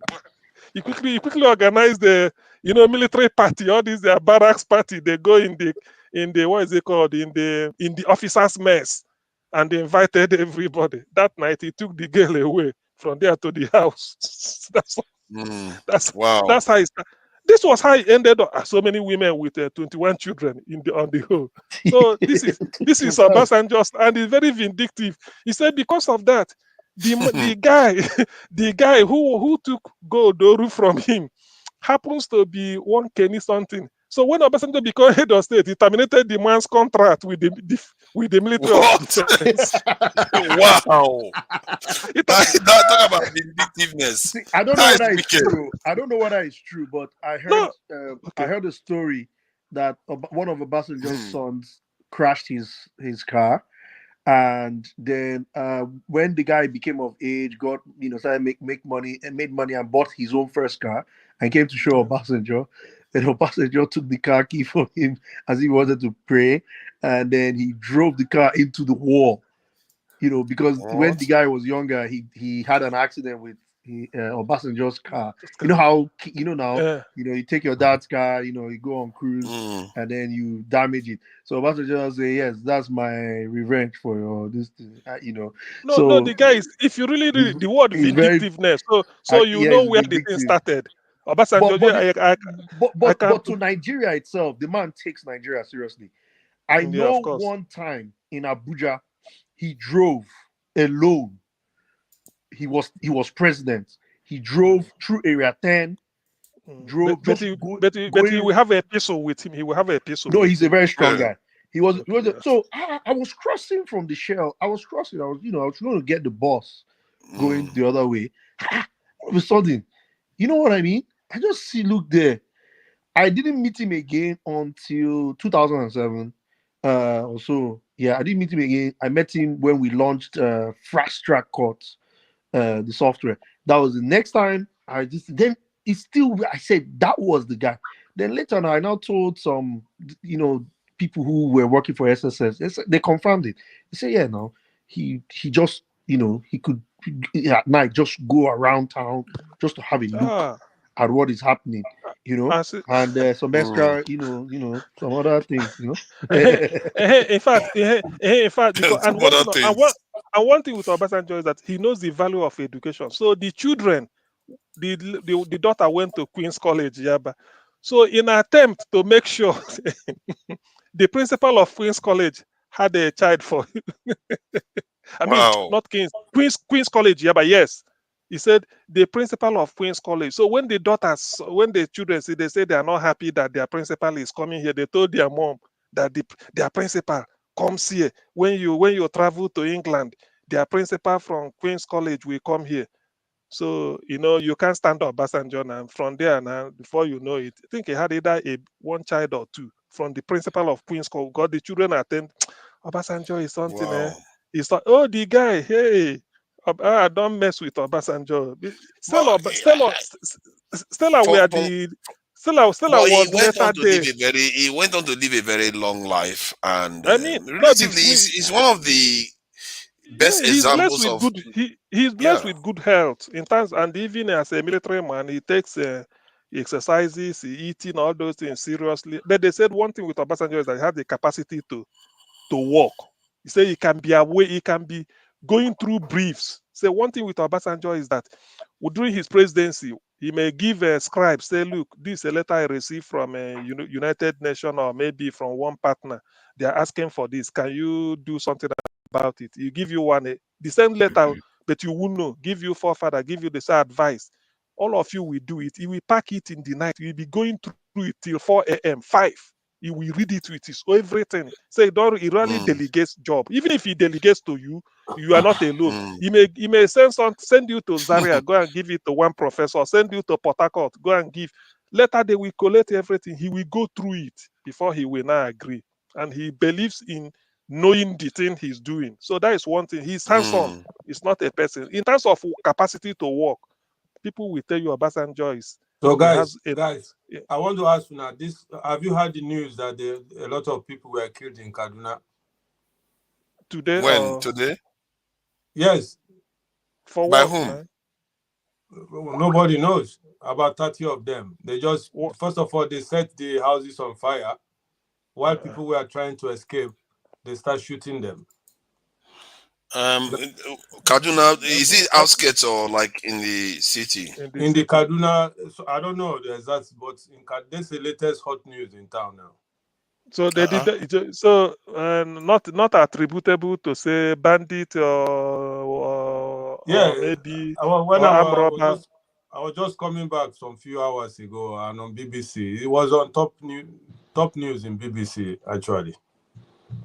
So I know there are various BBC. Which BBC? Yeah, they say bandits kill this in 30 what service? raised houses in southern Okay, Kaduna. what service? Okay.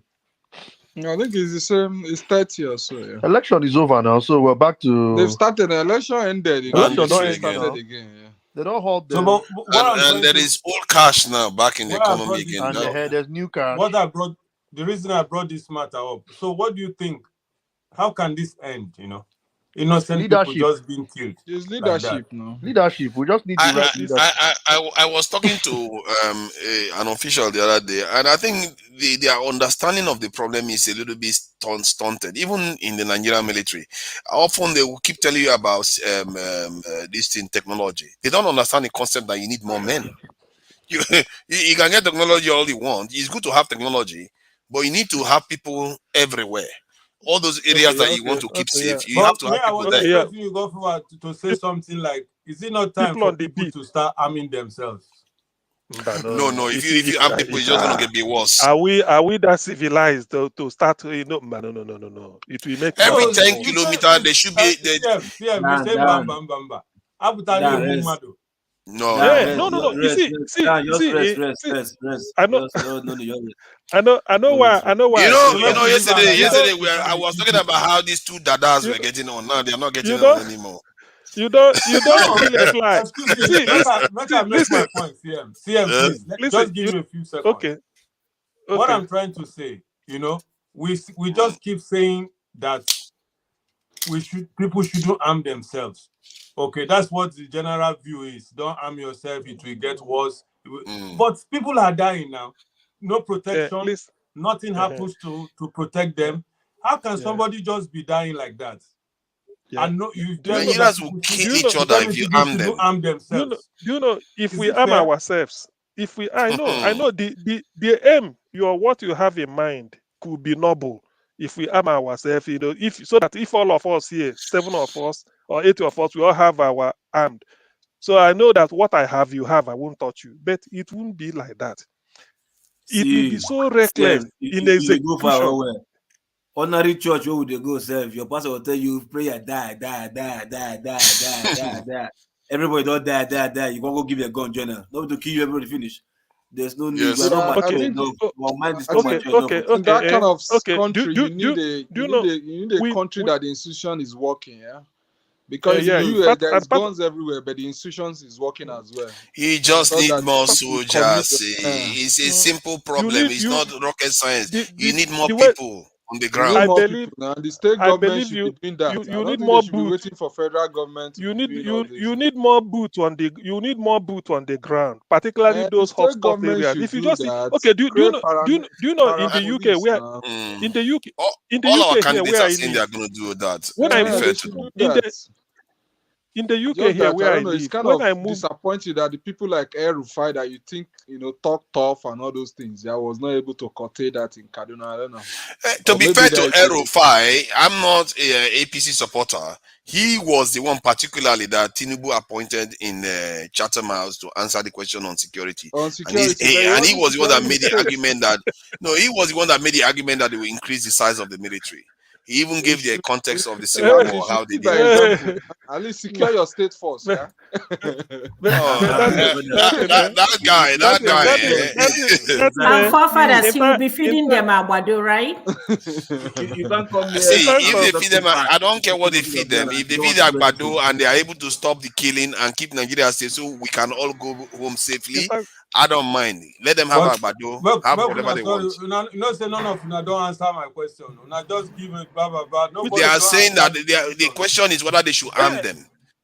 Most people say no. I said I'm against that. Is it not time? And I gave you alternative. Arming themselves.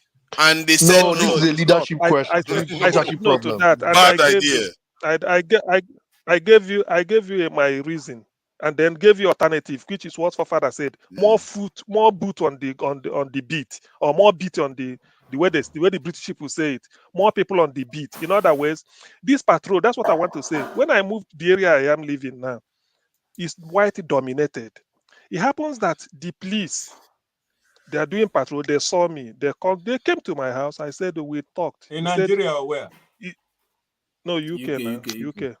So I'm talking about Nigeria. You give me an example. Hey, I'm trying to illustrate something. No, listen, just hold on. No, illustrate with Nigeria. That is my problem. Did the same thing to me yesterday. No, listen. This is my issue. I know. Nigeria, where we have the problem, not UK. See, listen, I've already said more beat or more boot on the ground. In other words, patrol, like forefather suggested, like putting more people on the hill. So I said here, I'm trying to illustrate, so to exhibit example. So they came to me, the police. Normally, when they patrol, a man and a woman, policewoman and policeman, they came to me and they said, they call it people of color. He doesn't want to call me black. I said, I don't understand. He said, I'm pretty a minority around this area. I said, yes. He said, do I experience any racial disease? That they're always on the beat, moving around, and they gave me their numbers just in case anybody, they feel that it can be, that type of racial disease.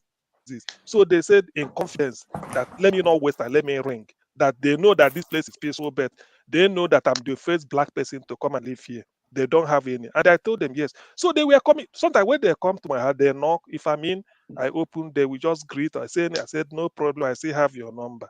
So what I'm trying to say is that such things in a developed world like UK, with all the security, with even the civilized people, they still put people on the beat to move around. How much more? How much less Nigeria? So in other words, it's a good idea. Instead of arming everybody, bring more people, because it will deter.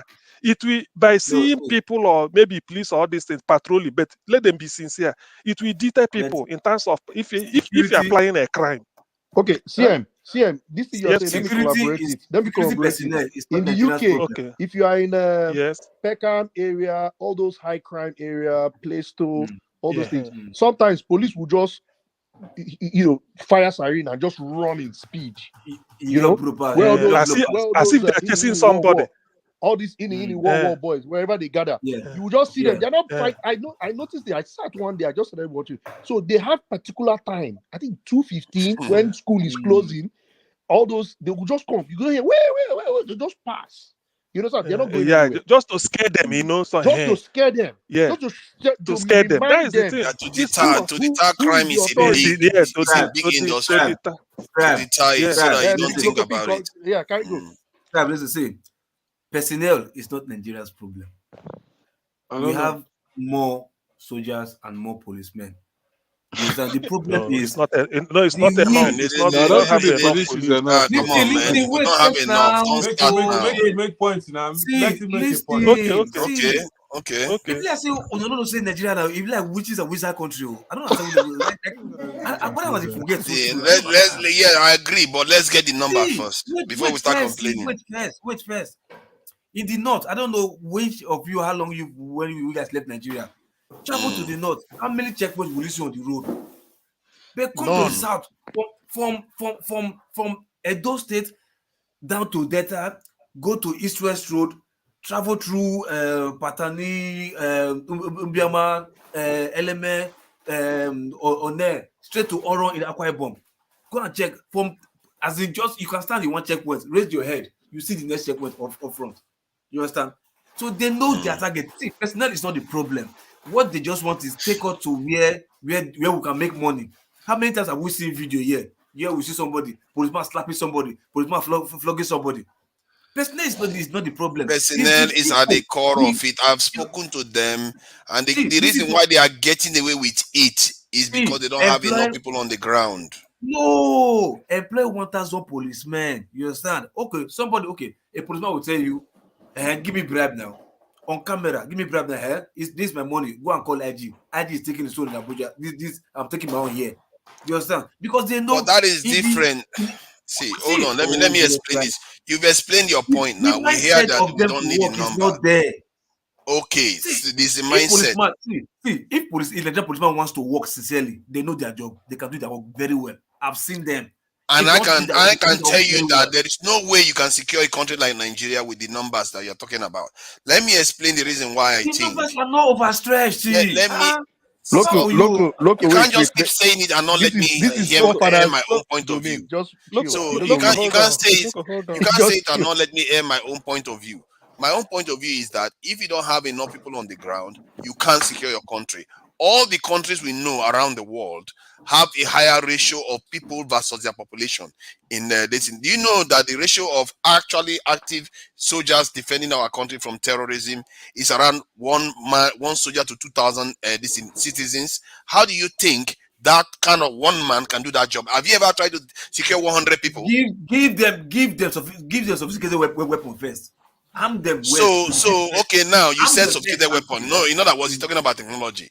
Oh, then why did Americans hold on now? Americans have the most sophisticated technology in this world. How is it that they were not able to subdue Iraq, Afghanistan, even how many countries have America managed to subdue with all that technology? Iraq has scam now. Iraq so that way we got okay, it is scam. So don't even go there. But they were not able to subdue Afghanistan. Look inside America, upon the technology and the number of police. What is the crime rate today in America? Do you know the ratio of American soldiers versus their citizens? Do you know the ratio of America versus their citizens? Leave ratio. Is the crime rate is not still high? Is it not still high in America? Why would you just say leave ratio? Because those things matter. When they tell you don't have enough people, while other countries have them and they are secure, you just keep pretending as if you don't want to look at the truth. You say it's the people. It's not just the people. When I say leave ratio, I say in America's case, I say these are not general. In America's case, leave ratio because you have technology, you have. Okay, let's take Algeria or Egypt into account.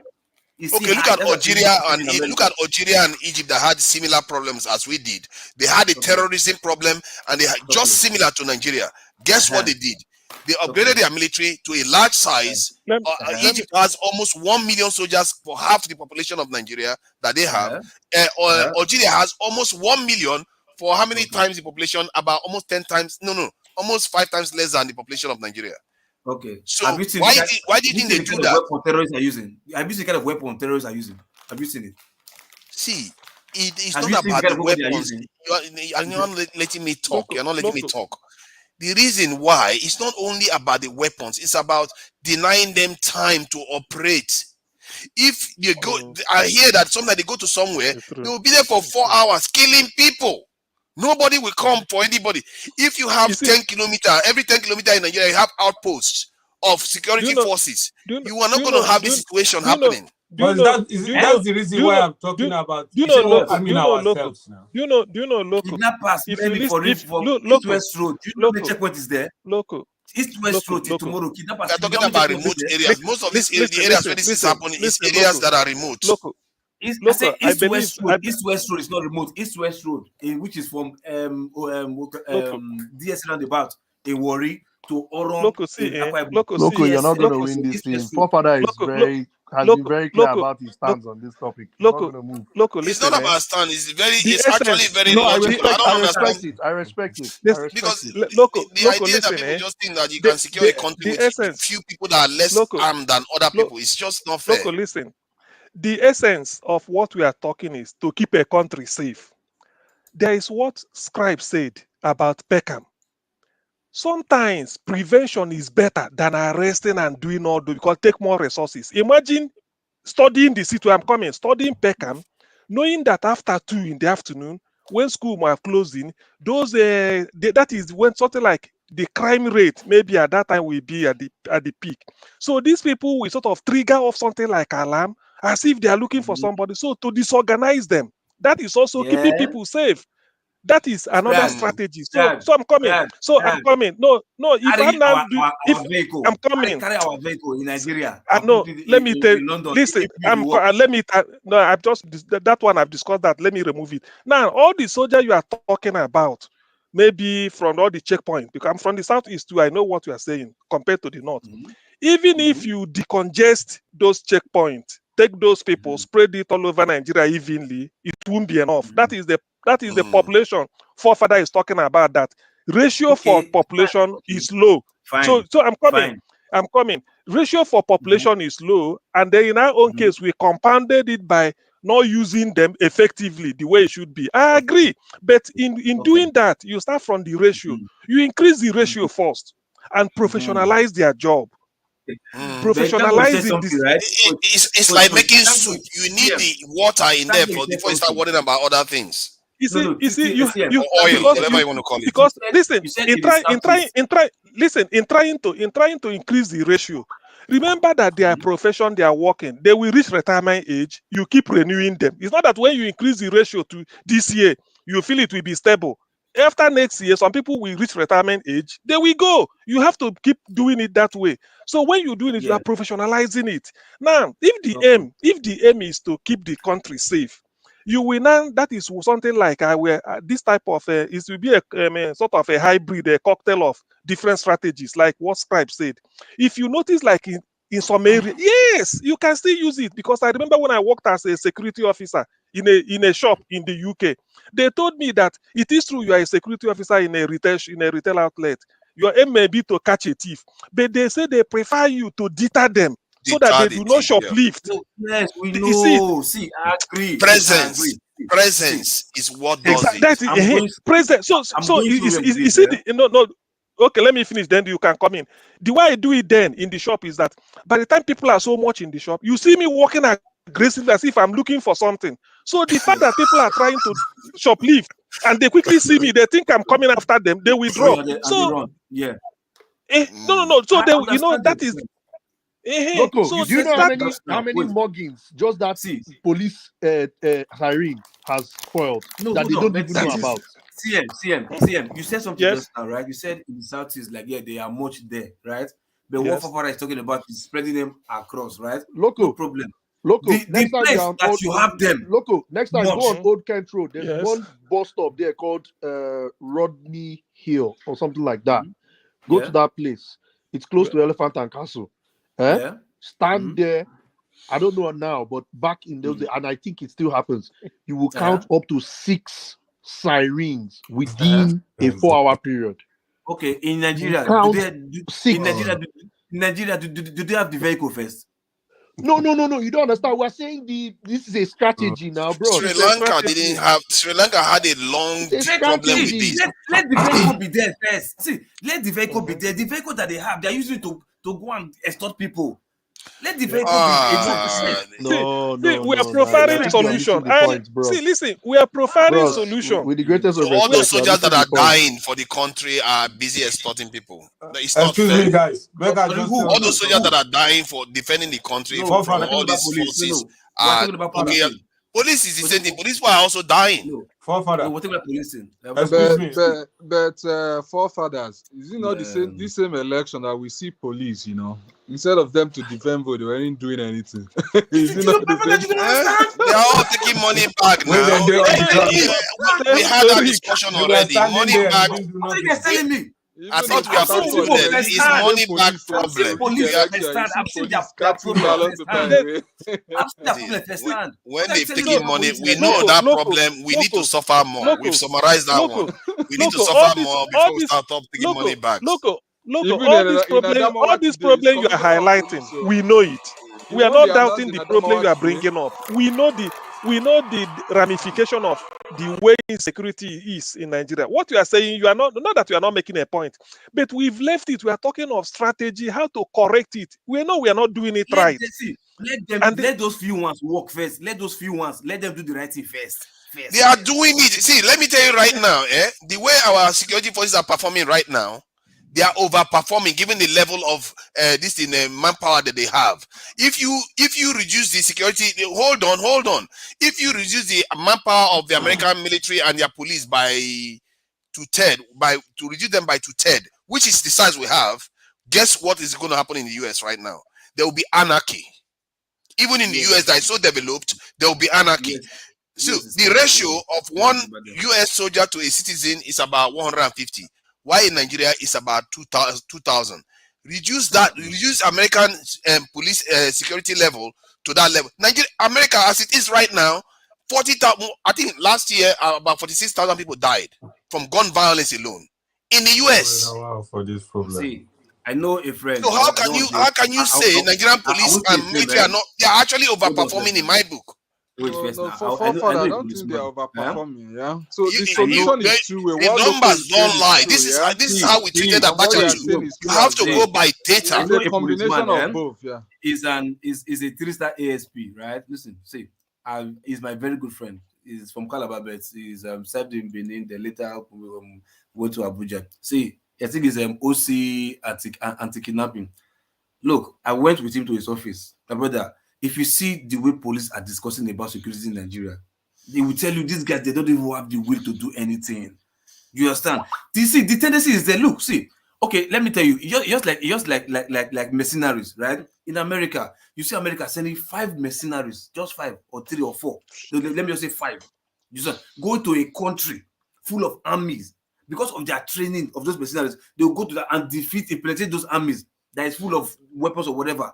See, sometimes it's the mind to work. That's precision. That's precision operation. That has nothing to do with defeat. They didn't defeat the entire military. They didn't defeat the entire military. And if they get caught, they are dead. And they do get caught sometimes.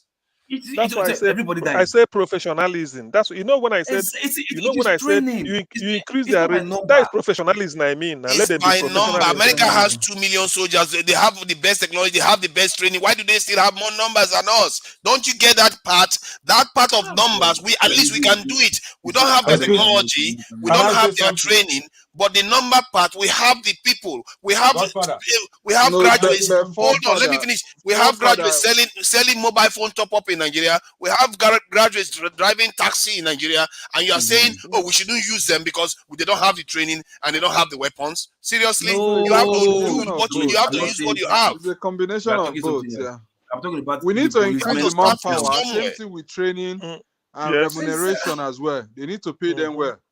Yeah. Because police here is well paid. And see their performance. Brother, and train them. Sri Lankan military. See, police will leave Nigeria and go for international course, overseas, whatever. They perform well. They don't take bribe then. They don't take bribe. They are not enough. Sri Lankan military. See. Sri Lankan military. Loco. You need to really be hearing what I'm saying. Sri Lanka is 10 times less. Their population is 10 times less. What you're saying doesn't make sense. Loco is not listening. He's not listening. He's just welded on keeping our nation. But you're not making the point. Okay. I just said Sri Lanka. Can you let me finish? You are not listening. We are listening.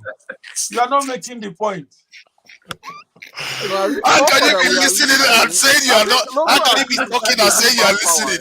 You can't be along now. Nobody was talking. You can't be listening when you are telling me you are, because this is a topic that I have data on. So if you want, reality, you see, now we are in trouble. Reality. Now he tells you that he's not here to be convinced. Scribe. Stop saying that I'm not going to. No, I'm supporting you. I'm trying to argue a cogent point here that is quite important. I've argued this point with you many times, so I just respect your angle. So. Sri Lanka has a population that is 10 times less than that of Nigeria. You don't want to hear it. I don't know talk why. about Nigeria. What is the point of having this discussion if you don't even want to hear anybody? No, go on. We are listening to you. Go on. Thank you. Sri Lanka they have about 20 million this in population, and yet they have more soldiers than us. They have more soldiers than Nigeria. Nigeria has about active 150,000 soldiers at most, and they have about 300 and something thousand. That's Sri Lanka. They have 20 million in population. We have 200 million in population, and they spend half of what we spend on defense than Nigeria. They spend half of what we spend on defense for twice the number of soldiers. So are you telling me they are not professional too? And they defeated the Tamil Tigers. They went on to secure that country. Tell me whether I have any record that is better than that. And you are telling me that Nigeria that has 200 million people, by that ratio, Nigeria should have 4 million soldiers to even match them. The proportion, they are men like you. They are men like you, although they are not wearing that down, but they are men like you that did that. So in your submission now, you think, right, for a country to have a better security, right, the security force, policing, let's leave army and air force or whatever. Both, all policing. Of them. All of them. All of them. Police, military, all of them needs to be put in the right state. International standard is not exceptional even. Okay, no. Now we'll see. We're talking about, because we talk about military, we're talking about protecting the borders. We're talking about civil military, which is police. Everything. Yeah. No, because if you just like Boko Haram now, right? Isn't it a shame where Boko Haram will be fighting land war with Nigerian soldiers? I mean, we're fighting land war with what's it called, Boko Haram. Air Force can't even work with Air Force, at least to help them with air support. They can't even. They make call and they don't even respond to them. Is that not a shame with this country? A country where you tell me that manpower is the problem. Meanwhile, they don't want to work. They don't want to do the right thing. Okay. You What tell me solution? no. But there are what solution? And you use one bad record to judge the entire operations. Let's tackle it this way. Wait, I'm telling you, look at the problem. Loco, let's tackle it this way. Nigerian army, we know. Let's tackle it this way. They don't work hand in hand with Nigerian Air Force. Nobody. Guys, but let us do it one by one. Why do we take things for granted so much? Do you go to Nigeria and see Boko Haram coming to international airport to harass you? Do you walk on the street in Nigeria? Wait. Under security. So they have to go to the airport and ask me before Air Force. No, my point is that there are many parts of Nigeria and many people in Nigeria that enjoy a level of security that you can't even accord to even some Americans. Because if 40-something thousand is dying per annum in America per year, are you telling me they are more secure than Nigeria? If they are dying from gun violence alone. We have a terrorist problem in Nigeria, which is so-called Boko Haram, right? And Nigerian armies are engaging with them. So the time during the few occasions or many occasions when the Nigerian armies are overwhelmed, what's necessary to be done? They contract the NSA. What happens? They link them up with air support, right? And they come with air support. How many times have you seen air support supporting them? How many times? Very few. I've heard of cases they kill a lot of cows once too. And but that lady that died, that Air Force hero that died. Bless you. That Air Force hero that died. It tells you that they were operating. My point is that it tells you that there are times that they actually perform well. That's why she was a hero. No, they performed well. What was her fate? What happened to her? Yeah, she died in I personally I find that death very suspicious. I don't like it. I don't like that death. Because it looks like Nigeria is the most unlucky country to lose somebody like that. No, I find that hard to believe. That is to tell you, it is not the manpower that is the problem. It is the will to work. Let's have a meeting point. I get the will part of it. I get the will part of it, but the numbers don't lie. The numbers don't lie. See, okay, how about the will? Are you telling me that Algerians don't have the will to? Why did they recruit more people? Why? But you just said Nigerians are peculiar people. Everything about Nigeria is different from everything about the world. They are human beings. What you have not done is what they've done. They are human beings. Like you said it yourself. You go and compete with them, you outperform them. How can you punish your people? You are deliberately punishing your own workers. If it was you, you wouldn't be happy with that. You have a worker, you tell him to defend 2,000 people when other people have that same worker and tell him to defend 100 people. It's not fair. You give them to defend with nothing. You don't give them weapons. You don't give them food. You don't give them water. But start by reducing the number of people they have to defend. That one you can solve it. How many times have you seen video of soldiers crying in the bush? How many times have you seen videos crying in the bush? I know, but at least start by stopping.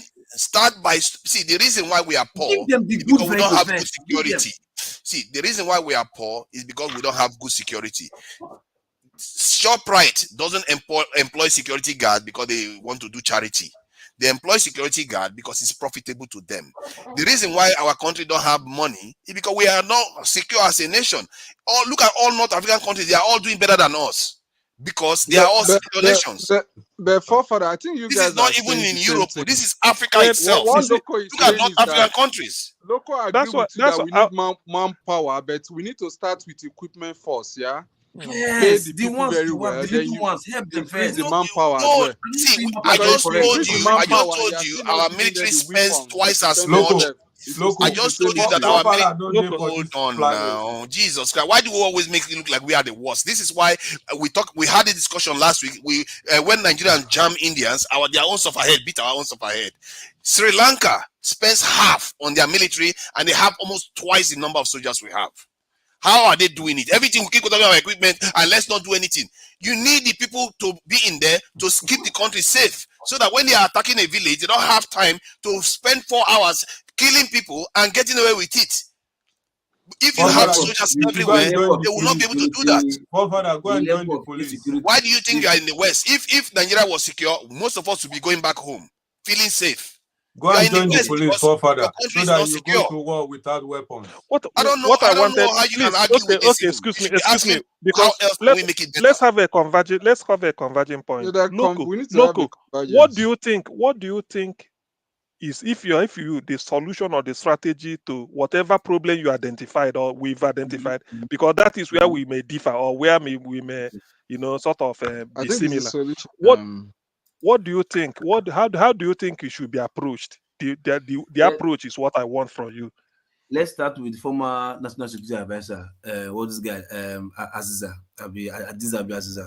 When before that, as I say, former. When they went to Asaba, I think for security summit or whatever. I think he made some statements there, trying to expose saying the truth about what is really happening in Nigerian security situation. I think extending the number of security was not even the main issue. He was talking about the internal and the profitability of insecurity in Nigeria. What happened after that Asaba summit? It did not last up to how many days he died.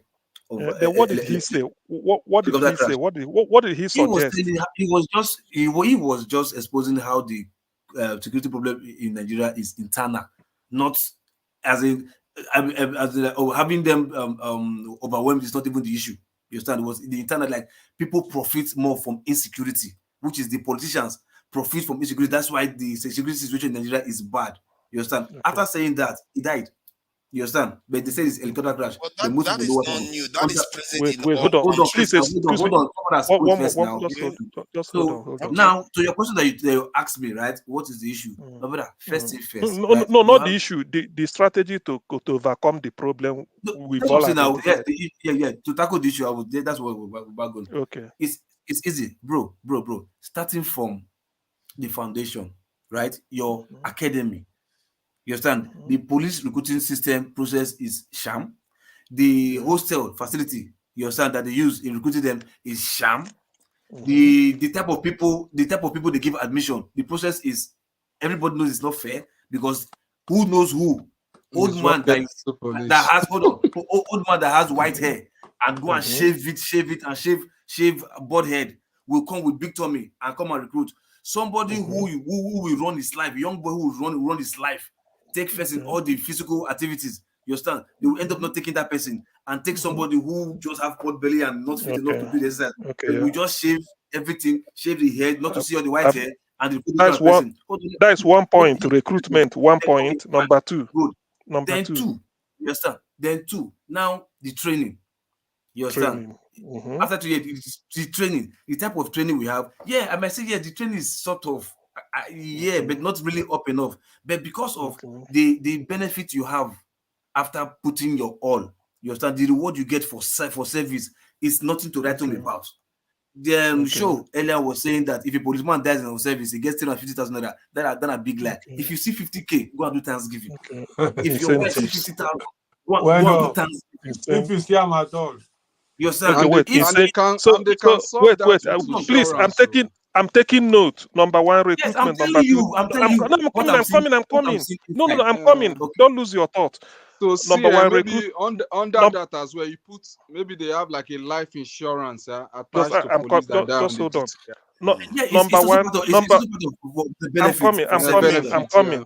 See, just listen. Number one, recruitment. Number two, training. Number three, incentives. Something like all these incentives we are talking about. Incentives, so benefits. Which is good, okay. good accommodation, so benefits, right? It's okay. Yeah, From just say benefit, whatever comes under it. Benefit, whatever yeah. benefit.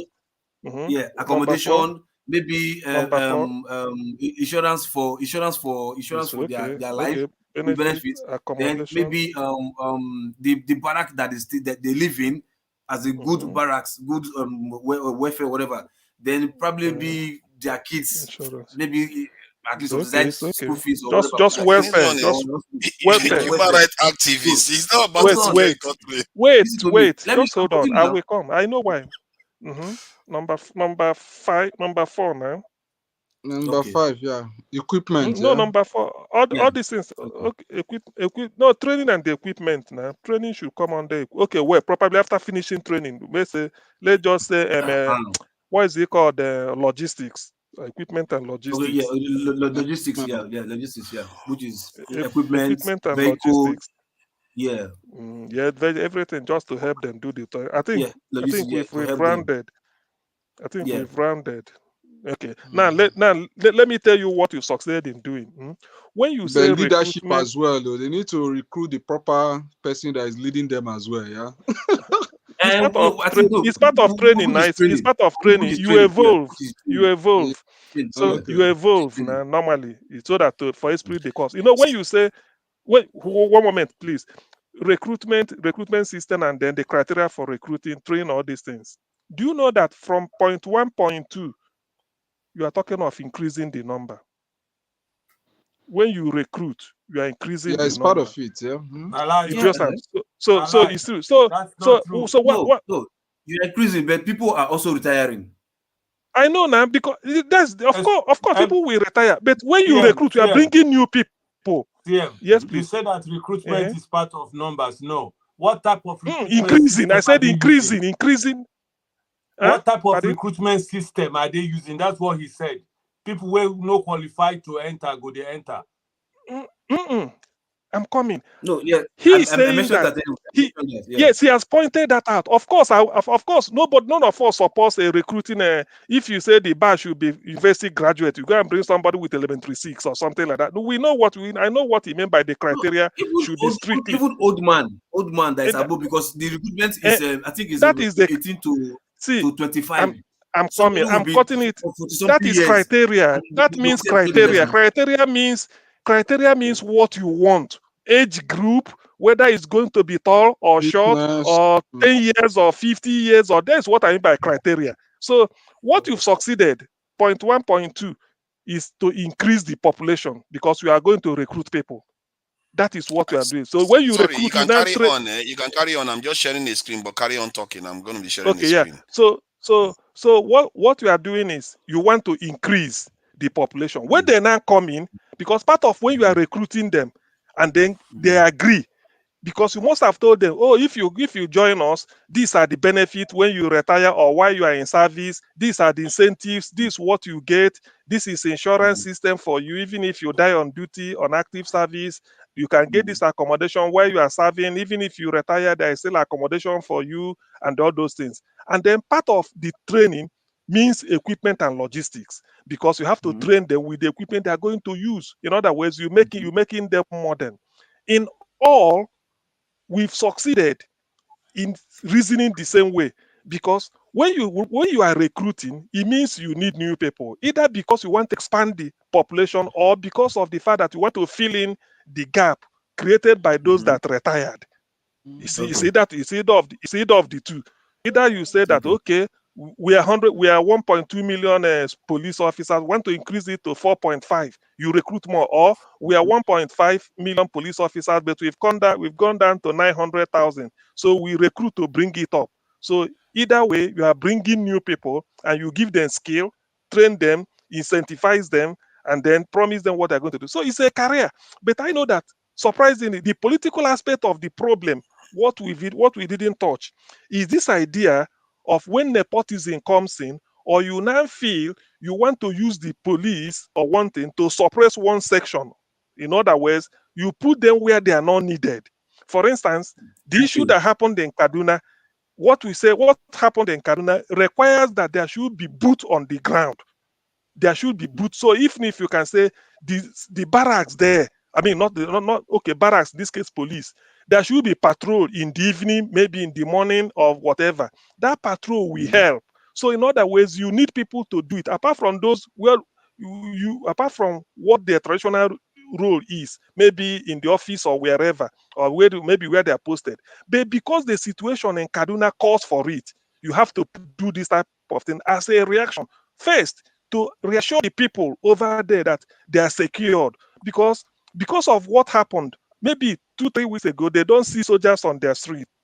I mean, police on their street. But because this thing had happened, when they now start in the evening, morning, they're seeing soldiers, police mounted everywhere, passing around, talking to them, they will feel more secure, and it means that the security is responsive. So bringing those people that are the checkpoint. Sorry. Let me say one small thing. Why not withdraw all the police, both Mopol and administrative police? Why not withdraw them from the so-called VIP that carry them as escorts? Why not withdraw them? Those ones? So they will kill your VIPs. Jesus Christ. That is no. It's not like that. So your VIP will be vulnerable. Not that VIP will be vulnerable. What Nigeria made this law. You know, they say any law is good until you abuse it. There's a position that Nigeria made something like a provision that if you want the police, just like you rent them, you need police support or security, you can apply, probably you pay.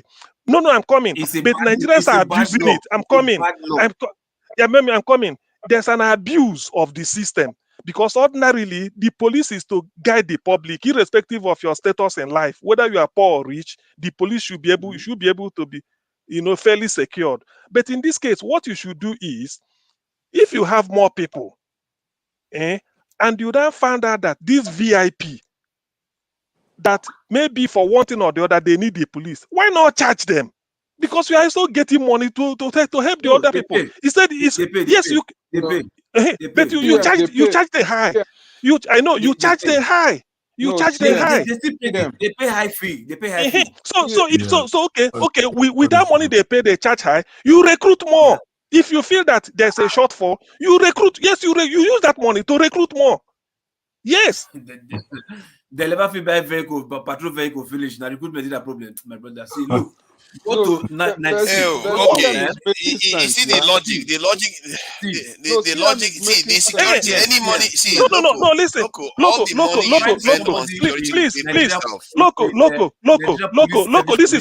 This is why I made that point. When the VIP take a police officer to maybe say a VIP, only you and your family, but know that that police officer should have been 1 to 10 people. But you take the police officer only for you and your family. It means that maybe it's not having so you are depriving the larger population of police. The money we make from you, I'm coming. Listen. No, it's okay. Listen. Whenever you give that VIP police, the money you make from the VIP, you reinvest it in the police. Who are the VIPs? CM, who are the VIPs? The government big men or who? Private people like nobody is above the law. This is where the abuse comes in. I want you to see reasons. MC Olomo. Wait now. MC Olomo just went out to do MC Olomo. How many police guarding MC Olomo? This is the abuse we are talking. I think we are profiling solution. We are profiling. But let me tell you. See, let's do it this way. Let me do it this way. There's something I learned from the white people. White people do not outrightly ban something. Rather, they put a high premium tax on it. They don't outrightly ban anything. If it is possible that maybe somebody needs extra police cover, you tell the person how much the person will pay, and if he's willing to pay, collect their money, reinvest it in the police force. Maybe in terms of equipment, if that is what you want, or you recruit more people, keep them. It's even any money for them. It's even making money for the police. Remember, we have civil defense. CM, I think we've taken some time on that now. Local. Let's look at this map. Let's look at this map. Civil defense. We have vigilante and police. Remember that one still. Okay, so see, listen. First, I think I want to start from the point that almost any money you spend on security, you get it back in terms of economic growth. Because when people feel secure, they are more likely to engage in economic activity that is going to profit the country. I remember when you are catering for those security officials, somebody needs to pay for the make the boots. Somebody needs to build the barracks. Somebody needs to build this in sew their uniform. So all these things are things that stimulate the economy. So if you look at nations that are, this is not my opinion. Don't take my opinion for it. Look at the map of the world. And this is reflecting the size of militaries. And you notice that in Africa, they are really, really like the color is very, very bright, yellow, yellow throughout. And look at other parts of the world, how thick they are. And this is by number of soldiers, which is not very reflective of the truth. Because if you look at the Nigerian population, America is yellow. America is yellow. Too. Yes, America is yellow, but not as yellow. But let me put it on the map so you see what I mean. Canada. So America, the total number of people involved in the military is 2.2 million. Even if they are about 1.5 times the population of Nigeria, just about 1.5 times the population of Nigeria, they have about 10 times more soldiers than Nigeria. So, but if you go to like Russia has about altogether 3.6 million, and their population is about half the population of Nigeria. These are human beings doing it, to men like us doing these things. Right? They are not ghosts. Hello. I'm saying, are you going? Yeah. All right. Good night. So he's seen so many facts now he's run away. So I don't know that he's taking off. So if you look at which other country is there, let me zoom in so that we can see the numbers clearly. Because the reason why I make this argument strongly is because I don't know how we got here with accepting the state of affairs in our country. Because if you look at the map of the world, every self-respecting country there has got the higher security posture. All I'm saying is that by number, this is not by anything else, it's not by technology. Why is it that the countries that are more advanced than us have more people? Is that not double disadvantage? We don't have that technology, but we have the people. We should put the people forward. Okay. I think the chart that you're showing right now is population vis-a-vis military strength, not policing. No, population. No. You see, the reason why I didn't show policing, because policing doesn't reflect how well a nation does. This does more closely. And what were they discussing about? Security, policing. That's what's discussing about, we're saying security. All of them. There's a reason why Sankara is dead. Abacha is dead. Our leaders keep going overseas because guess what? Those countries have their numbers are thicker. The American military that you think is much, right? They are not even recruiting more military because they are of their internal crisis. No, they are recruiting more military because of political power. They want to, win all their wars. They want to have more military that will go and fight their enemies across the other region. Talking about anywhere, whether east or west. Okay, so, are you looking at Brazil? Look at Brazil. Yeah. Are you seeing the numbers for Brazil?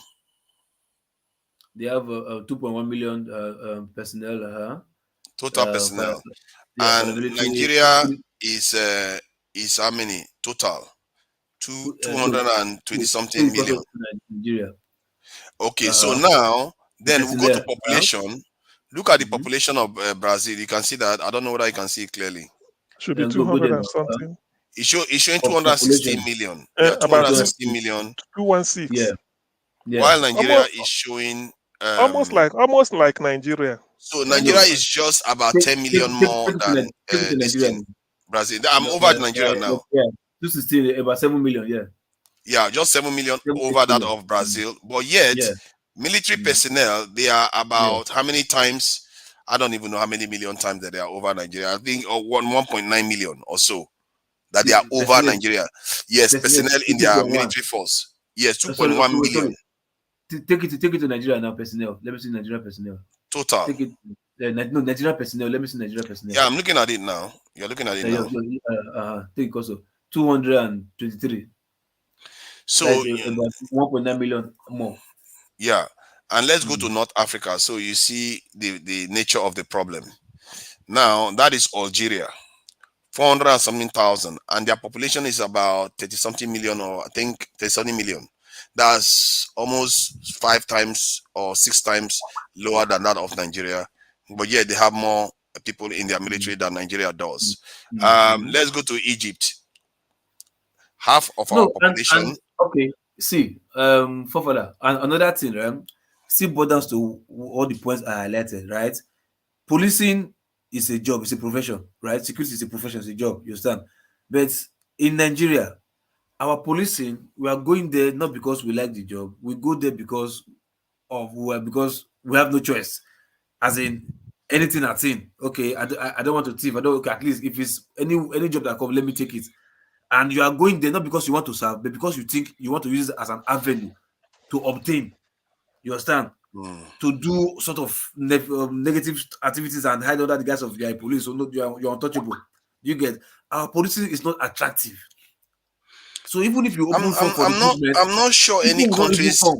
Most countries, their military is not attractive. I don't think Russia military, they like to join the military right now. Many of them will like to quit. But sometimes this world, we make it look like it's a game. Attractive? Is that what we are talking about here? No, not the war. Hold on. You are like in Nigeria, right? Most people in Nigerian Defense Academy, they don't go to fight war. Most of them are engineers. Most of them are nurses, doctors. They are soldiers. But it doesn't mean that they are what's called combative soldiers. They are not combatants. They are armies. Just I will tell you now. I think I can tell you for free that the population of Nigerian people in the Nigerian army, majority of them, right, are non-combative. They are not combatant soldiers. Majority of them are not combatant. That's even worse. You are even saying it's even worse then. You see, that's what I'm telling you. What you should realize then is that there's a reason why all the 4 candidates, their consciousness has shifted from where it was 4 years ago to all of them saying they want at least 1 million man army in Nigeria. Because they've realized that we have been a joke all this while. If you look at that map, we are a joke. They want that is the reason why we are where we are. But your soldiers, look at this now. This country has, America has 2 something million, loses 40 something thousand people due to gun violence every year. Even with Nigeria's level of security readiness, technically Nigerians are actually physically safer than America in terms of deaths. Of course. So if they are, that's why can you not argue then that our security forces are actually overperforming given what they have been given? They are not paid enough. They are undermanned. No, what is helping us is the way we are, that religion stuff. Like in America, nobody. That's why when somebody said they should give us gun, and we said no, because if we have that same mentality or that same right to bear arms the way the Americans are doing right now, you understand? Imagine there's no arm in Nigeria. Look at what courts are doing in Nigeria. Then tell me when there's not arm in Nigeria. You understand? I agree with you on that front, but technically there is still arms in Nigeria. There's a lot of arms coming in from Niger Republic due to all the problems in the Sahel. Just to scatter the country, to scatter Nigeria. I know. Yes, that is not America. So from looking at this map, then what do you make of this map when you look at the population map and look at how Africa is light? Does it not correlate with poverty? Look at it now. With what? With poverty. If you look at the countries that are less secure, especially when they are major nations that are like that. They are less secure. Look at India. India. If I go to India's number, that one will make your drop jaw. That's 5 million. Wait, okay, go to South Africa. South Africa, another problem. This nation, African black nation as usual. Let me show. Let me show you a classic one that is going to make your jaw drop. Look at Algeria. No, let me just show you this one to show you a black man's problem. Look at Algeria, run by Arabs. Look at their security readiness. 460,000 soldiers, and look at their population. 45 million population. Now look at Mali right next door. This is Niger right next door to this thing. Guess the number of soldiers, 10,000. How do you share a border with a nation that has this one? This is Chad. That's even worse. How did Chad get there? Okay, look at Algeria, a nation that is run by Arabs. You are sharing border with it, a black nation. Look at what they've got, 10,000. Look at another nation that shares border with Algeria, Mali, a black nation, 20,000. Algeria, 400 and something thousand. Okay, let me go to this thing. What's the other name? Morocco, 395,000, which is basically 400,000 soldiers. And guess what? Population? What is the population? The Morocco population. Let's go to Morocco's population. Morocco is 37 million. Okay, and they've got almost like Algeria, proportionate like Algeria. Yes, well, and they have almost double the number of soldiers that we do, and so 30-something million. So then go to Senegal. Look at Mauritania next door. Mauritania is 20,000, and that Mauritania 20,000 is quite high, and that is because the people running Mauritania are actually Arabs. Because sorry, I just want to cover this one so that local will see the disease of our people, because this is next door to fellow light-colored people. Look at try South Africa first now. You try South Africa first. I've checked South Africa. South Africa is reflecting what all the other African countries are doing. They are just as bad. Okay, what's the level of security there compared to Nigeria? By Nigeria, it's the same. It's basically the same like Nigeria, maybe even worse. It's better. Okay, just let's work it out. Maybe is 1 man to 1,000 or so, maybe. And if you go with their active duty, I think it's 2,000. If you go with their active duty, is about 65,000. But their population, let me go to their population, is about 50,000 if I'm not mistaken. Just about 60,000. So it's almost like 1,000 if I'm not mistaken. 1,000 or so. Yeah, just about 1,000, which is half of what we have. But you don't see any. Let me check any European country that does that. Let me see England. Oh no. Choose one European country. Let's say the ratio. Let's say the formula is 1:1,000. It's poor now. It's poor. You will not see one European country like that. It's poor. Okay, 1:1,000. So just say 1 to 100 or 200. Just say 1 to 100 or 200. Just 1,000. Yes. 1 to 200,000. No. You are saying 1 to 1,000. 100 people. You are talking 200 people. Yes. Okay. Yes. Now 1 to 200 people at least. No. It's what? Do you know why I'm saying this? It's look, 1 to 1,000 is so small. One soldier to 1,000 people to guard. No. That's too much. It's too hard. If you stand in front of 100 people, you can't secure 100 people. Not to mention 1,000. It's very, very hard. Not to mention. That's why I'm saying 1 soldier to 100. Do you know one thing? Do you know that military? I'm coming in Brazil. Military, their engineering, they bid for contract just like any other company, and they get and do it for the country and get paid. So what I'm trying to say is that even if, like Fofana is saying, even if we increase our military, let's say we increase that based on our population of 200 and something million, let's say we even have 5 million in the military.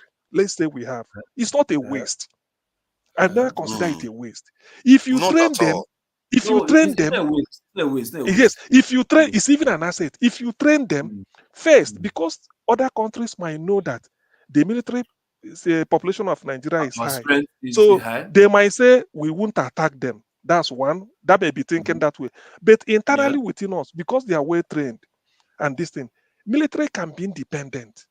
They sold whatever resources they need, they can bid for it, Get it? It's just like they exist like a different country on their own. But No, though, yeah, no, no, no, there's no country, no contrast. country is doing that. No country is doing No, that. no, no, no, no, no, no. Maybe I used the wrong word. What I'm trying to say Okay. that they are fairly independent in terms of certain operation. If they can come and bid contract with Ministry of Works and get to build bridges, they do it in Brazil. Military, their military bid for contract like any other construction company. If they get, they do. And then when we had this flooding in Nigeria, that is when you move the military out. Those people, those states where the flood that are from Bayelsa, Akwa Ibom, Anambra, Delta, Edo, why is it Imo, all those people. Military will move out, or if there are bridges that are wiped away, because normally when there is a flooding, then maybe bridges will be washed away or Yes. flooded, all those things. Yeah. So, Red Cross military, they come. so military come to the rescue, maybe build refugee camps for them. It's a contract, they're not doing it free. Government will pay them. So in other ways, Loco, yes, are you looking at that of Ghana? Look at that of Ghana military size. That's a country of about 33 million people. Yeah, 15,000 to secure 33 million people. And So that's about the same population as that of Morocco. Then Morocco is 37 million, and they have 300 and something thousand. So is it not a black man problem? If you look at this map, you see why I get paranoid. So the military, if you train them, keep them in the back, because one thing I like is let them realize that it's a profession. They can do whatever civilians are doing in terms of bidding for contract, doing all these things, and still be their military and retain. You only need them when there's an emergency, you move them out to come and do a bit of give a hand, and then you go to the barracks again and do what they want to do. So military is good. To me, I don't see it's not a waste. But in in securing a country internally, you start with the police. You secure you start with the police, because our police will be more than the military in number. We need more police in terms of ratio. We need more police. That's what that's what I'm saying. That's what I'm telling you. If all this, let's say somebody like Flavor, all this our Davido, they feel they need a security police. Send them police, charge them, build them high, so that when they bring the money, you reinvest it. You use it to why not send them civil defense? Why civil defense? If this is what they want, and police can guard them. It's done in the Western world. Hold on now, wait now. We have civil defense, right? They are doing the same work with police. No, it's not. It's not in all. It's not in all cases. It's not in all cases. Civil defense is still a little bit civilian, much more than the police. Okay, no problem. Okay, but why not give them civil defense? At least civil defense, they are armed, right? Why not give them civil defense? But they are not police now. There are some in terms of intelligence. Remember, you are guarding. Listen. Okay, wait first now. They are doing security. The level of intelligence gathering between civil defense and police. Police is more trained to gather intelligence and forensics than civil defense. Okay, that's fine. why you the work they are doing with celebrity is to defend. It's just to protect them, not to gather the information for them. It's just to protect them. They can. Do you know one thing again? I want you to see it this way. For the fact, ordinarily, the police on the beat should be enough for everybody. But if they feel if they feel that because of their social status they need more this, you build and you pay. And that money you are getting, it will that money. Have you seen a policeman, right? Handling a situation in UK, policeman handling a situation where a gun is involved. Have you seen a policeman handling a situation where a gun is involved? How do you mean? In the UK? I'm asking because I want you to do that as the police that you see on the street every time that you see they drive around, blow siren. Is it the same police you see when they are handling a situation that is involving a gun? Is it the same police? You know, the people here are civilized now, right from the time. They are not like us. So you don't need the police can be walking here with their gun and he's not afraid of people attacking him.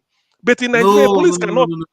No. What I'm saying is this: when there's a situation with involving a gun, The police that they call is not the regular police you see on the every day on the streets. No, you see the one special police that they call, not military. Yes. Special police that they call. Those ones are heavily armed, like SWAT. Yes.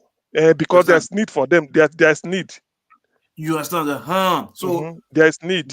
Those ones that are like SWAT, those ones are like they are the type of police that is carrying gun up and down in Nigeria. Then the civil defense in Nigeria is the type of regular police you see driving yellow and blue car up and down. Yes. Do you understand what I'm saying? So good. So for this Nigerian celebrity, their life is not in danger. How do you know? Okay, hold on now. Their life is how many times have you heard security see, listen, Loco, do you know one thing I want you to get is this? You're a government. Listen, Loco, do you know one thing I want you to get? I don't know where is the echo coming from. You're a government. Listen, Loco, do you know one thing I want you to get? I don't know where is the echo coming from. That's interesting. I don't even know where it's coming from. Okay, make everybody meet their man.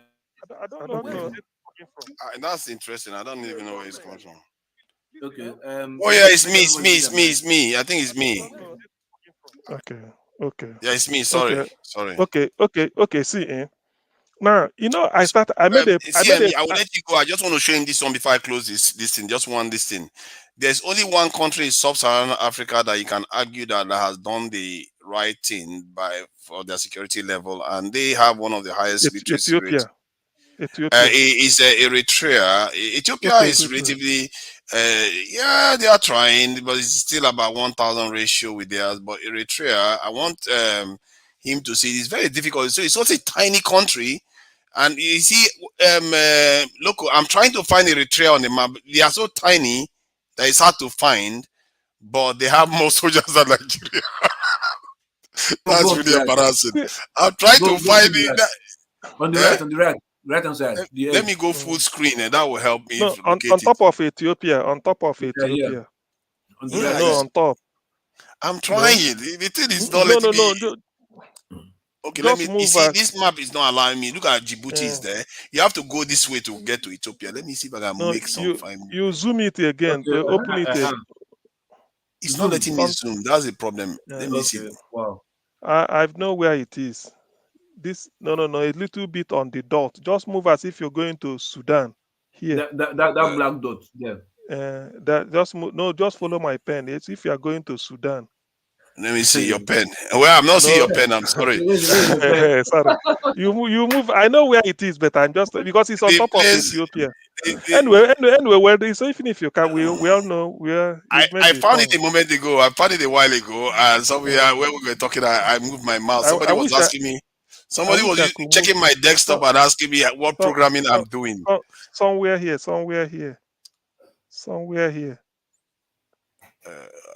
I know where it is. I can only that you can't open. That was it. I missed it just now. I was there just now. It's okay. Just on top of what you missed, on top of where that yellow. No. That is Somalia. That's more. That's more black. That is, no. If you go right, you are going Somalia. Just go on top, straight top. I always catch Djibouti is smaller than Ethiopia, but they always catch Djibouti. It's crazy. Anyway, well, the thing is, I know Ethiopia, Africa. That's it. Isaiah Africa.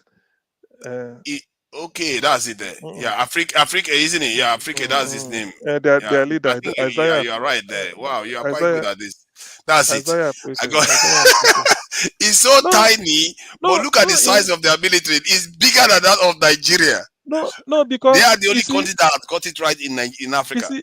You see, that's why when they talk of defense budget, military can fund themselves to some extent. Because when you allow them, say military, it's not just saying in the distance. Because they are trained, they are professionals, particularly engineering. They can manufacture certain things. I think in those days, Nigeria had DIC, Defense Industrial Corporation, manned by it's not in Kaduna. You can, they can. Look at what this guy said. You see, this is the problem with many, the way we understand it. He says, Ethiopia, Eritrea, you are going to be a pariah nation, you like it or not, if you want to change your security posture. Like CM, you said it earlier on. If you want to do something right by Nigeria, A lot of people are going to hate you. The West. Yes, of course, man. That's true. So That's true. You see, that is what Link. You know, you shouldn't be Link when buying you all said these things. Link when you said they were Singapore was virtually an orphan. Nobody want to all over the world.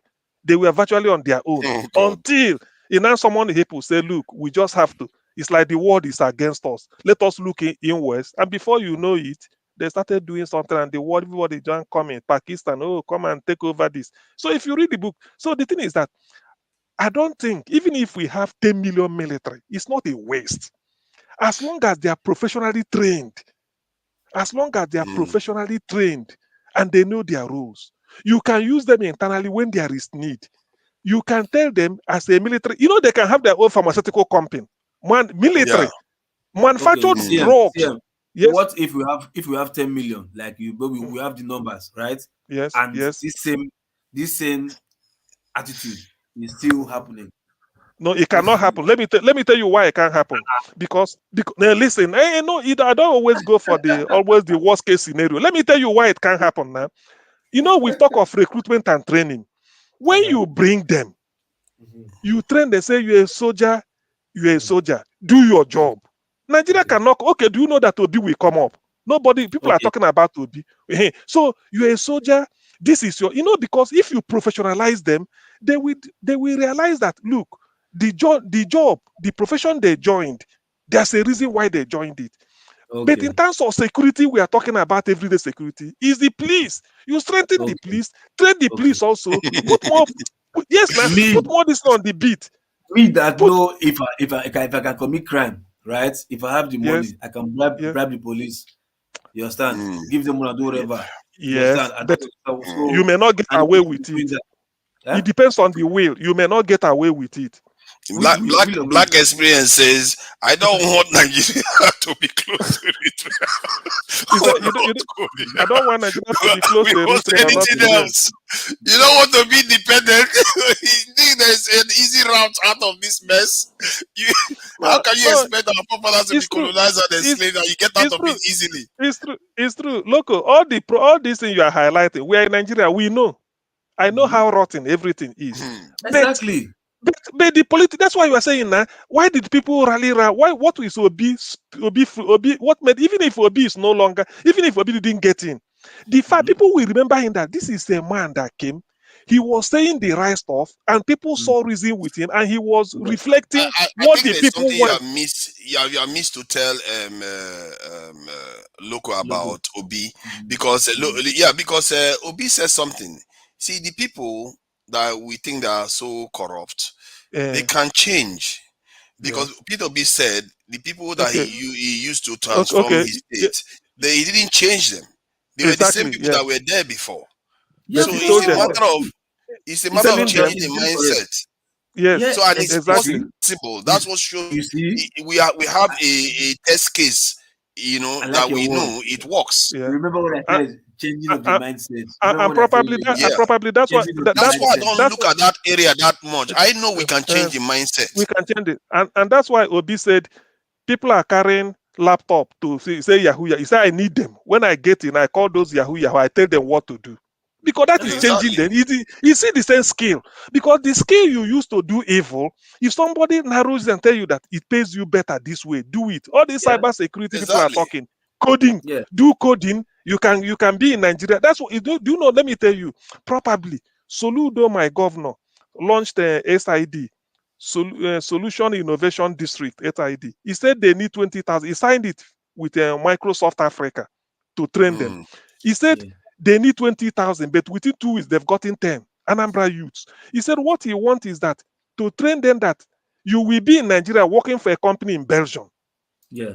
Now, somebody, yes, no, it's true. He celebrated March 17. He celebrated the 1 year in office since last year. Yes, 1 year. So he said his dream is you will be in Anambra State, a new because they call Anambra the digital tribe. That is what he said. I want Anambra digital tribe. Technology everywhere, technology every day. So he said you can be here working for a company in Belgium remotely, such that you make your money. So somebody who is already doing Yahoo, knowing how to manipulate, and you tell the person, this is even what you do in your own bedroom, and then you are working for a company and you are getting money. Is that not changing the mindset of the person? So this is part of This is bad, man. You know what I just did just now? You know, I was trying to show local that black men. I'm trying to make that case. I made the case about number of soldiers, but I'm trying to also make a case that black men have a problem. Look at Haiti. It's one island.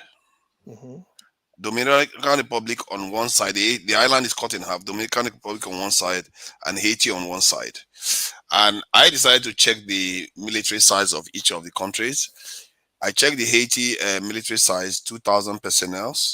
And there was a time they actually had 0, actually. It's more recently they brought the military back to 2,000 personnel. Then in Dominican Republic, guess what? 56,000 active personnel. Something is wrong with us. But then, what do we have in common? What do we have in common? Black. No history. No. That's even race, as historical race, as maybe events something that happened to all of us. Do you mean the colonialism? Dominican Republic was part of a colony too. Okay, now listen, see. I think so was Algeria, all of them. Historically, right? I think everybody will agree with me. I don't know that Indians and China were not as main targets the way Africans were at the main target of the West, trying to destroy because their we culture. make it so easy. They were targets. They were also targets. They had to use nuclear weapons to subdue Japan. They were also targets. It's just that we make it so easy that they don't even have to use that on us. Maybe from slavery, they transited to sowing because the effort they use in destroying Africa is far greater than the effort they even think of trying to use to destroy China, India, Japan, or all those South Asian countries. Was there resistance? Was there resistance before you measured what the effort? effort did they use to defeat? They defeated Lagos within a month. So and that is because they had to go back and come back again. Was there resistance? When they were doing it? Was there resistance? No, there was no resistance. So hold on first now. Hold on. There was no resistance. But what they did not do to them that they did to us is they did not attack their culture. They didn't attack their religion. But that they did to us. And that is defeating us physically. They attacked it. We can always come back to that. They shook it off. If we want, we can always come back to that. So to me, it's not that is not permanent. See, you can always come back to your culture. No. See, you know why? Look, it's now that we have seen that these Western countries is a scam. That is what is even giving us the urge to we should embrace our culture. You understand? But like I'll tell you, in in China and India, you forgot when Nigeria was overseas, was greener pasture to them. That time, Americans and the Germanys and the France and the UK, they were using those countries as dump countries of their used products. Old used products, where you dumping it. And what was the country doing? They were receiving it, taking their dumping trash there. But those guys were you're talking about the 90s and early 2000s. Yeah, even way before they I think 80s, even up to 80s or 70s, they were receiving it and opening the whatever they are bringing to them. During that period, they were all already going nuclear. All those countries were already going nuclear powers. Inside. They now knew what was inside those stuff that Americans were bringing, and they started making their own for themselves and asked America to. There was a time they would ship something container to China or India. And what they did, before it came to their border there, they turned the ship back to America. Take that rubbish back. We don't need it anymore. So why do you think they were able to do that? We are not able to do that. Oh, that's what I'm saying now. Because when they did not attack their religion, so they knew themselves, even they oppressed them. Then we attacked our religion. We threw our religion away and accepted their own. We did not know ourselves. We gave up our religion. They didn't attack it. It was a Usman and Fodio, a black man that went there, brought it back. Hold on. It was also Mansa Musa. It was also Mansa Musa. Psychology. It's not physical, it's psychology. So you are blaming them for your people not respecting their own elders and their own culture enough to preserve it. Because, I see there's something wrong with us. Why would you blame imperialism is a fact of life. All those, I don't count it as an excuse. To be honest, those other people rejected them. We didn't reject them. We accepted it. I don't count it as an excuse. You see, the thing is this, like the example you are giving, local. The thing is this. Whatever the West did to us is one. What we are doing to ourselves is more. Is worse. Yeah, because of so you see, so exactly, because the thing is, the moment I realize that what forefather did to me is bad, it means that thing will stop. If I did not realize it, that is when it continues. The moment I discover that this thing you did to me is not good, that means it will stop. But what if you realize it and your best way of getting revenge is not at forefather, it's at me, that you think I'm vulnerable to you? You want to get your own. That is in that case. That is not the wise thing now. It's not a wise thing to do, and I'm not making any headway. This is why I give that analogy that if somebody is flogging with a koboko, do you go after the koboko or you go after the person? Exactly. So if the person may have another koboko, you go after the person, until you go after the person, the flogging is not going to end. So even then, I remember when we are small. If somebody like my mom on days or my this thing will be flogging you. If you manage to get hold of the cane, and you are struggling before you know it, will leave it and then snatch another one. Whoever flogged this is CM. CM is not a gentle soul. Whoever flogged you. So you know when you're getting up. So like we were saying before I go to sleep. Really, I vote because anything called government or a territory. You're a country or a nation, apart from geographical space. The next thing is, how do you defend yourself from external aggression? So defense, that's why they say that is the primary aim of government. You must get it under grip. However you do and the primary duty of men too. When you bring it down to the core of it, is the primary duty of men. And that's why they say in the Western world they say security is the job of everybody. As long as you're in the country, security is the job of everybody. That's why the police will tell you there's no intelligence more than the one you give to them, the one you confide in them. Because if you are waiting for them to find out, said if you have anything, the intelligence they always use is that they go to area, talk to people. So in Nigeria, why are they lacking that in Nigeria? Not getting security for. You see, we are going for this. A security official told me that if they tell our law enforcement, by the time our law enforcement leaves, they will come and kill them. They come and kill them. So nobody is there. So they understand that law enforcement is not there to protect them. So that's why they don't do it anymore. This boys down. This boy down to what we identified before. But you can't blame them. The law enforcement is not there. When you train them, these are part of what you inculcate. These are one of the things. It's not the one that you tell that is coming to kill you. It's the criminals that will come back and say, "Oh, so you went and told them about us? They will kill you, kill all your family members." How do the criminals know? Because the police will reveal. Because other people in the town, no. Other people in the town will reveal it to them. Even the police. Let's say they came here. An example. No, I'm telling you something that a military official told me. He said sometimes when they come to somewhere, they will tell them that when somebody goes and tells the Air Force or whatever that these people came and did this to us. When they come next time, let's say the military attacks them and they escape. Some of them died and all the rest. They will come back some other time again and make an example of those people that did those things because the military is not present around the area.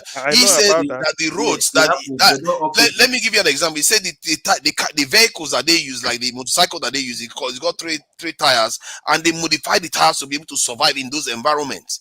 That the tires, they don't burst. They know how to navigate those areas. That by the time the military comes to their vehicles, it's over.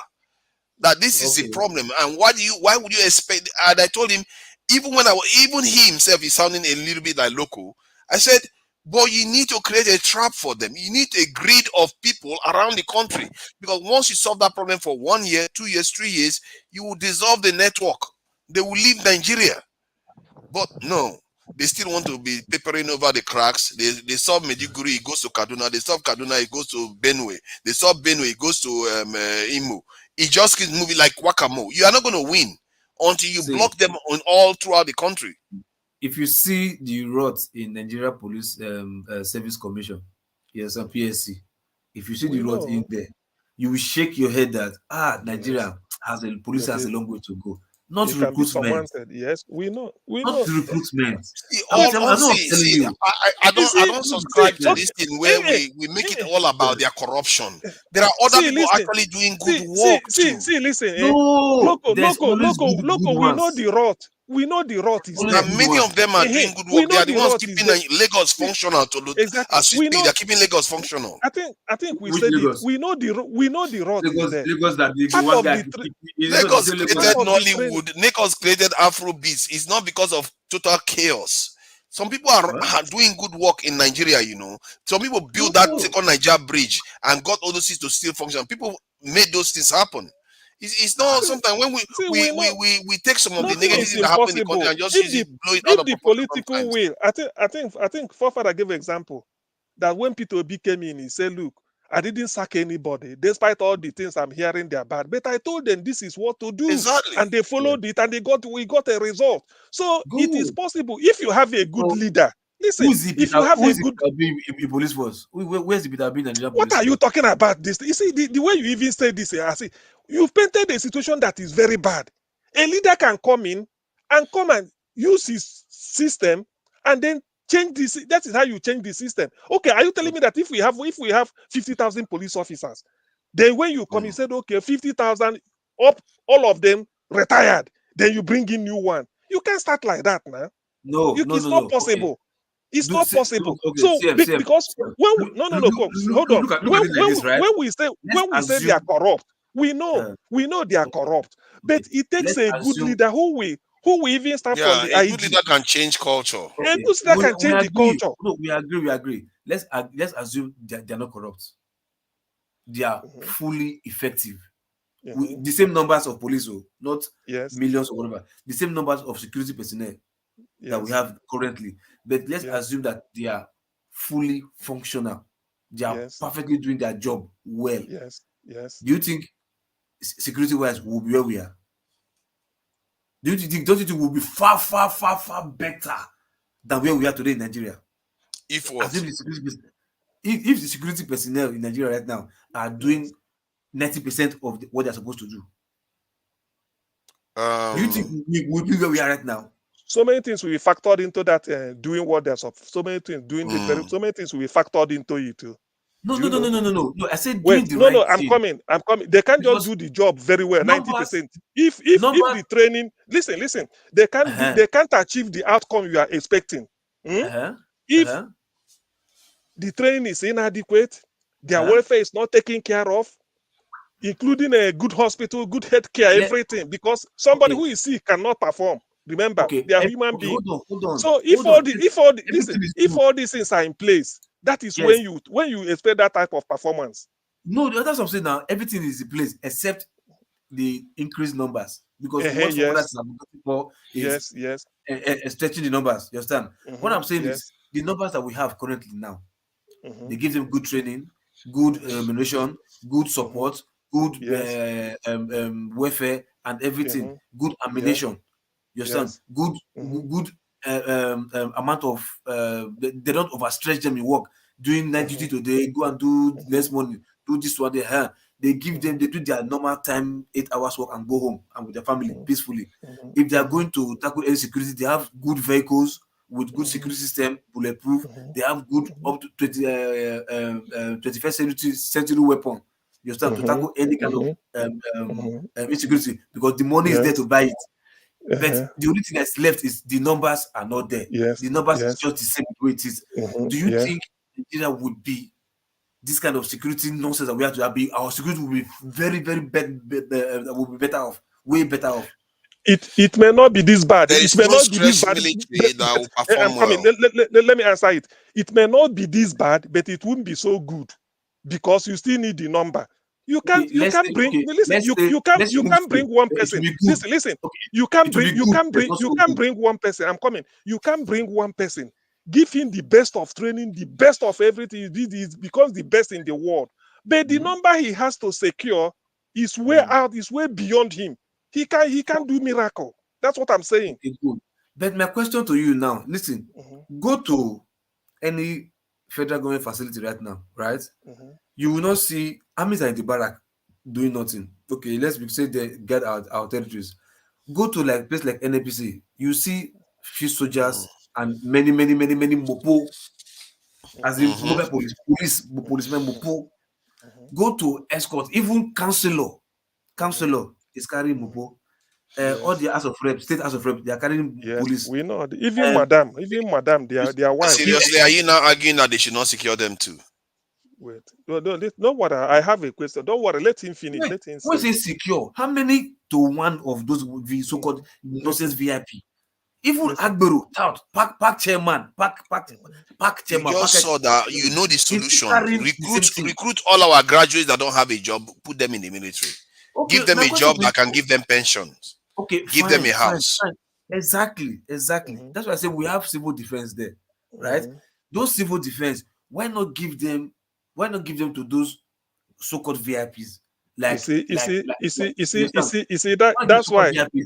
Do you know that some Nigerians have to bribe to get into the military now? Some of them, they have to bribe people to be able to even be taken on into the military. Thank you, because military business, security business is a money-making machine. Let me tell you how we solve that because problem. they want to earn a living. They want to earn a living, and our people are not employing them to secure the country. No.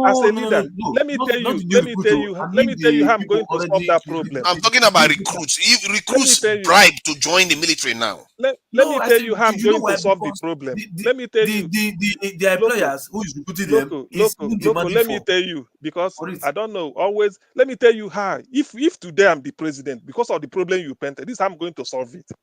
Okay. Police are safeguarding madam and anybody that any dick and Harry that need police. Maybe because of that, the main people, like poor people living, they are vulnerable, they are exposed. If I come as a leader, I have a bulk of unemployed graduates coming out of youth service that I need to put into the police. Listen, I need to put in the police force, and I need money. Listen. Hold on. What we attract them? Listen. Don't worry. I won't go to those security, maybe all these house of people that are maybe like Davido, then looking for police. I won't tell them police where I withdraw them. I will sit down with them. Henceforth, if you need police guide, if they are paying 1,000, I bring it to 100,000. Because I'm trying to raise like maybe 50 or 80 million to inject because of the new graduates coming in. Do you understand? I won't tell Davido. I won't tell all those Oluomo. I won't tell, oh no, I will withdraw your pay. I will say, look, you want a police force. We are now reviewed what we have to pay. It is you that will now refuse it. That's why the way the Western world does. I said, for police to be guarding you or this is on a daily, maybe if it's monthly basis, 150,000 naira for each police. So because I must have computed how many million I need, because I want to bring in more police, because the essence of those ones that should have been guarding the people very well, those people feel because they have money, they need extra. I give it to them, collect money from them, invest it in the system, use it. Even those ones I'm recruiting newly, that is when I say this is your incentive, this is the what go to your training, this is it. You recruit them. So this man is paying it. Forefathers in the UK, how do they pay council tax? The rich people, the rich, they count it according to your band, the cost of your property.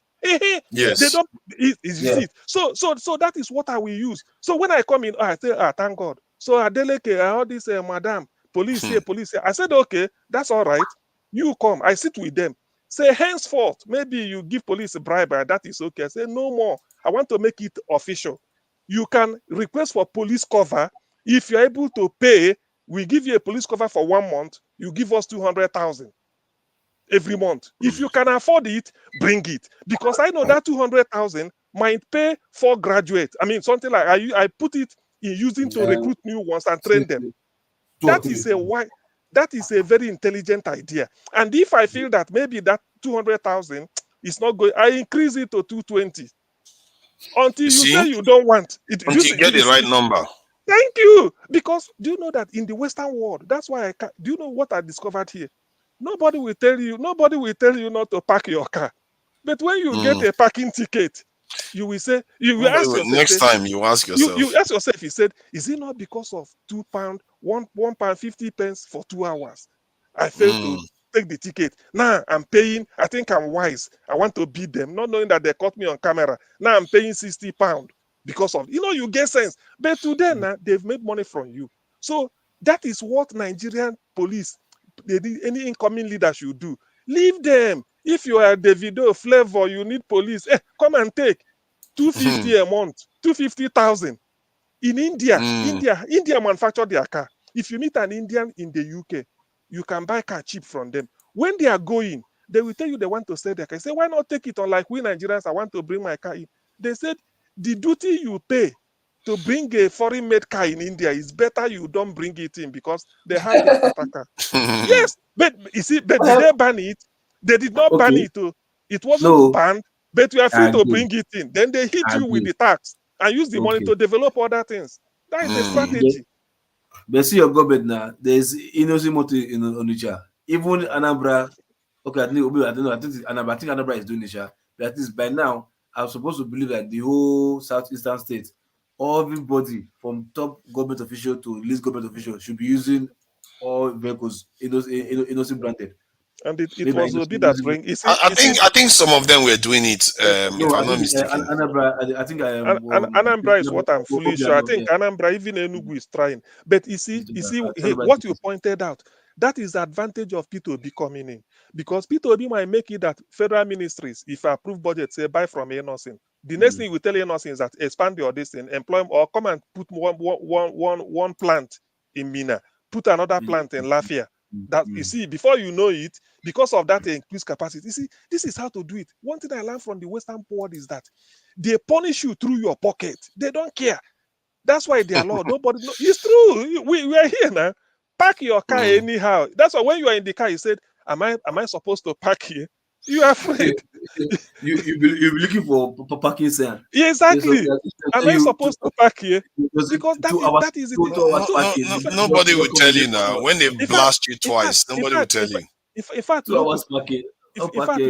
local, if you increase police like 250,000 on the ground that there will be accountability, you find out that not all these people police are guarding will afford it anymore. They say, in fact, it's like I can't. Regardless, if the because nobody wants to, like you see locally, people even do take it as a joke when a man who is proposing to a woman and the woman like, okay, what do you do for a living? I'm a policeman. She will say, God forbid. You understand? Why is she saying God forbid? Because the job is nothing to write home about. Exactly, it's true. So you bring the profile up. The number is well, yet Okada men in Nigeria have 2 wives. So let's not pretend as if police is the end of the world. No. The what I'm saying is that one is a choice of saying it depends on how the Okada get the 2 wives. So exactly. A young man that is barely. I saw this one in my own eyes. The guy is barely 22, 23 years. He give 2 people belly. I go manage. No. These are northerners hardcore. There are many like that. I used to witness it with my own eyes, and they are able to do these things. So it's not like we cannot do it. I think we just give them jobs, and that's creating jobs. It's true. It's creating jobs. Good jobs, by the way. The thing is, nobody wants to go and do a survival job now. Or you say never staff. They are already doing it for government offices that they are paying them 30,000. At least soldiers are earning more than that. They give you house, they give you uniform, they give you all kinds of stuff. Do you know this idea? Let me give you one idea. Do you know this idea of in Lagos? If you drive on bus lane, they impound your car, seize it, all this. To be honest with you, there's no need doing that. Just those traffic warden enforcing it, have your POS.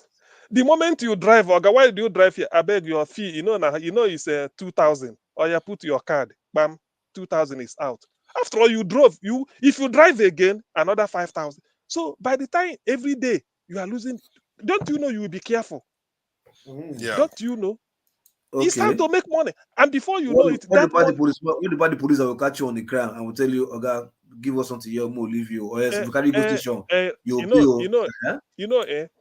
exactly. I so know that's it. there are That's it. there That's are it. Last people. month I pay you, I'm okay, coming. you pay There your are people. 2,000. There are Okay, people give me 1,000, may you go.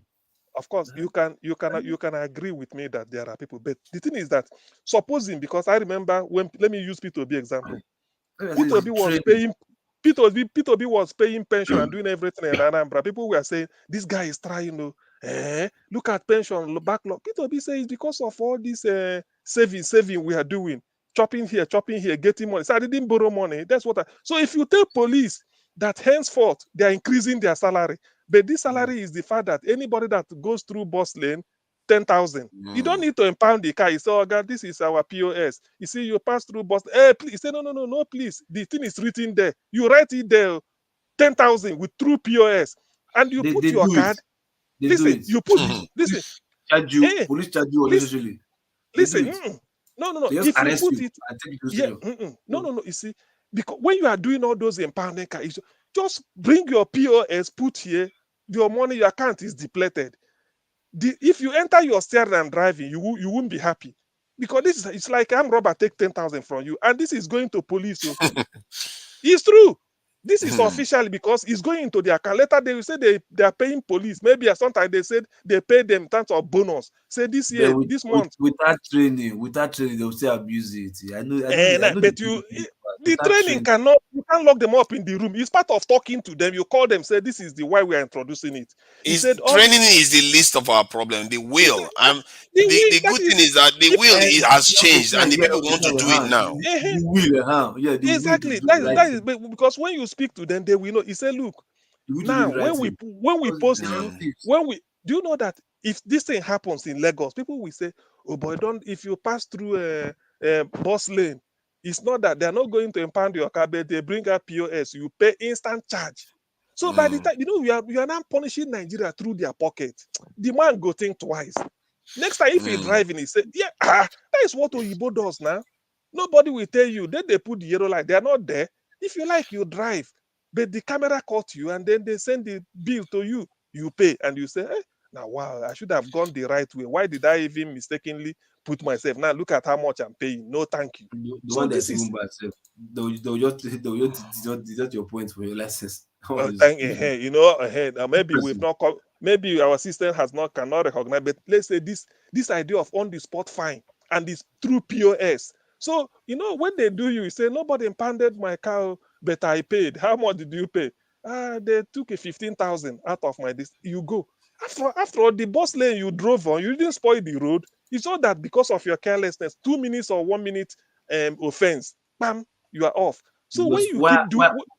Why I'm scared of that, right? Sorry, I know it's good at least to serve as deterrent to the people, coming forward to the law. But my fear is what we have right now.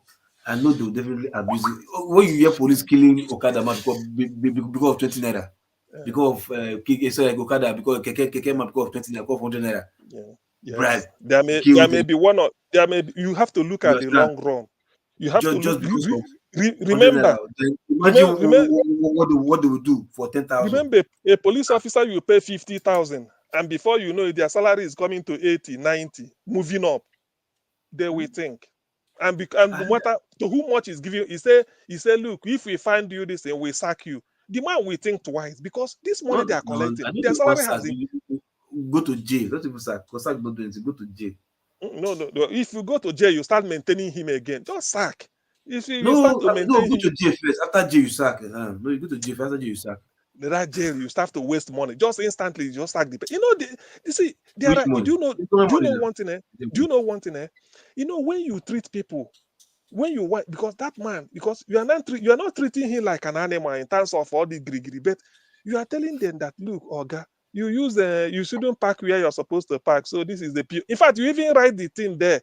Now see it everywhere that if this is 10,000 through POS direct, you pay and the thing is showing. But make sure that there's accountability. You invest the money you are collecting back into the police force. They will be happy. And before you know it, that thing you want, because the essence, do you know here? Do you know why they tell you? When I pay the parking charge, do you know what they told me? They said they say this money you are paying us, we don't need it. We only want you to take correction. You see what they told you. They said this money we know the living Yeah, expenses. they will say that though, but they will still use the money for. Of course, no, but it's for you now. So you'll be a fool. You You'll just be a fool. donated to them. Exactly. They will tell you that this money is not really what we need. We only want you to just to correct you so that next time you don't do it again. And that is the thing. So will you go and do it again next time? Pay money like that with hey. So indirectly, so what they want to achieve is if next time if they tell you that they don't want to take the money, say then give me the money now. Ask me to do something for no. What we mean they won't take it next time is that they've achieved that city, something like a ozone, not polluting the city. That useless can Livingston started that nonsense now, and they're telling all this congestion charge and charging for parking left and right. Jesus Christ, those people, man, it was brutal. I think congestion charges in London, Durham here, and Manchester, I think. Oh yeah, you guys, I forgot. You guys don't see that nonsense. Now they even what do they call it? E zones now. They have E zones now, and it's expanding everywhere. ULZ. Yeah, ULZ. Yeah. It's going everywhere now. And Boris Johnson introduced the city bike just to make sure. You see, listen, I believe, sometimes there are part of the things you will do, you're becoming wise. I wish one city in Nigeria will operate it. Like especially Lagos. No need all this impound your car, we hit you. No need. The moment you park, so look at it. See, why did you drive this thing? The fine. This. Bam. And then or you do it to police that the way they do parking ticket here, the more returns you bring, maybe the higher your bonus. Yeah, that's brutal, man. Nigerians are just too greedy. They will spoil the market. They will spoil the market. But the aim is for you not to drive through bus lane. That is the aim. If you didn't drive through, because my fear is just the police taking advantage of that power you give to them and start doing judging for what I've been seeing so far with Nigerian police. Anyway, the political will. Let's say somebody comes in. Otherwise, to me, Nigerian problem is solvable. That's what I feel. Very easy. It's easy. It just needs a good good leader and with good intention and good political strong will. Strong will. Do it and then show them this is why. And the people will see that yes, you mean business and you are clean. That's all. They fall in line. Before it will be gradual, but people will fall. It's been demonstrated now. Even the first time Buhari came to office, he was able to introduce war against the discipline. Technically, it was working. And obviously, they went and kicked him out because obviously they always have to ruin any good thing. I remember one man in those days, even to urinate in a side bush, you say, I don't know whether before you know it now. I say because man, that stuff was working, man. In Port Harcourt, they were planting flowers in all buildings, painting houses in Port Harcourt. Man, that's when they were calling River State Garden City and all that. They were doing a lot of good things. And if you they just ruined the entire thing. If you want to enter anywhere, you queue. You see people queuing to enter stadium, to everything. It was that discipline, but typical Nigeria. I have to give Wike some props though. If you look at Port Harcourt today, it wasn't in Port Harcourt that I went into 2 years ago, just during the COVID-19, before the COVID-19 started. I was in Port Harcourt then. Because it was between fly up and down. Man, there's roads everywhere, man. That's what I mean by that is that Nigeria, when they make roads, they tend to do it very badly. You will see the gutter still there. No, this time they did it up to standard where you will not see the gutter at all. Like you will see long distances, you don't see gutter. That for me, that's a sign of a good job. For me, it's bad where at this time, 21st century, we are still looking at roads as if roads is Nigeria's problem. When you don't have it, you will look for it. See, listen, my friend, my friend. Even if you like, let's say you've got your independence since 200 years. Until you solve those bread and butter issue, you haven't started. You haven't exactly until it is done. It hasn't been done. It is done. Yes. Get one done, then you go to the next one. Done. So get one. Okay, you with now. I think you said you went to River State. River State has changed, right? Okay. Let's see if the next governor. With Port Harcourt. Let's see if the next governor will still come and be doing road again. True. Fair point. We'll see. Let's go come now. We'll see the doing road. It's almost as if you are wishing them to fail. What's the matter with you? No, see, Here we do. When we started telling, applauding them for doing not that we are applauding, not that we are applauding. Maybe better something than nothing. You have to praise what is happening. We are ground zero for the past 60 years, and somebody lifted you to road. Since 1999, they've been doing road. Because there is need to do road. There is need for the road. You want the road to get worse and not be able to pass, be passable. Before they came, was there no road before? But it's spoiled now.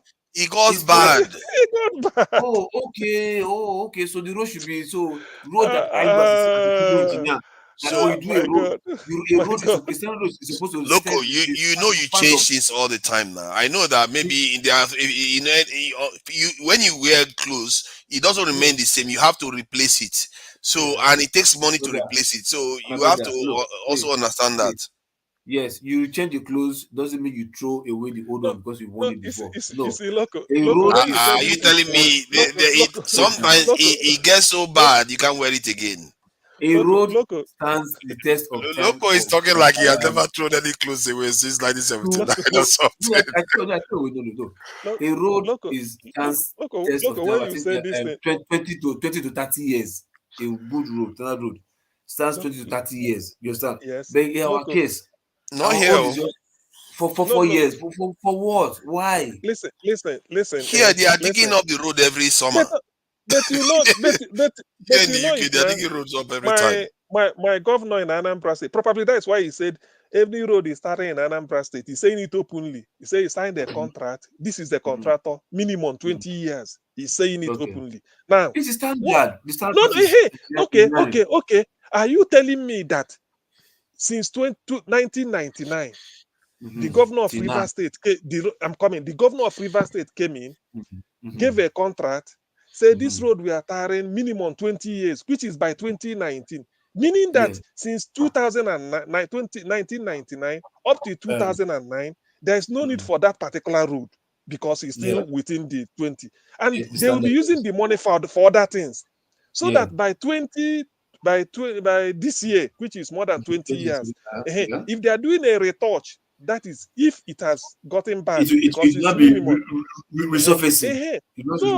So you see, maybe that's why you now come around to what I'm saying, that until you solve a problem, you don't leave it and go to the other one, because when you solve it, it goes. But if you didn't solve it very well, you come back to it. That's what we've been doing.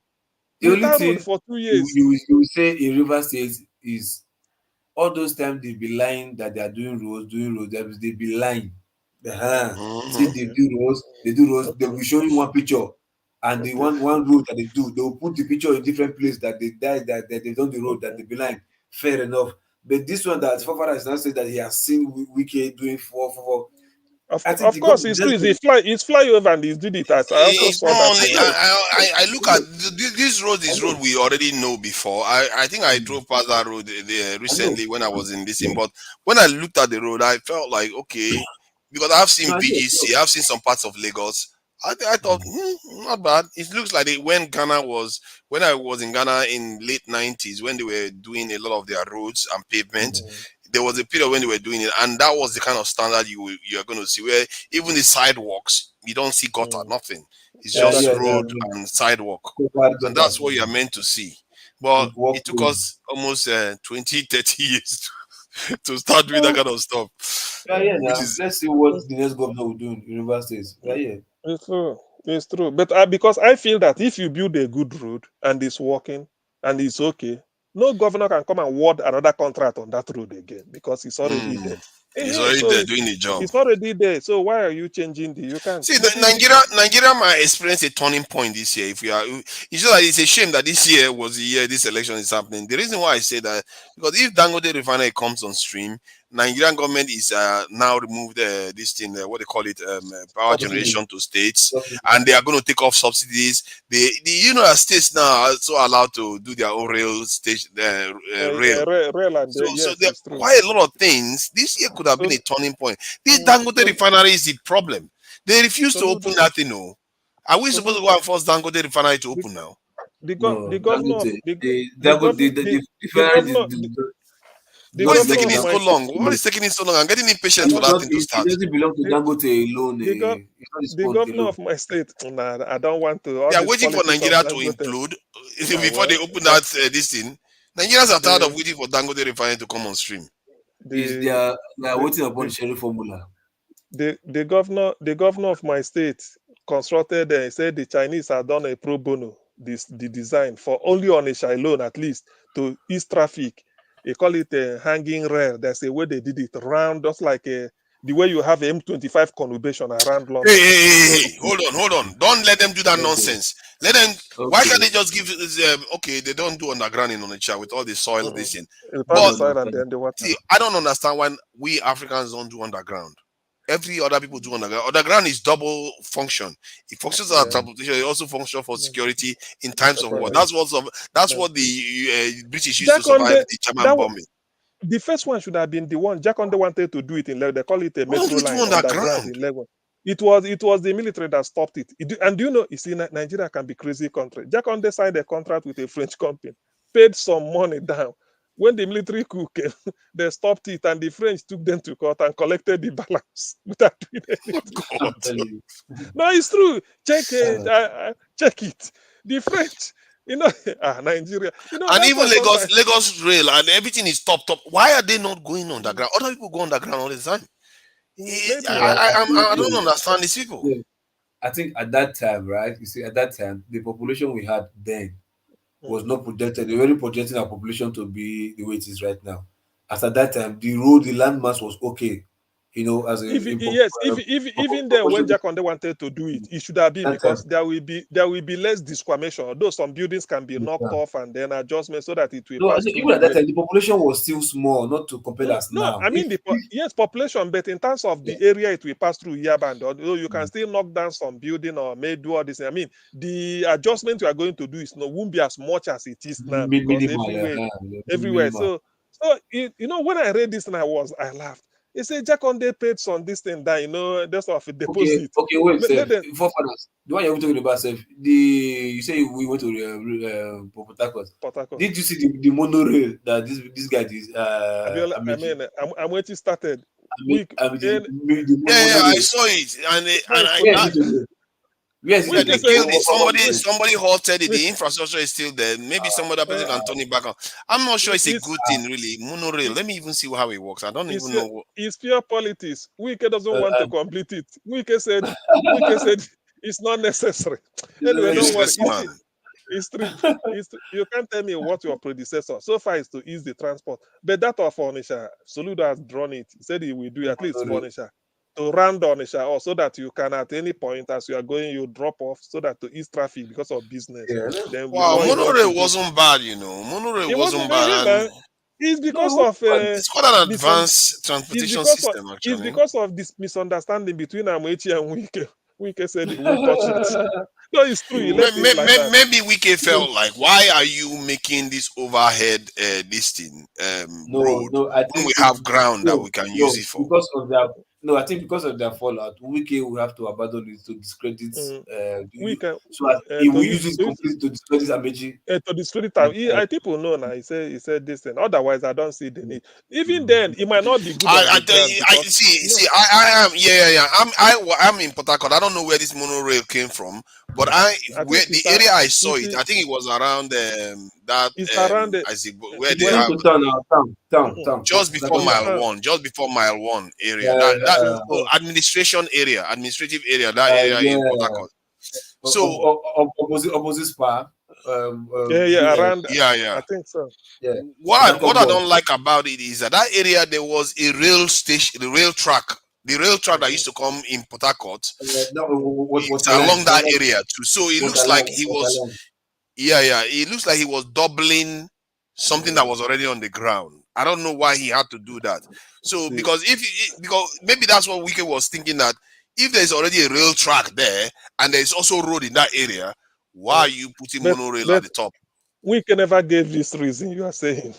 You don't, yeah, you think it's just bitter. He doesn't we want can just say that it's not necessary. If you have given details, maybe if he gave details, I'm waiting my account and say, then you're inviting a debate. So probably he knew. He just felt that all this shouldn't be. But then I don't see the thing is that the mistakes we tend to make is this. I remember in Onitsha or somewhere in Enugu, I wrote to somebody. They are saying, hey, there's a new estate they are building, come and buy land, all these things. I tell them, say, look, let's stop making this mistake. You don't announce you want people to come and buy land in an estate.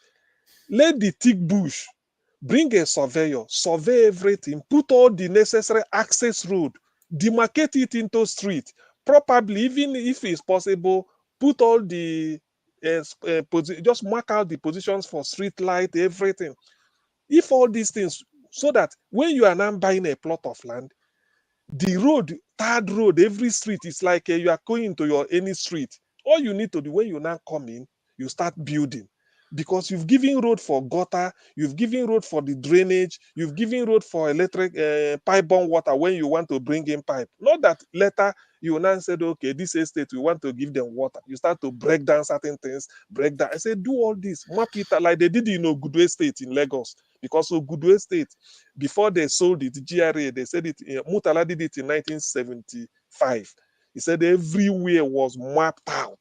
You think that, but all you know is that this is a particular plot. It's full of bush, but everywhere is tarred around it, the street nearing. So when you now pay, you come in and develop. When you pay, you come in and develop. I told them, said, look, there's no point telling people when you come in, this man will build his own. He said, later you start, where is the street? We knock this down, knock the other town down. No, it won't be good. But we don't learn anyway. We don't learn. We keep making mistakes all over. If we can build Festac Town in Lagos, we should have replicated that type of something, estate, all over the country. Model Festac. Because in Festac, all the drainages are underground. You can see the open gutter in Festac, the original plan. You can see the street light. You can't see wire. Everything is underground. Go and check Festac. It was then. So why can't we replicate it all over the country? So if you want to build an estate anywhere you are. Amici closed judiciary for 2 years in River State. Yes, in the court. Oh my God. Gentlemen, These governors are just diabolical. I want to sleep. Yeah. Good night. It turns out that we the Londoners are the ones that can endure it through the night. UK people. All this, you see, let me end the stream. Obaseki of Edo State.